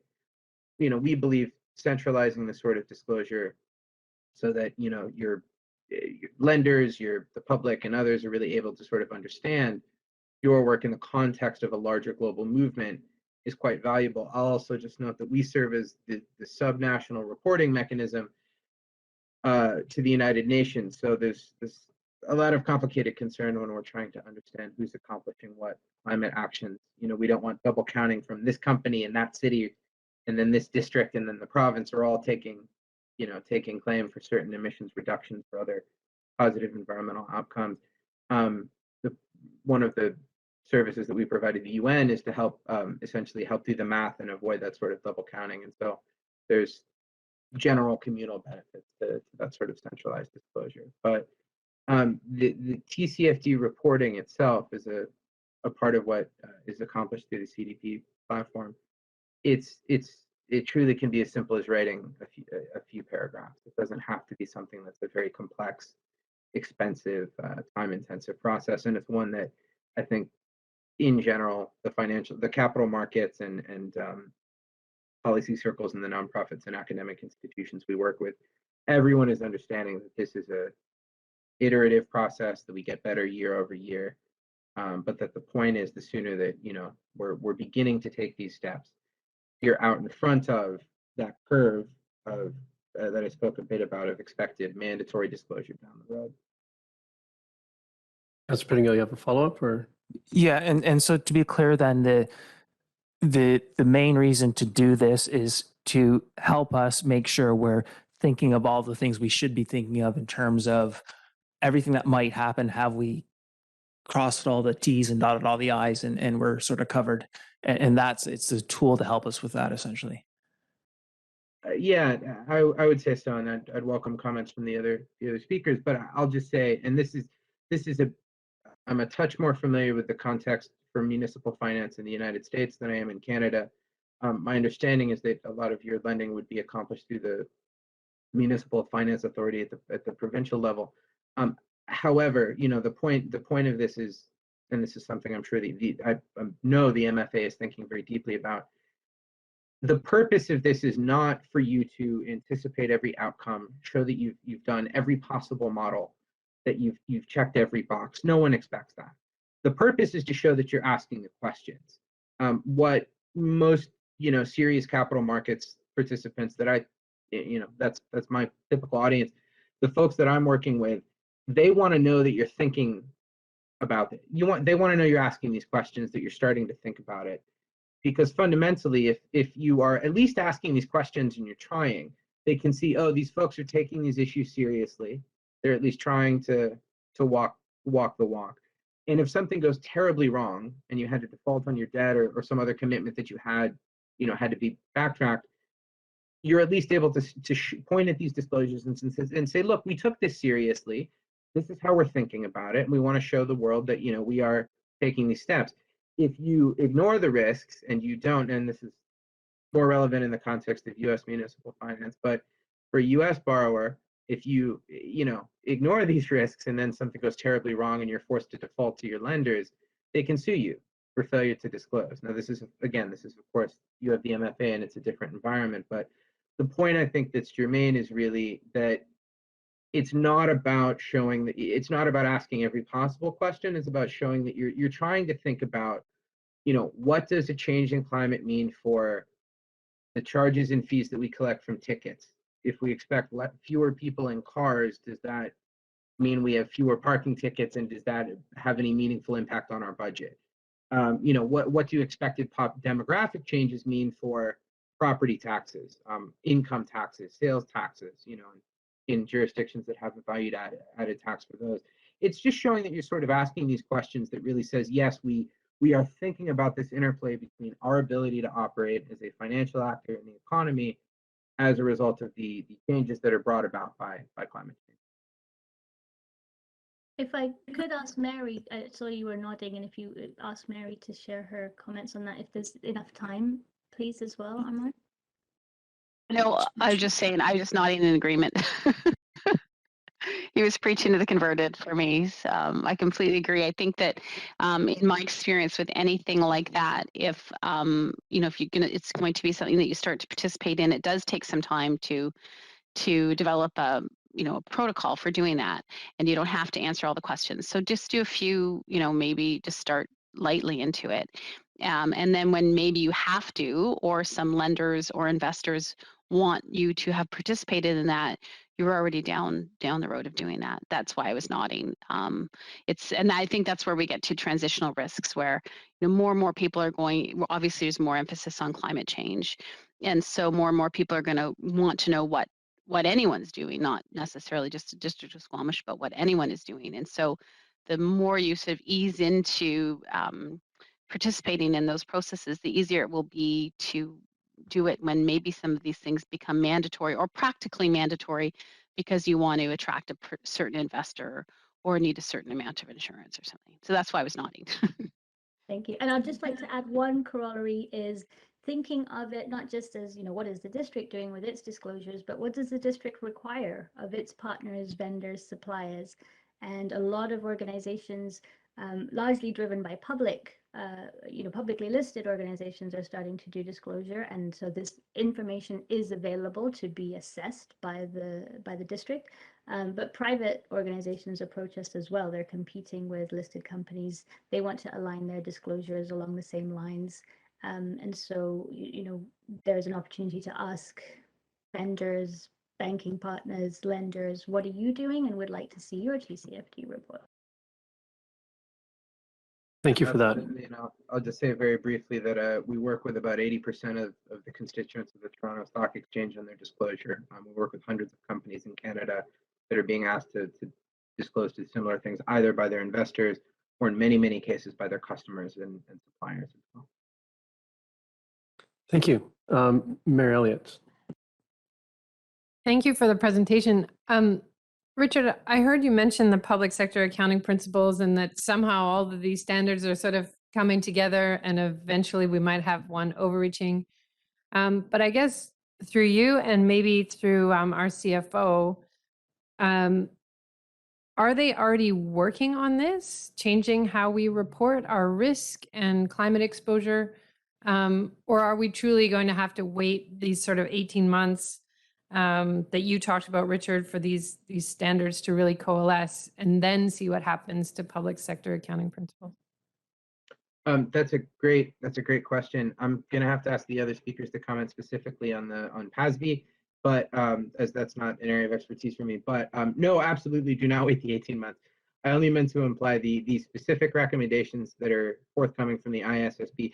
The ISSB was only formed 3 weeks ago, so it's brand new and it's going to take them some time to really pull this together, but they're building on 30 years of precedent, much of it done by Climate Disclosure Standards Board, our former sister organization, SASB, and many, many others. So there's absolutely a lot of best practice out there, and the ISSB itself is recommending that you take some of the standards that exist and use those as a starting point. I would say the fabulous thing about Canadian leadership in this area is the accountants of Canada have been truly best in class in the public sector. So I skipped over this section of the presentation, but CPA Canada has put out 2 marvelous reports, both full of really excellent and specific recommendations for how public sector institutions can engage in this sort of disclosure. We've seen really in-depth responses from people like Vancouver, Toronto, Edmonton, and others, but there's a lot of examples of best practice out there, and I'm sure that we'd be able to share these. There's 2 specific CPA Canada reports I have in mind that are specifically aimed at public sector accountants for how to get started with this sort of disclosure. And of course, you can always reach out to us to help think about this if you're interested in coordinated disclosure through our platform.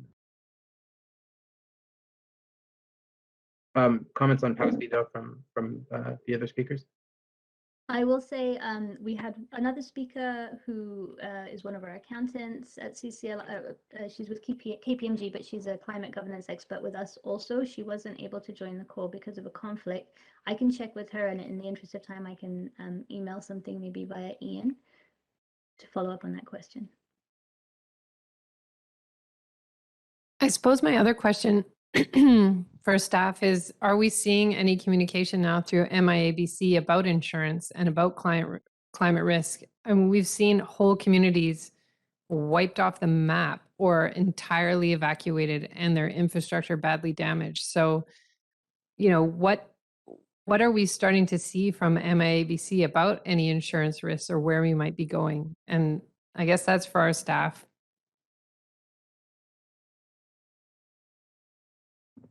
Go ahead, Ms. Boxford. Hi, good afternoon, Mayor and Council. Through the chair, we aren't seeing anything specifically. It does take a little bit of time for MIABC to do analysis. However, there is a lot of discussion about insurance premium increases due to some of the climate change effects and impacts on the insurance industry. Certainly in that realm, we fully expect that we'll start to see some direction from MIABC, but as of yet, there hasn't been any official publications. Finally, I guess to Mr. Pigott and Ms. Mulligan, you've brought us this really interesting delegation and given us a lot to think about. And we know some of our neighbor municipalities are using the CDP guidelines for disclosure. I suppose I'm curious where you would like council to take this, or whether you're just going to leave that up to us.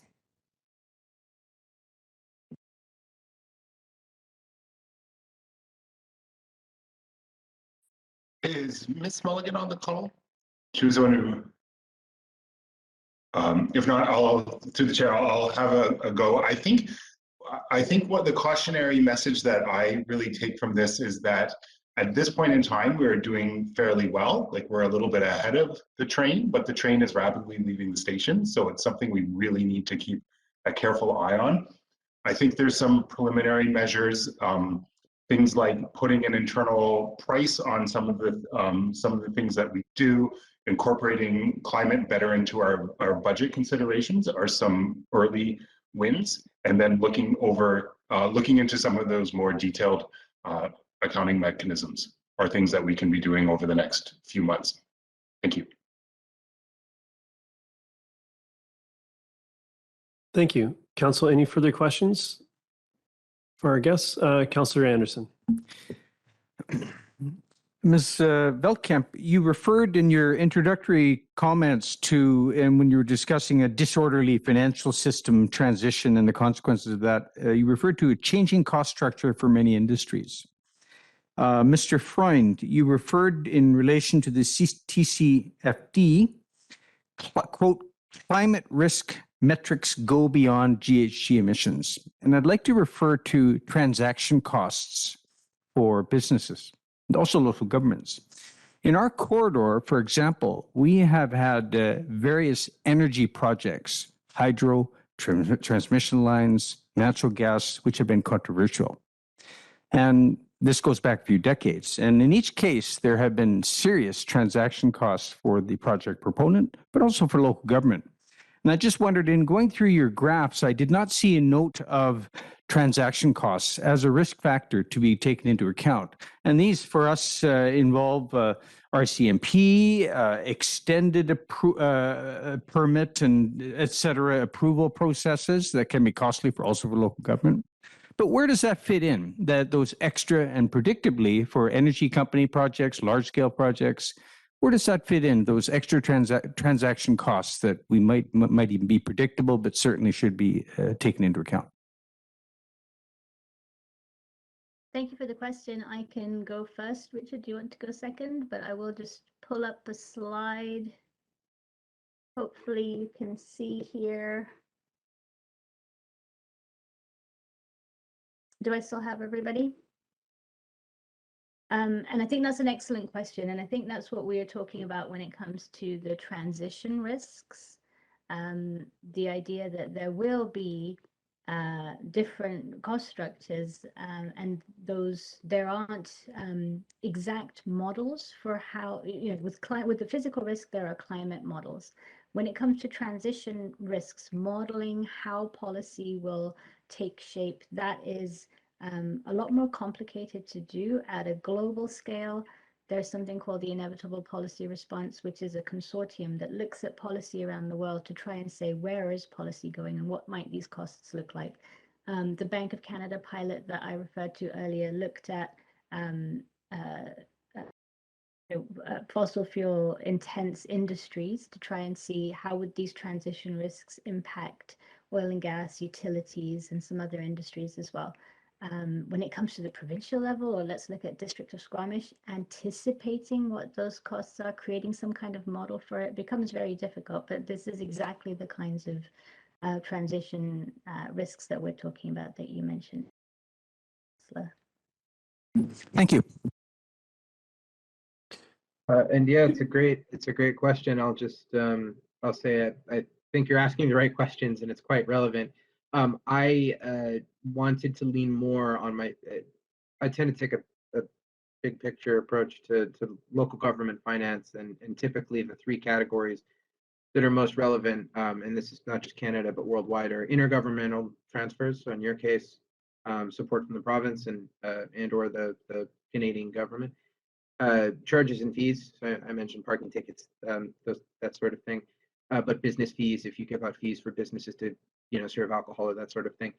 And then taxes, which, typically it's property income, sales, and then if there is a VAT, then the VAT as well.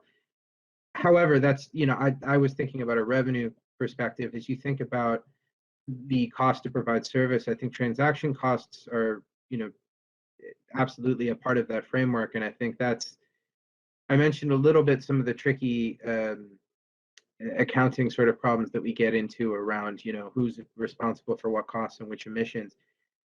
We tend to think about transaction costs more in the context of the private sector and businesses interacting with each other, the cost of, goods and that at a macro level scale, that tends to be more relevant for business, for I'm thinking of your timber industry, of course, your fossil fuels industry, global shipping, and the global commodities, cement, steel, et cetera.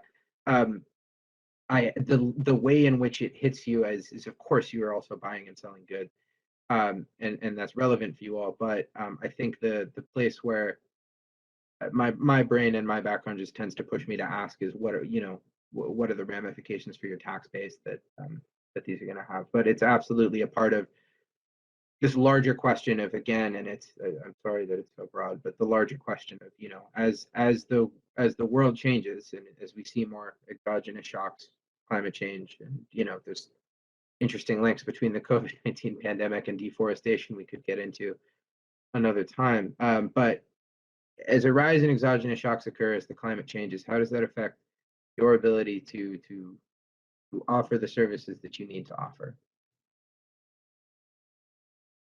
So I hope that's helpful. And thank you. Thank you very much.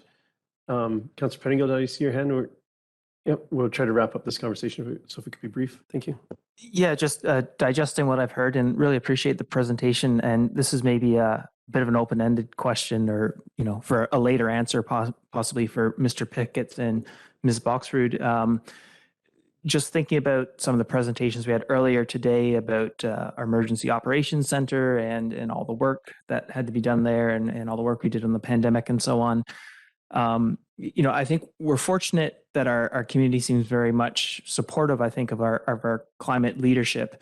But I'm wondering if this would be a useful tool in budget time or in communicating some of the ongoing climate work. We heard about that in our strategic plan this morning as well, about just another reason why we're doing some of this in a way that's comparable to other communities.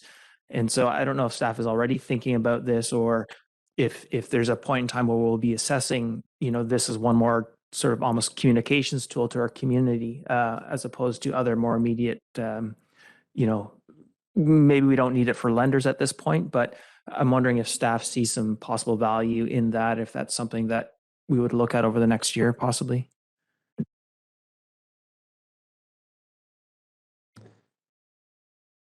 Does someone on staff want to take a stab at replying to that one in conclusion to this? Councillor Pettingill, I think those points are very well taken, and this is something we should look in more detail into. I do think there's some other mechanisms like the internal price on carbon that we're already actively looking into. The greenhouse gas impact tool that I talked about this morning at our strategic plan update is another mechanism which will fulfill a lot of these objectives, because it's similar to a price, but it's actually a little bit more effective in that it actually ties us right to the target. A price kind of approximates a way to get to a target. So that is something we're looking to integrate in a bigger way. But yeah, I think the gist of your point is well taken, that this is something that, it's not upon us yet, but we want to be taking active, looking into actively. Thank you. Thank you. And over to Mayor Elliott.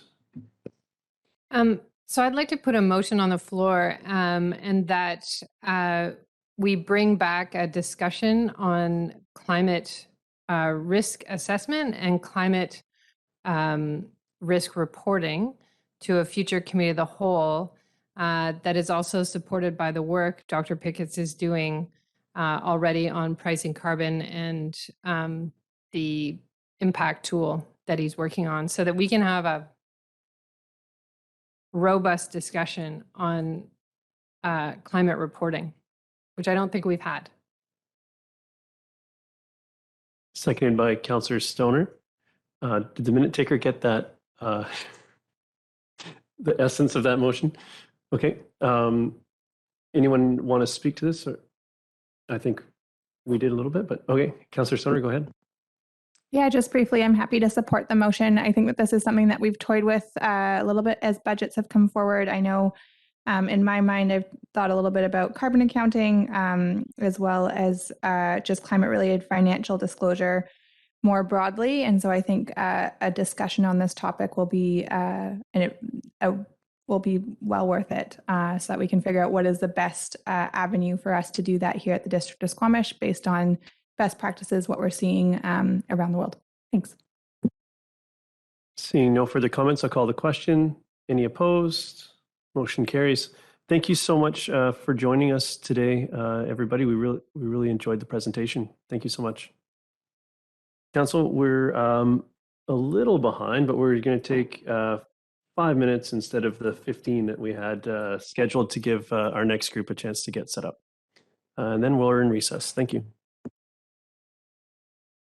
All right, welcome back to Committee of the Whole for the District of Squamish for February 22nd, 2022.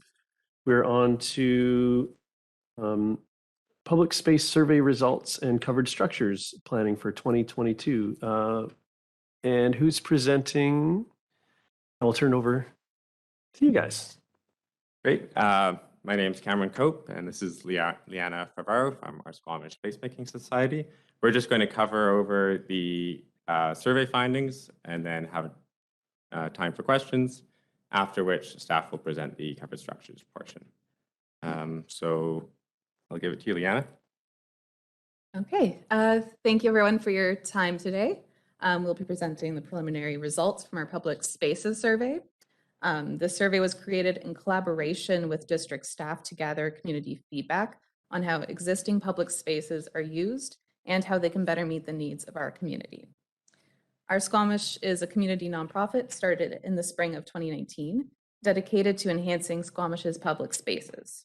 Our members are drawn from a variety of backgrounds and are united under a shared belief that vibrant public spaces are essential to community well-being. Before we explore the survey findings, I wanted to highlight the importance of public spaces in a community. Public spaces serve many purposes. They operate as spaces for daily travel, socializing with others, recreational activities, and function as links between the private and public realm.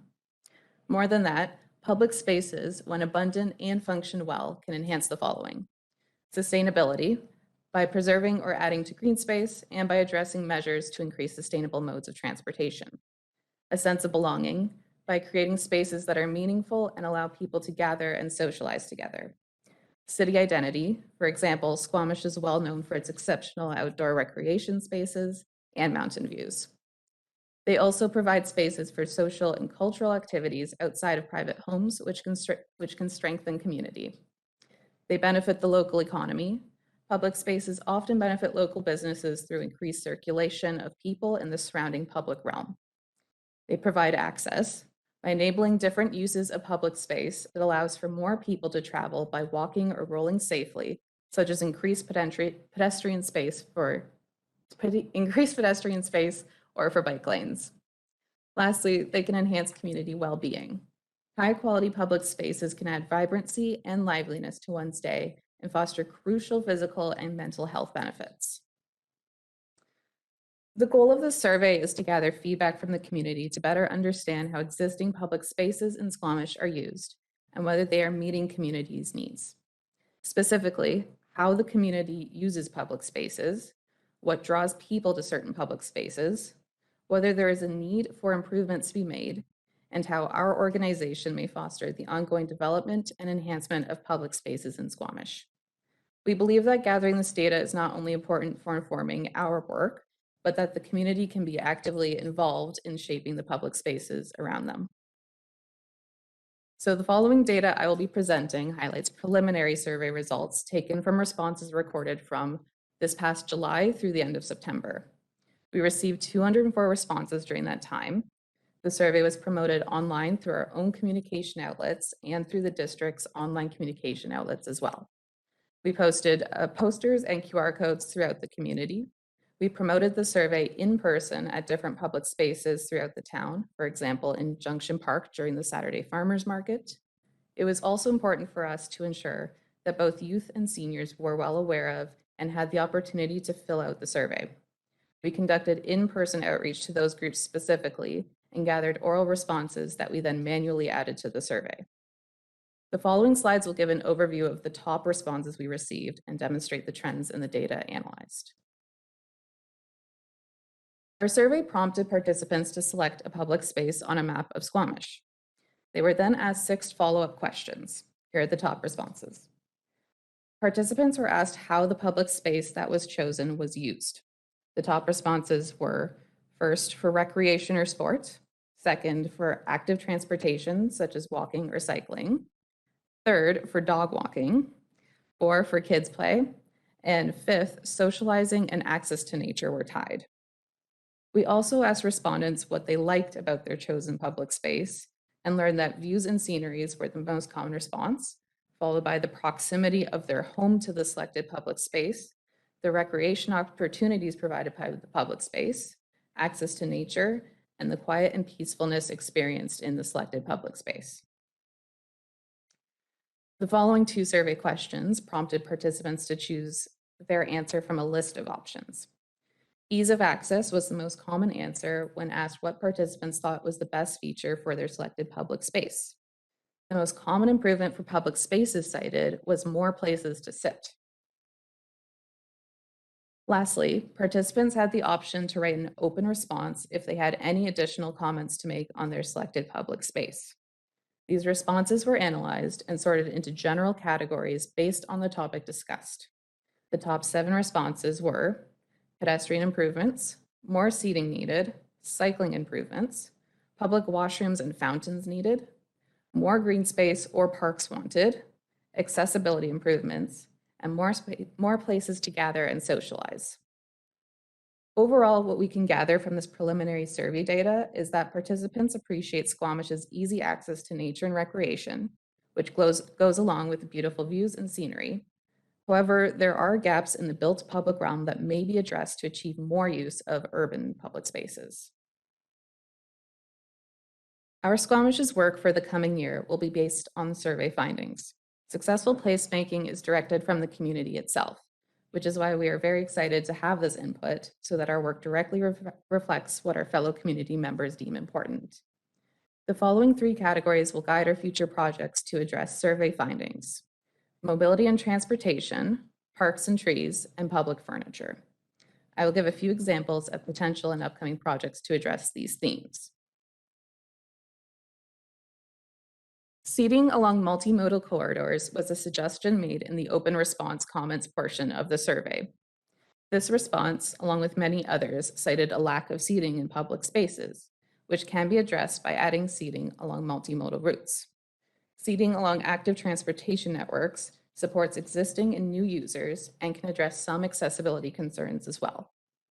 OurSquamish will look to create seating and install in locations according to survey feedback.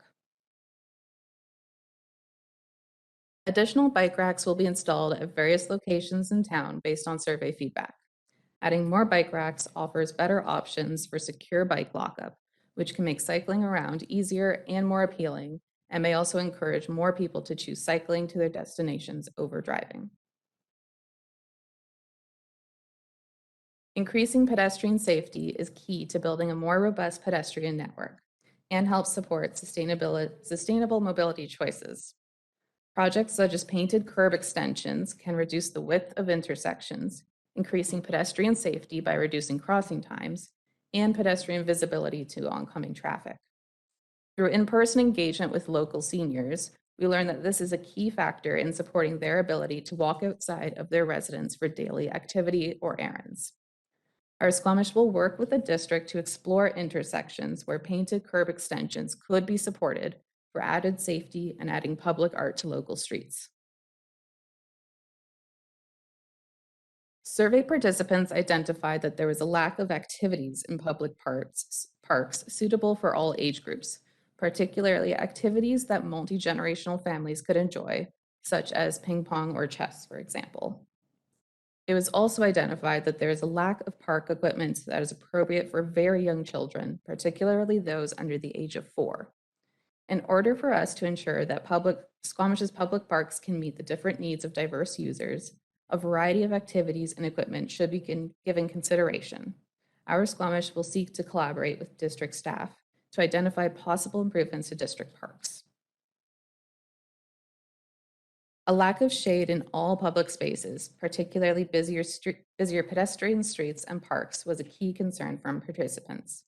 Trees planted in a variety of locations, including public parks and street boulevards, should be considered to provide shade during the summer months. OurSquamish will conduct a tree canopy survey to help determine where gaps exist in Squamish's urban tree canopy and recommend strategic locations for new plants. This plan will then be shared with district staff to inform future projects. Lastly, a lack of seating was a common theme received throughout several survey responses.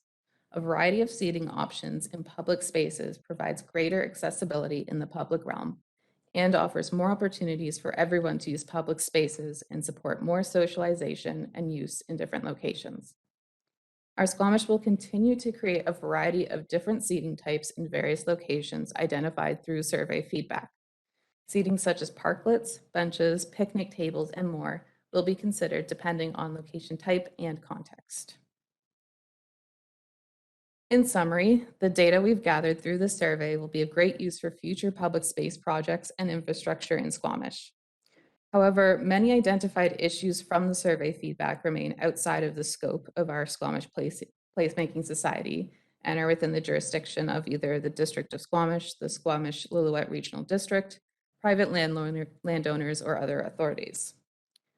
As we continue to gather feedback from the survey, our hope is that the District of Squamish in particular will use the data to improve their future directions and planning for the following areas: expanding multimodal transportation networks, creating new covered outdoor structures to support gathering and socialization, maintaining existing and providing new urban parks and green spaces, pedestrian safety, accessibility in the public realm, adapting public spaces for climate change, including weather protection, expanding and creating more programming within the public realm for both youth and adults, protecting and preserving natural and wildlife habitat areas, expanding public facilities such as washrooms and water fountains or waste bins throughout public spaces.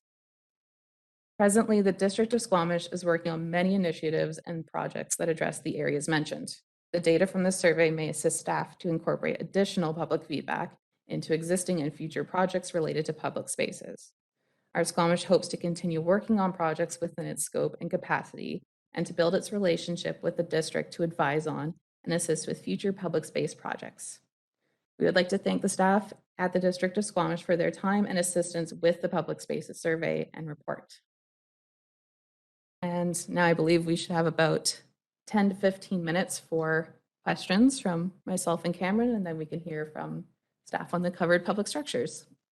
And just want to thank staff, in particular, Gary Buxton, Dan Griffin, and Carrie Hamilton on this, and note that we got through that without a single acronym. So welcome. All right. Thank you for the presentation, although it was short on acronyms. It was very informative. Council, questions? Councillor French, followed by Councillor Anderson. Thanks, Chair. I was curious and wondering about short-term and long-term maintenance for stuff, and like specifically the bus benches, which are awesome, by the way, and the funky triangle wood seating beside the clock here downtown.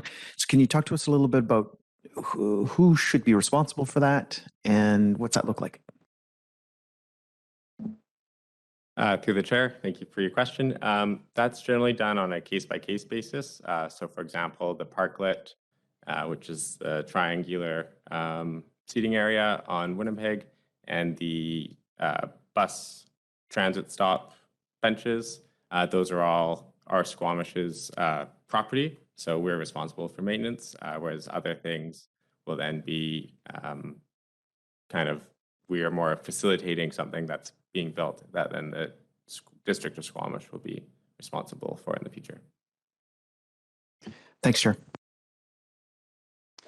Thank you. Councillor Anderson. Just wanted to first note before I forget, I really wanted to compliment your last slide and what that represents as to giving us a clear picture as to potential future partnerships, including with our staff, but it kind of delineates who's who and all of the kind of externalities involved, and very nice presentation. I had a couple of questions that arise for me from the list, and they may be questions for staff. One is a few years ago, I believe it was the last council, awarded a contract for the construction of transit shelters. And it was a local timber framing company that undertook that contract, but they undertook it in collaboration with the local Housetown Secondary School construction 11-12 class. And that was some cost savings involved and training opportunity for the class. And I just wonder whether that kind of partnership has been explored, can be explored with the local construction class. I believe it's Kwantlen College supplies an instructor there. They used to a few years ago anyway, but that may be a resource. There's also, of course, the men's shed. But I was curious about that high school construction class possibility for partnership. Yeah, we definitely look to partner with a lot of different organizations. We're currently partnering with the Housetown Secondary on more painted benches. And we know of that transit stop partnership, but perhaps staff could speak more to that relationship. Thank you. I take it you're exploring the idea and have looking at that landscape of partners. A couple of follow-up questions. Looking at the list, Table 1, proposed covered structure locations. There is actually a reference to council approved a number of covered structures in February 9th, 2021. We didn't actually see a list of locations on that occasion, but we have them in front of us now, and I think this is quite useful for council. And a couple of questions arise for me. I reside next to the Smoke Bluffs Play Park, and Councillor Anderson, I think staff's going to speak specifically to that piece of it after, and yeah, maybe we'll get ahead of our questions, or it'll be more appropriate to ask them then. Very good. I think I'll hold back for now then. Okay, thank you. Council, Mayor Elliott. So trees are important because they provide shade. And I wonder at the timing of your tree canopy survey and if you're looking at the entire district or just certain parts.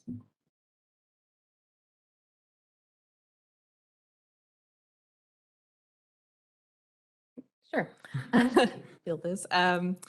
The idea is to ideally look at more urban parts of the district. So looking more, using the municipal boundaries, but looking more at the like developed areas. Of course, when we look at wild areas, there's going to be a very significant tree growth. So we're looking more at where there's sort of heat islands in urban areas and what we can do within the city itself to really mitigate for pedestrians and just people using the actual streets where concrete and other like buildings are going to create that sort of heat island effect. And the timing? The timing will hopefully be this year. I believe we'll be beginning to start on it within the next couple of months, but that'll be dependent on our current projects and how quickly we can progress on them. And I think the survey is staying open, is it not, to continue to gather feedback? Yes, I believe we're going to keep this up until the summer. What we wanted to do is have it up for at least a year to gather feedback sort of throughout the seasons, because we're very aware that people use public spaces differently depending on the time of the year, especially winter to summer when those really drastic weather changes happen. So we wanted to gather feedback throughout the whole year. One of the pieces of feedback in the survey data was it would be easier on respondents if there was a predetermined list and then you could also drop pins wherever. And I wonder if that's a change you're going to implement, just because we know where a lot of people now are placing pins. So if we had Rose Park, Junction Park, and then people could respond to your questions rather than having to figure out how to drop the pin. Are you considering that? Yes, we'll be. This is kind of a phase 1 of the survey. There's also a phase 2 in discussion, which is a more targeted survey with, this is supposed to take about a minute or two. There'll be more of like a 5-minute survey for people that really want to kind of engage. And there will be more kind of targeted areas that we are getting from this survey and where we need more information from. And then staff are about to present on the covered structures strategy. And I wonder if OurSquamish has provided feedback on that or been involved in the development of potential designs. We have been involved to an extent, mostly in the assessing locations and kind of matching up. Like there was quite a few requests for covered shelters or covered spaces in the survey, so we kind of helped coordinate and share those locations with staff that are managing that. But not the design? Not at this point. Thank you. Councillor Stoner, followed by Councillor Pettingill. Thank you. Through the chair, I noted that there were about 204 respondents in the survey so far, which is great. I'm just curious if we have a sense of like how many individuals that is, though. It might be 20 people who put in 10 individual points, or if there's like 200 people who put in 1 point. That's a good question. It's hard to know for sure. In a couple of cases when we did in-person engagement and we manually added those responses, that was often in the case of a couple of individuals, especially with our outreach with the local seniors. A couple of them had very similar ideas or opinions, and in those cases, we know that was the opinion of a few people. But for the most part, the thought is that it's generally individuals creating this feedback. Thank you. And just a little piece of feedback in terms of appreciate that it's open for the full year and trying to capture how people use spaces differently throughout the year. But maybe we might want to think about adding a question around what time of year that space is being used. So if it's summer, winter, fall, or like year round, just to be a little bit more concise about getting that feedback. And then just a reminder and refresher for me as I'm coming back to this chair after a little bit of a break. When I was reading kind of the recommendations, I'm very excited to see that OurSquamish is keen to take on a lot of the recommendations that are coming out of that. And is that being done through a partnering agreement with the district, or is that led entirely by you guys and you just are doing amazing work in our community, or is it a combination thereof? Yeah, so no partnering agreement. We're just doing that work. Thank you. Councillor Pettingill. Yeah, thanks. Just following up on Councillor Stoner's question a little bit. I've seen some of the infrastructure and it's really fantastic, and I hear a lot of positive comments about it. And I'm just wondering if, as people are seeing this, are you getting requests like people want to somehow do some of the same thing or support it? And in my mind was going to, like, they have those sponsor a highway in the States or those sorts of things. And are you seeing any of that sort of bubble up yet, or any of that kind of interest? Yes, we are. Lots of people, everyone loves public spaces, so lots of people are really into the work that we do. So people are kind of constantly looking out to either become involved as a volunteer or sponsor or donate time or money. So we don't have any kind of sponsored projects right now that we've done, but we are working on one currently, and happy to be working with more people on more projects like that.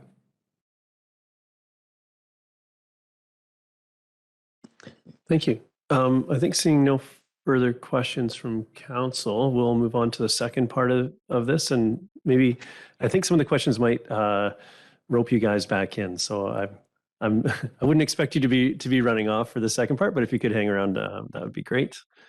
And we'll get staff up here now.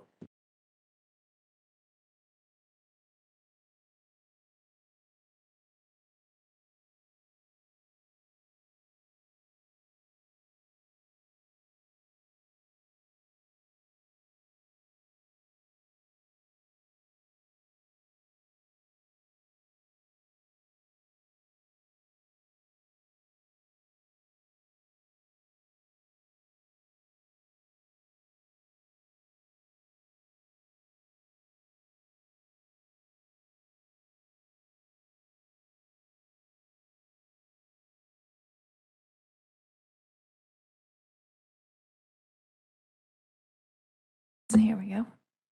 Good afternoon, Chair, Mayor, and Council. As the slides come over, I'll just speak to introduce myself. I'm Carrie Hamilton. I'm at the Planning Department, and this is Cal Bragg with me here today from Facilities Management. And we represent just a few of the staff that have worked on this project. It's been a collaborative effort with multiple different departments in the district, as well as OurSquamish, to kind of put this proposal together for Council today.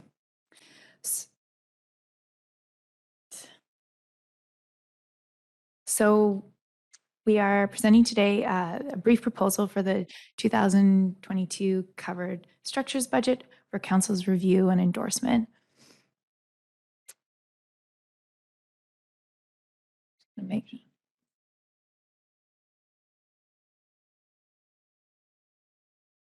I've forgotten that you can't animate these slides on this new program. So there's a few images all on here. So in 2019, I just want to give a background of how we got here.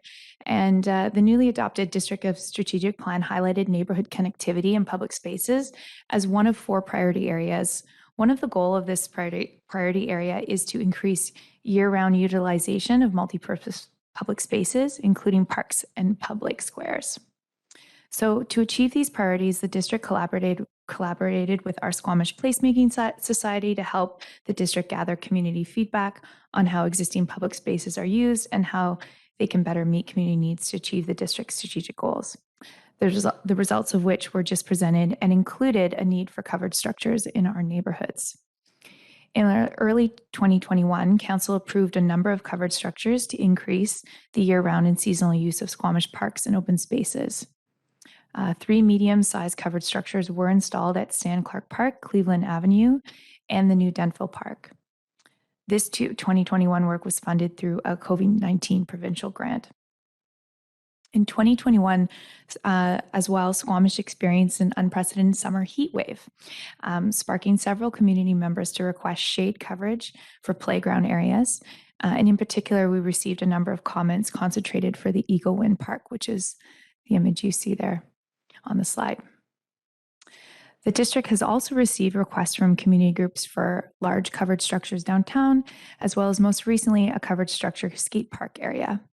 The 2022 covered structure plan has been proposed to address the specific requests for shaded areas in the neighborhood parks across the community, and that future budgets will be needed to meet these larger shelter community needs as the cost of these structures exceed the current 2022 budget.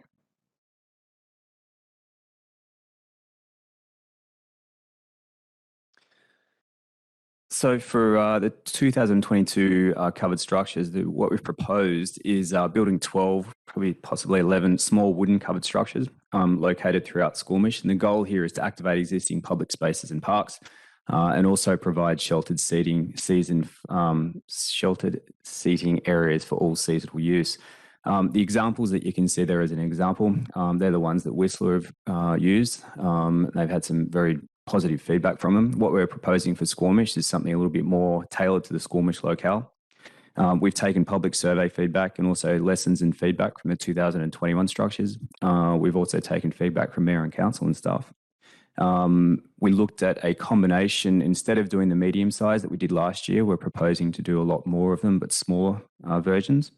The design's not complete yet, as noted. The smaller versions are great to work with. They require less engineering than the larger versions. There's less geotech and structural required. We can individualize these as well. We can individualize them to the community or the neighborhood. We can put picnic tables or any sort of seating in there as required. And these ones on the environmental side, we're looking to use as much wood as we can to capture as much carbon as possible.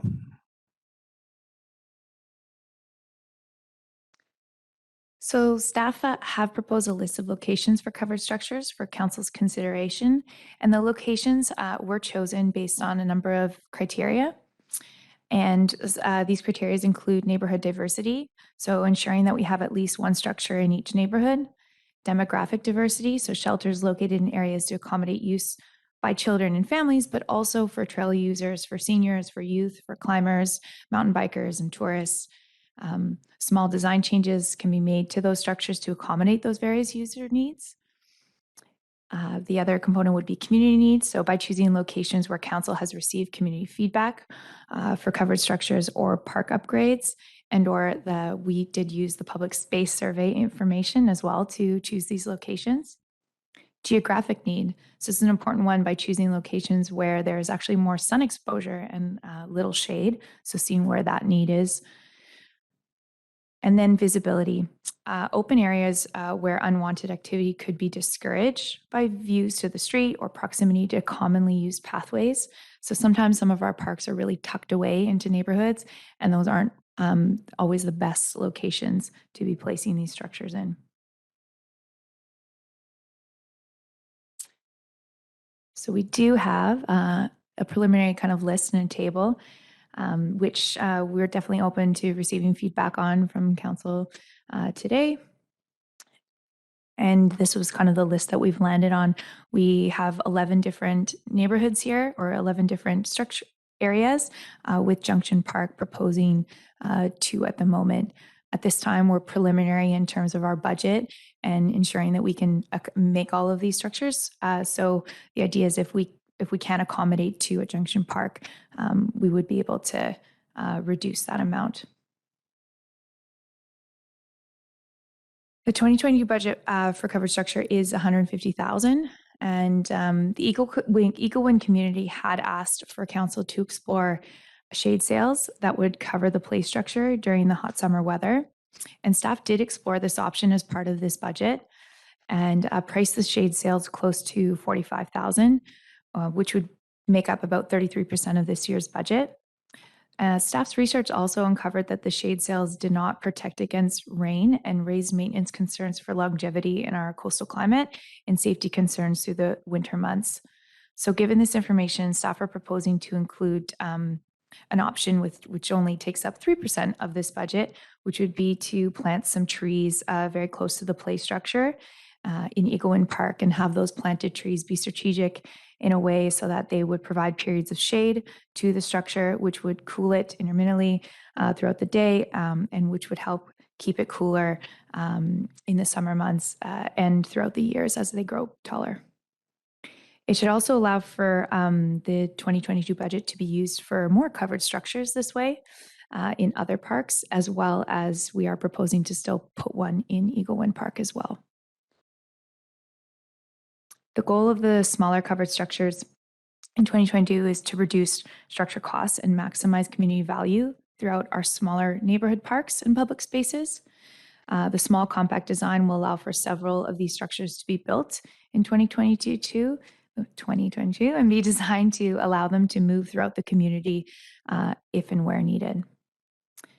So the last piece here would be the maintenance and enforcement component. So covered structures sometimes become gathering places for less desirable uses. Some of the budget consideration this year will also go towards consideration of maintenance, staff and community monitoring to encourage respectful use of the structures.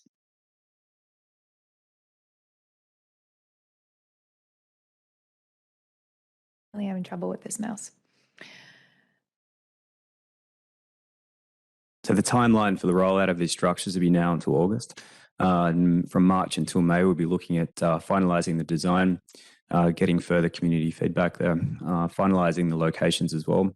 And then we work into the actual project where we're looking at design, engaging the consultants and the contractor, and finalising the real details of the project here. And then construction starts at around May. There's a bit of an overlap there, but we're pretty confident we can finish these by the end of August.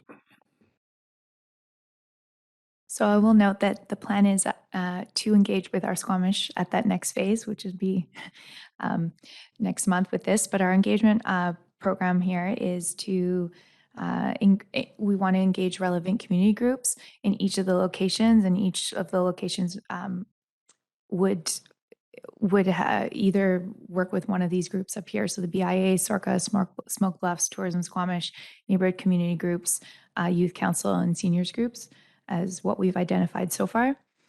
And we also want to engage with them so that we can have an opportunity to kind of customize them, get their input, get their support, and around some of the design pieces of those structures.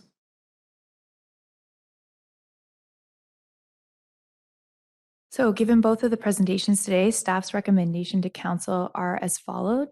That the District of Squamish receive the public space survey report prepared by OurSquamish, and that council directs staff to proceed with the exploration and installation of small covered structures throughout the District of Squamish as part of the covered structure budget for 2022. And that council directs staff to proceed with the planting of new trees at Eaglewind Park as part of the covered structure budget as well.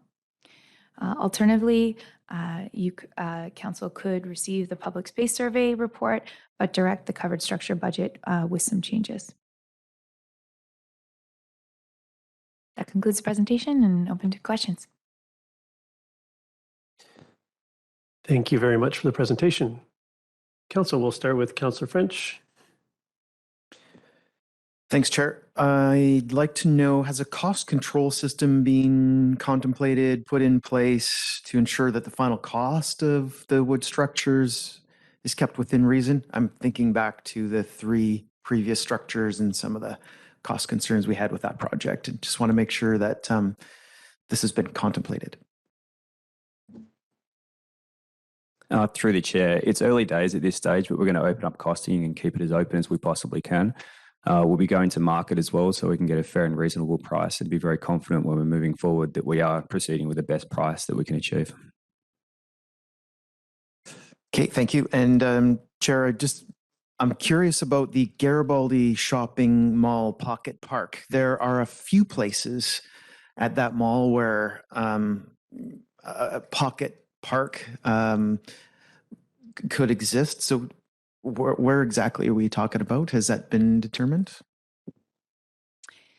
Yes, through the chair. So as part of the public space survey, there was some feedback around using the location right across the highway bridge. So after you get off the highway bridge, that kind of grassed area, we already have some public art in that location, but that would be a great location to place those structures and activate that space. Perfect. That was the spot I was hoping that you identified. Thanks. Thank you. Councillor Anderson. Yes, I have a couple of questions, perhaps they're comments on 2 items in the Table 1 proposed covered structure locations. First of all, the Smoke Bluffs Play Park.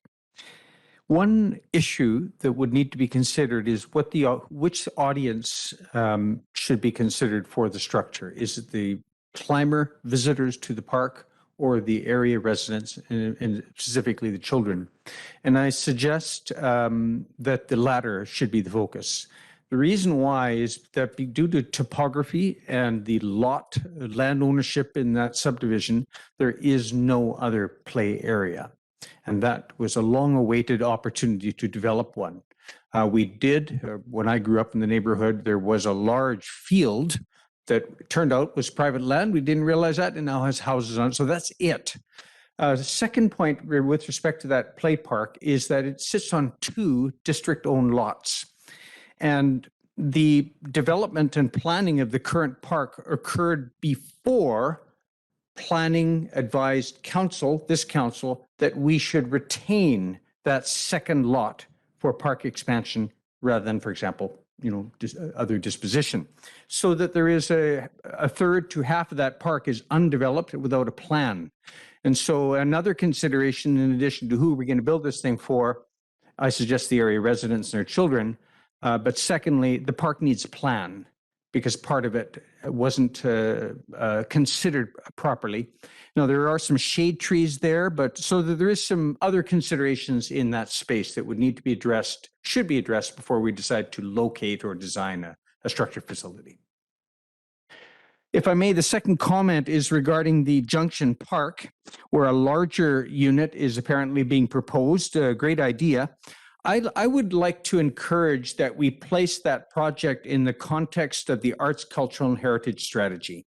There are a couple of recommendations in that strategy in particular that address spaces, address collaboration and planning of spaces. 6.3 and 6.4 are, I believe, the action items, but I think it's healthy for us to stick to the plan, if you like. And a larger structure in Junction Park should be part of a general plan for facilities that would be used for not only gatherings of cultural uses. Secondly, a contact group should, of course, be the Arts Council. They have an engagement process that they're launching in right now. And they are also a hub group for not only performing arts people, but for people putting up exhibits. And Junction Park for Canada Day and other events is a great place to put up paintings, historical displays, so that the infrastructure thinking behind a structure should consider exhibit purposes as well as performing arts. So those are just suggestions for those two sites. Thank you.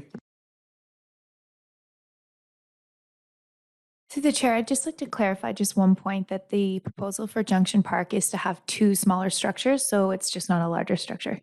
Yeah, thank you for those comments, though. Thank you. Seeing no other hands, I'll take my, too late. I'm gonna jump the line because I was on my speakers list first. I was curious in the presentation that we saw earlier, there was some call for washroom facilities and drinking fountains, and I'm curious. I know it doesn't necessarily fall into the covered structures program, but sort of learning from that piece. And in other aspects of our, I guess, visitors management, I'm thinking of where there's placement of outhouses and the like. Did that come into the scope of anything that you looked at, and with the budget that was allocated here, or would those pieces live elsewhere in operations? Through the chair, this platform was focused solely on shelters, and no one's outside this particular platform.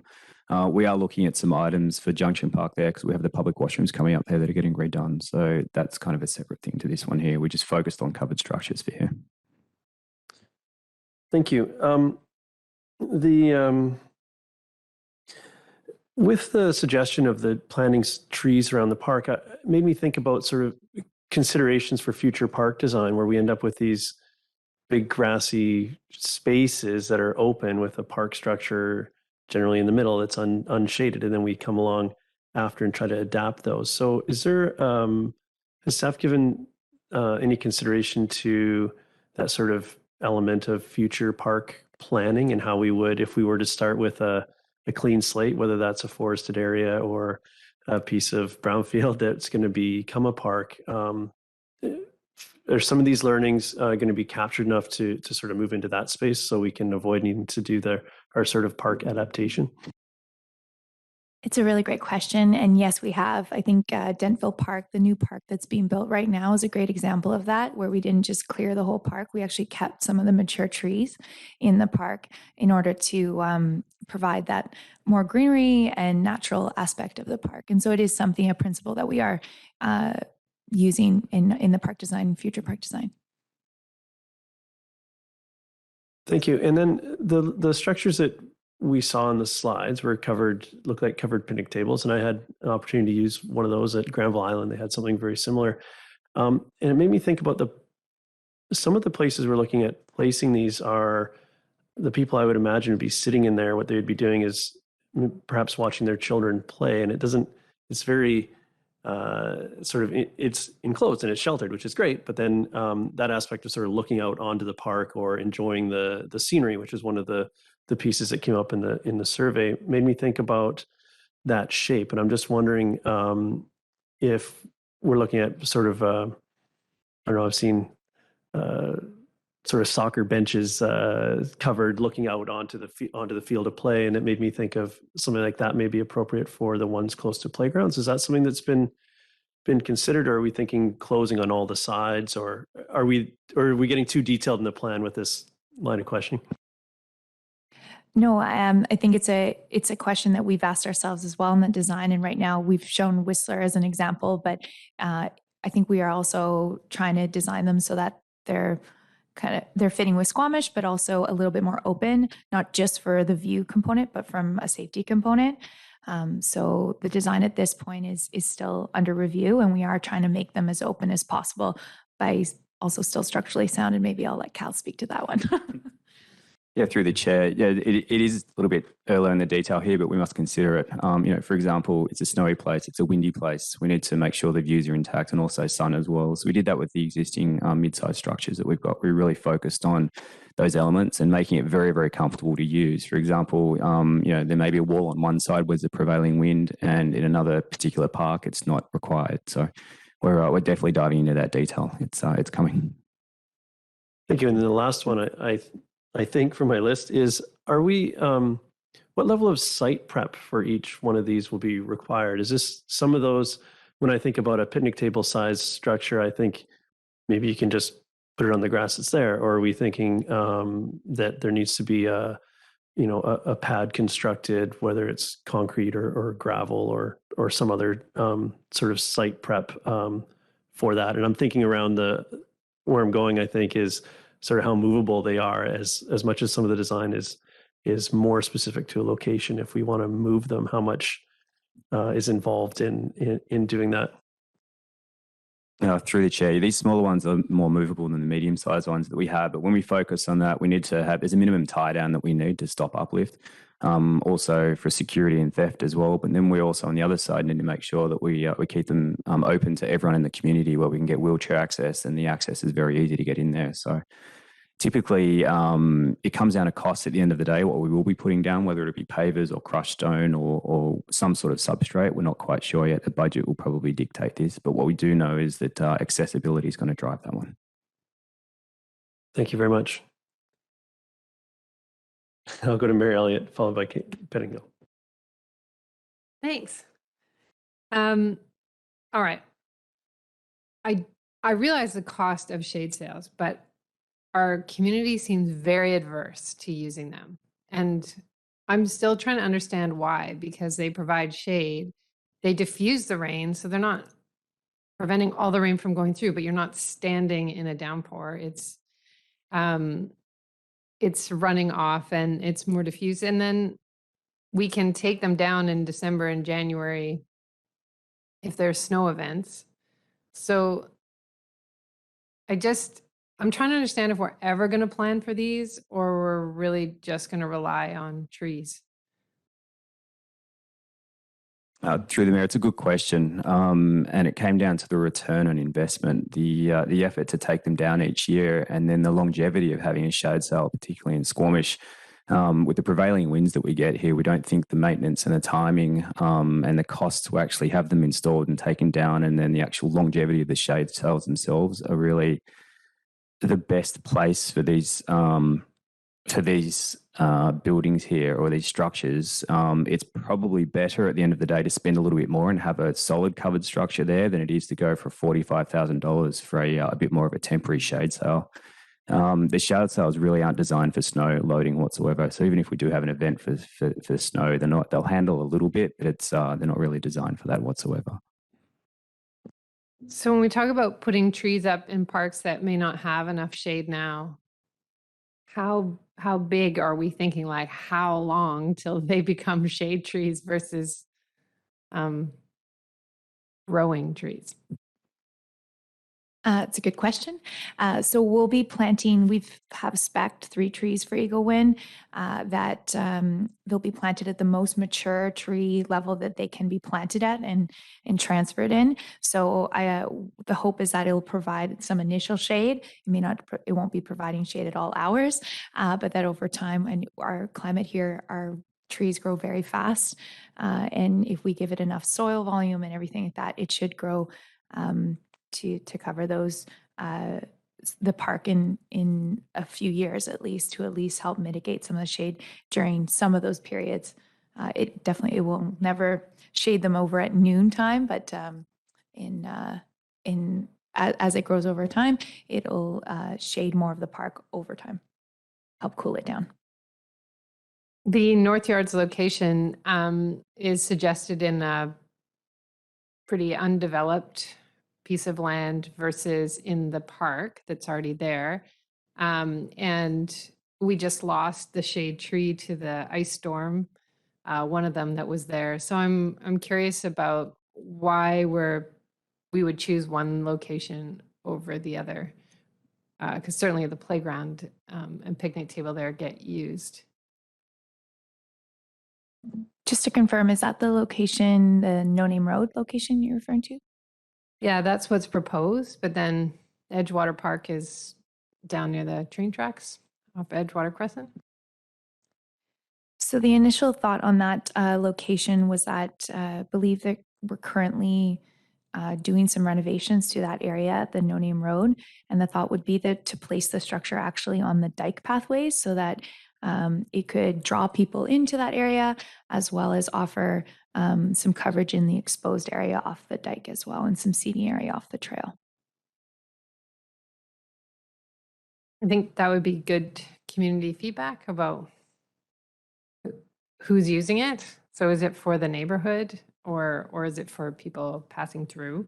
I think the other demographic is a seniors group that are often seen using whatever benches are available, and that's our seat community. And I wonder how we get feedback from them on their needs.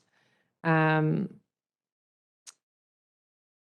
also, Ms. Hamilton, I think you're working on the downtown streetscape design. So if there's tree canopy survey going on, how does that feed into your work to increase the shade on Cleveland, 2nd Avenue, that sort of thing?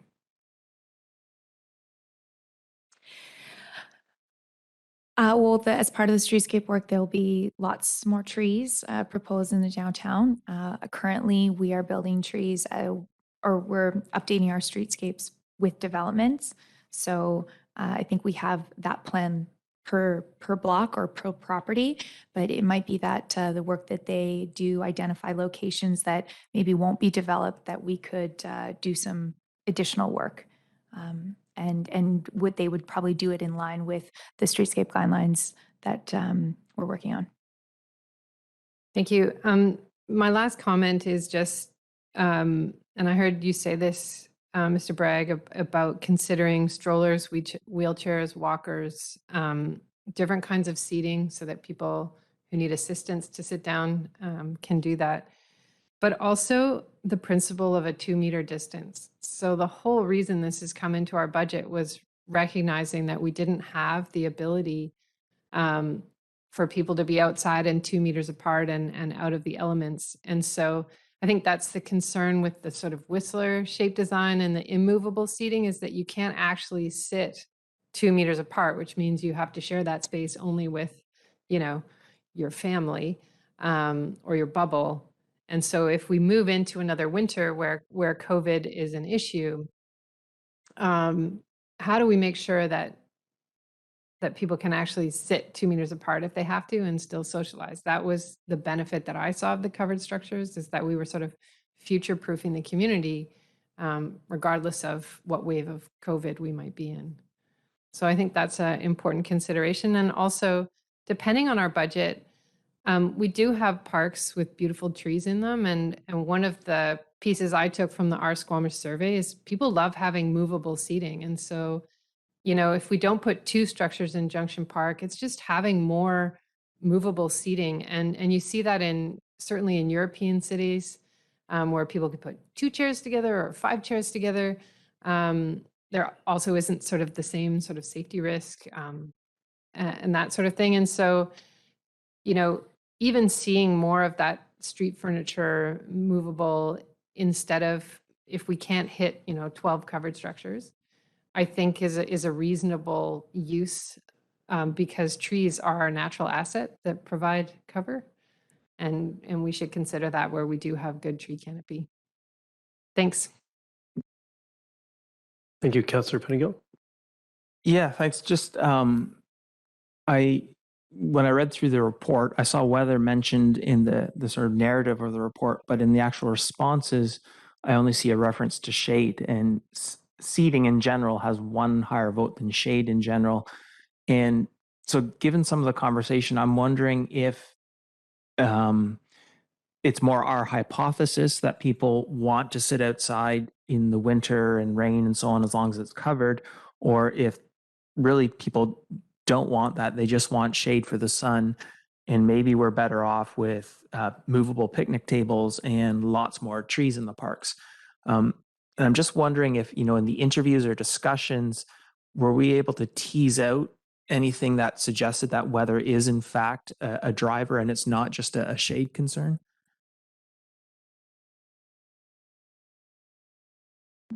This might be where our Squamish comes back in. I mean, I think we've received multiple different comments from our community over the years around covered structures. I think last year we received a lot regarding sun, which, was an unprecedented season of heat that we had. But I know that historically we've received them regarding rain. So I think primarily we're trying to achieve with those both in mind, rain and sun. Sometimes we have really cool weather, but it's rainy or it's misty, and it just gives an opportunity to kind of get out of that wetness. And so the hope is that these structures are more designed to those 2 elements.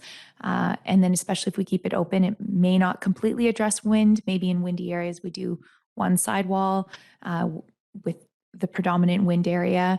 And then from a snow perspective, we may not see as much usability of this as per se Whistler does because of how active Whistler is in the wintertime. But those are primarily how we're kind of factoring in this design. Okay, thank you. And then I know this is sort of under covered budget. Is there budget beyond this though for just seating? And I guess where I'm wondering, do we hedge our bets a little bit and do a few less covered? So rather than 12, do 6 covered, but 18 benches. So it's only 6 of them covered. So there's more seating, but a little less covered. And then we see what the usage, and then next year add in more covering. So through the chair, Mayor Elliott brought up a really good point about Junction Park and potentially making the switch there around movable seating. But the challenge with movable seating is that you really need community champions to kind of oversee that movable seating. Otherwise, it disappears over time or it gets left out and abused. And, we don't, in public space research, typically we see those in urban spaces where commercial tenants are taking care of this work, or groups like OurSquamish put out movable seating and take care of it. So it would require a lot more kind of maintenance to do that in, I would say, the neighborhood parks, unless we got some neighborhood champions. So it's something we could bring up when we have those community groups and reach out to those specific neighborhoods to see if that's more the need. So it definitely took that away from today's meeting, but just to kind of keep that into perspective, that sometimes movable seating doesn't work in all locations.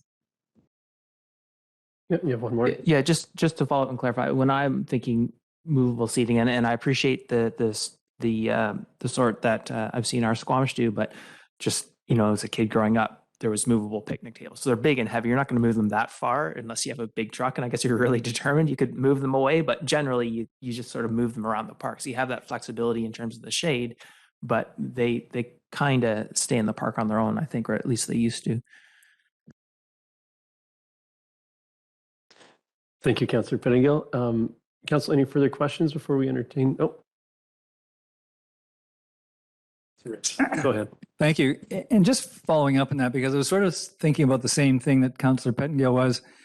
My thought of these is, and I agree, maybe the Whistler model that's in the report is not exactly what we want. And when I think of the weather that we go through in a year in Squamish, the sun is predictable. We know where that is. It typically comes from the south, and the wind also usually comes from the south, notwithstanding the weather we've had the last couple of days. But that's actually, when you think about it, just a few days a year that really you get that kind of wind coming from the north, and maybe they wouldn't be as usable if we left one side open. And so, I guess where I'm going is I mean, I like the idea. I like the locations you proposed, but I'm also thinking that this really shouldn't stop here. We would want to, for example, we just had a presentation about having seating on the corridor trail, for example, things like that. And when I was thinking about that, I thought, well, couldn't there be a really simple shade over it? Basically just a lean-to and a side. Keep it really simple so it's really inexpensive. We don't have to get too complicated about tables and seating arrangements and stuff like that. There's just a bench. But you have the ability to scatter these things all over the place. And as soon as somebody puts a bench up, we could be sort of a couple of steps behind putting up some form of very simple shelter. And it really doesn't take much to cover some or most of the weather, I think. Yeah, I mean, I agree with the issue with the shades, the wind shade, the sail thing. I mean, I spent my life sailing, and the two things that really wreck sails is UV rays and flapping. Going like that, it breaks the cloth down very quickly. So I'm not sure. It would have to be a very substantial sail, sort of like a Canada Place type sail, before you got something that's going to last. So I agree that's maybe not the thing that will work here, but I think a lot of these very simple structures could. And I think also that a lot of our parks are in a bit of a transition. I mean, we really haven't designed the Junction Park, Waynock Park kind of interface. In my mind, that could change over the next 3 or 4 years about who's doing what where. And so the movable aspect, or at least being able to kind of pick up the pieces and reassemble them somewhere else, to me is a value. So to get to the bottom part of what I was going to say, we could do some of these types of shelters this year, and some of the other types of shelters or seating and shelters or something like that, with the thought that maybe next year we repeat it and do more. And so we maybe pick half of these locations, for example, and as Councillor Pettingill said, maybe we explore some other types of combinations, a seat, like a little bus stop almost, and on the corridor trail or other places, and complement the work that OurSquamish is doing and take advantage of some of that. So it's just kind of just some other ideas around this, because I don't see this as a one-off project.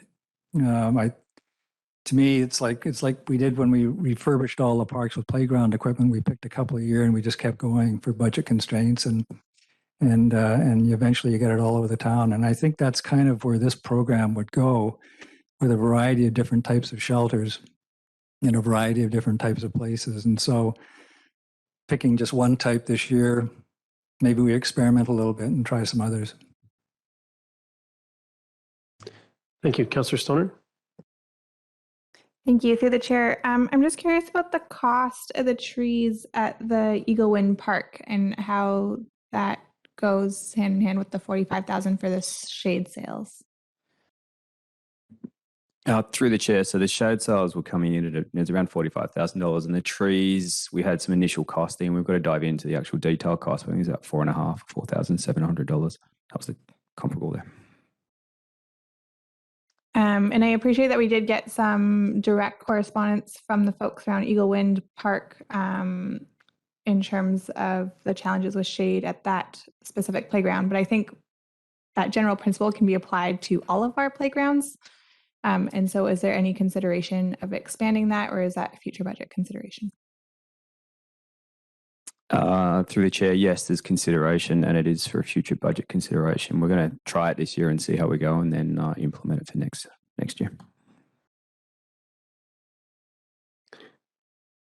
Council, any further questions? I don't have anyone else on my speakers list. So at this point, we'd be looking for, we've got some recommended motions here.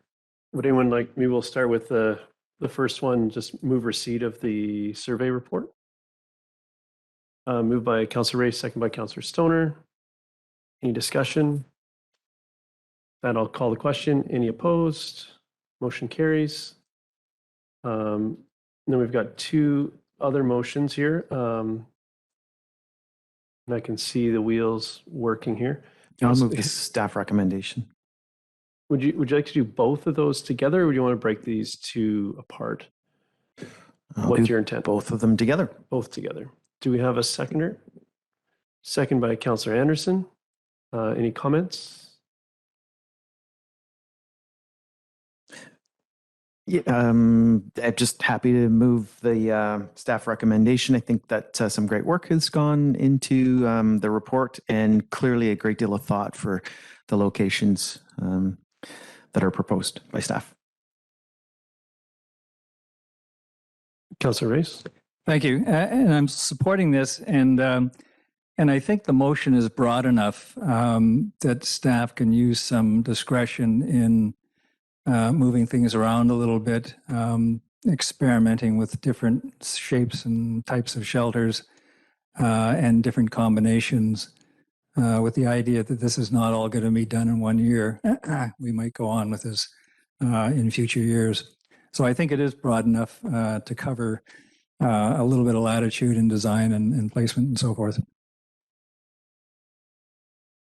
Councillor Stoner.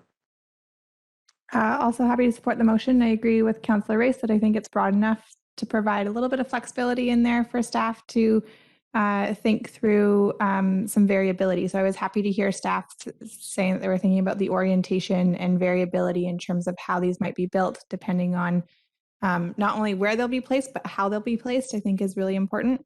And some consideration, I think, of a bench with a simple cover on it might be an interesting exploration in a few of those areas, and just to kind of see what will work best. But I think that will be informed by the neighborhood discussions as well. So looking forward to seeing these in our parks in the summer. Any further comments? Councillor Pettingill.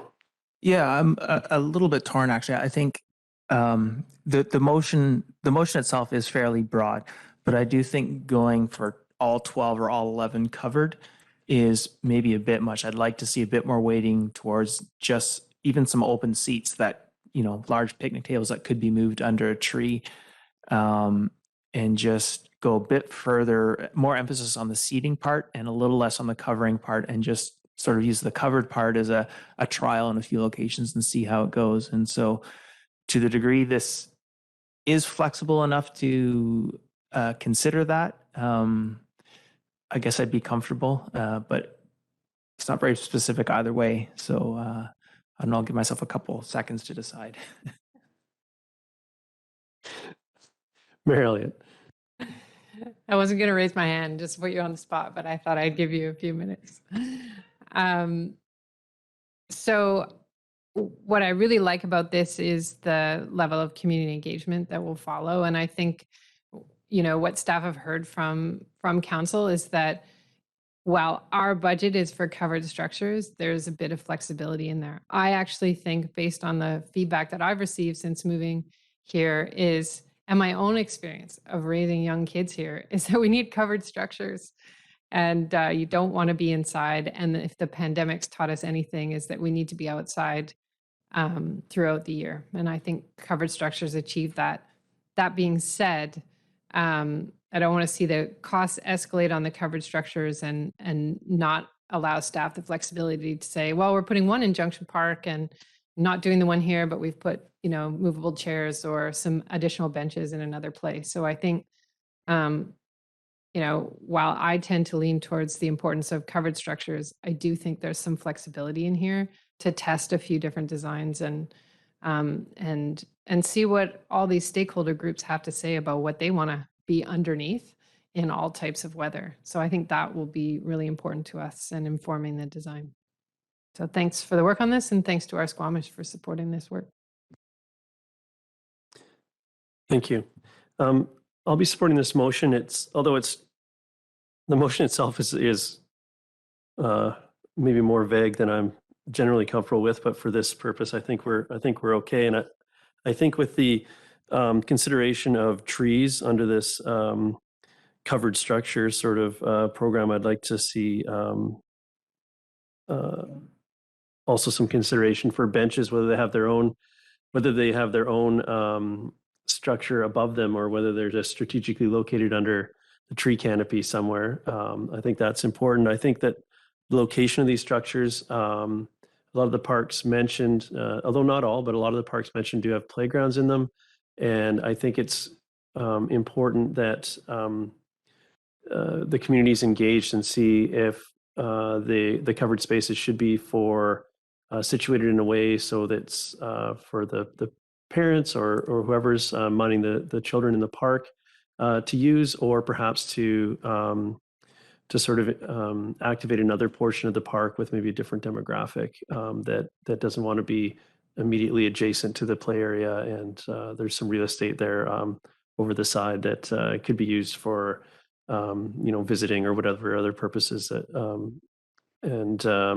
so just some consideration, I guess, site specific, which is what I'm expecting to happen from this, from the next step of engagement. With that, I'm going to go back to Councillor Pettingill, see if you came up with anything. Do you have an amendment or something you want to propose before I call the question? Because it's.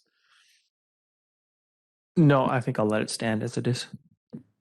With that, I'll call the question. Any opposed? Motion carries. Thank you so much. Council, next, we have a motion to close from Councillor Stoner, second by Councillor Race. Any opposed? Motion carries. With that, we'll take a recess for 15 minutes to set up the room. Thank you.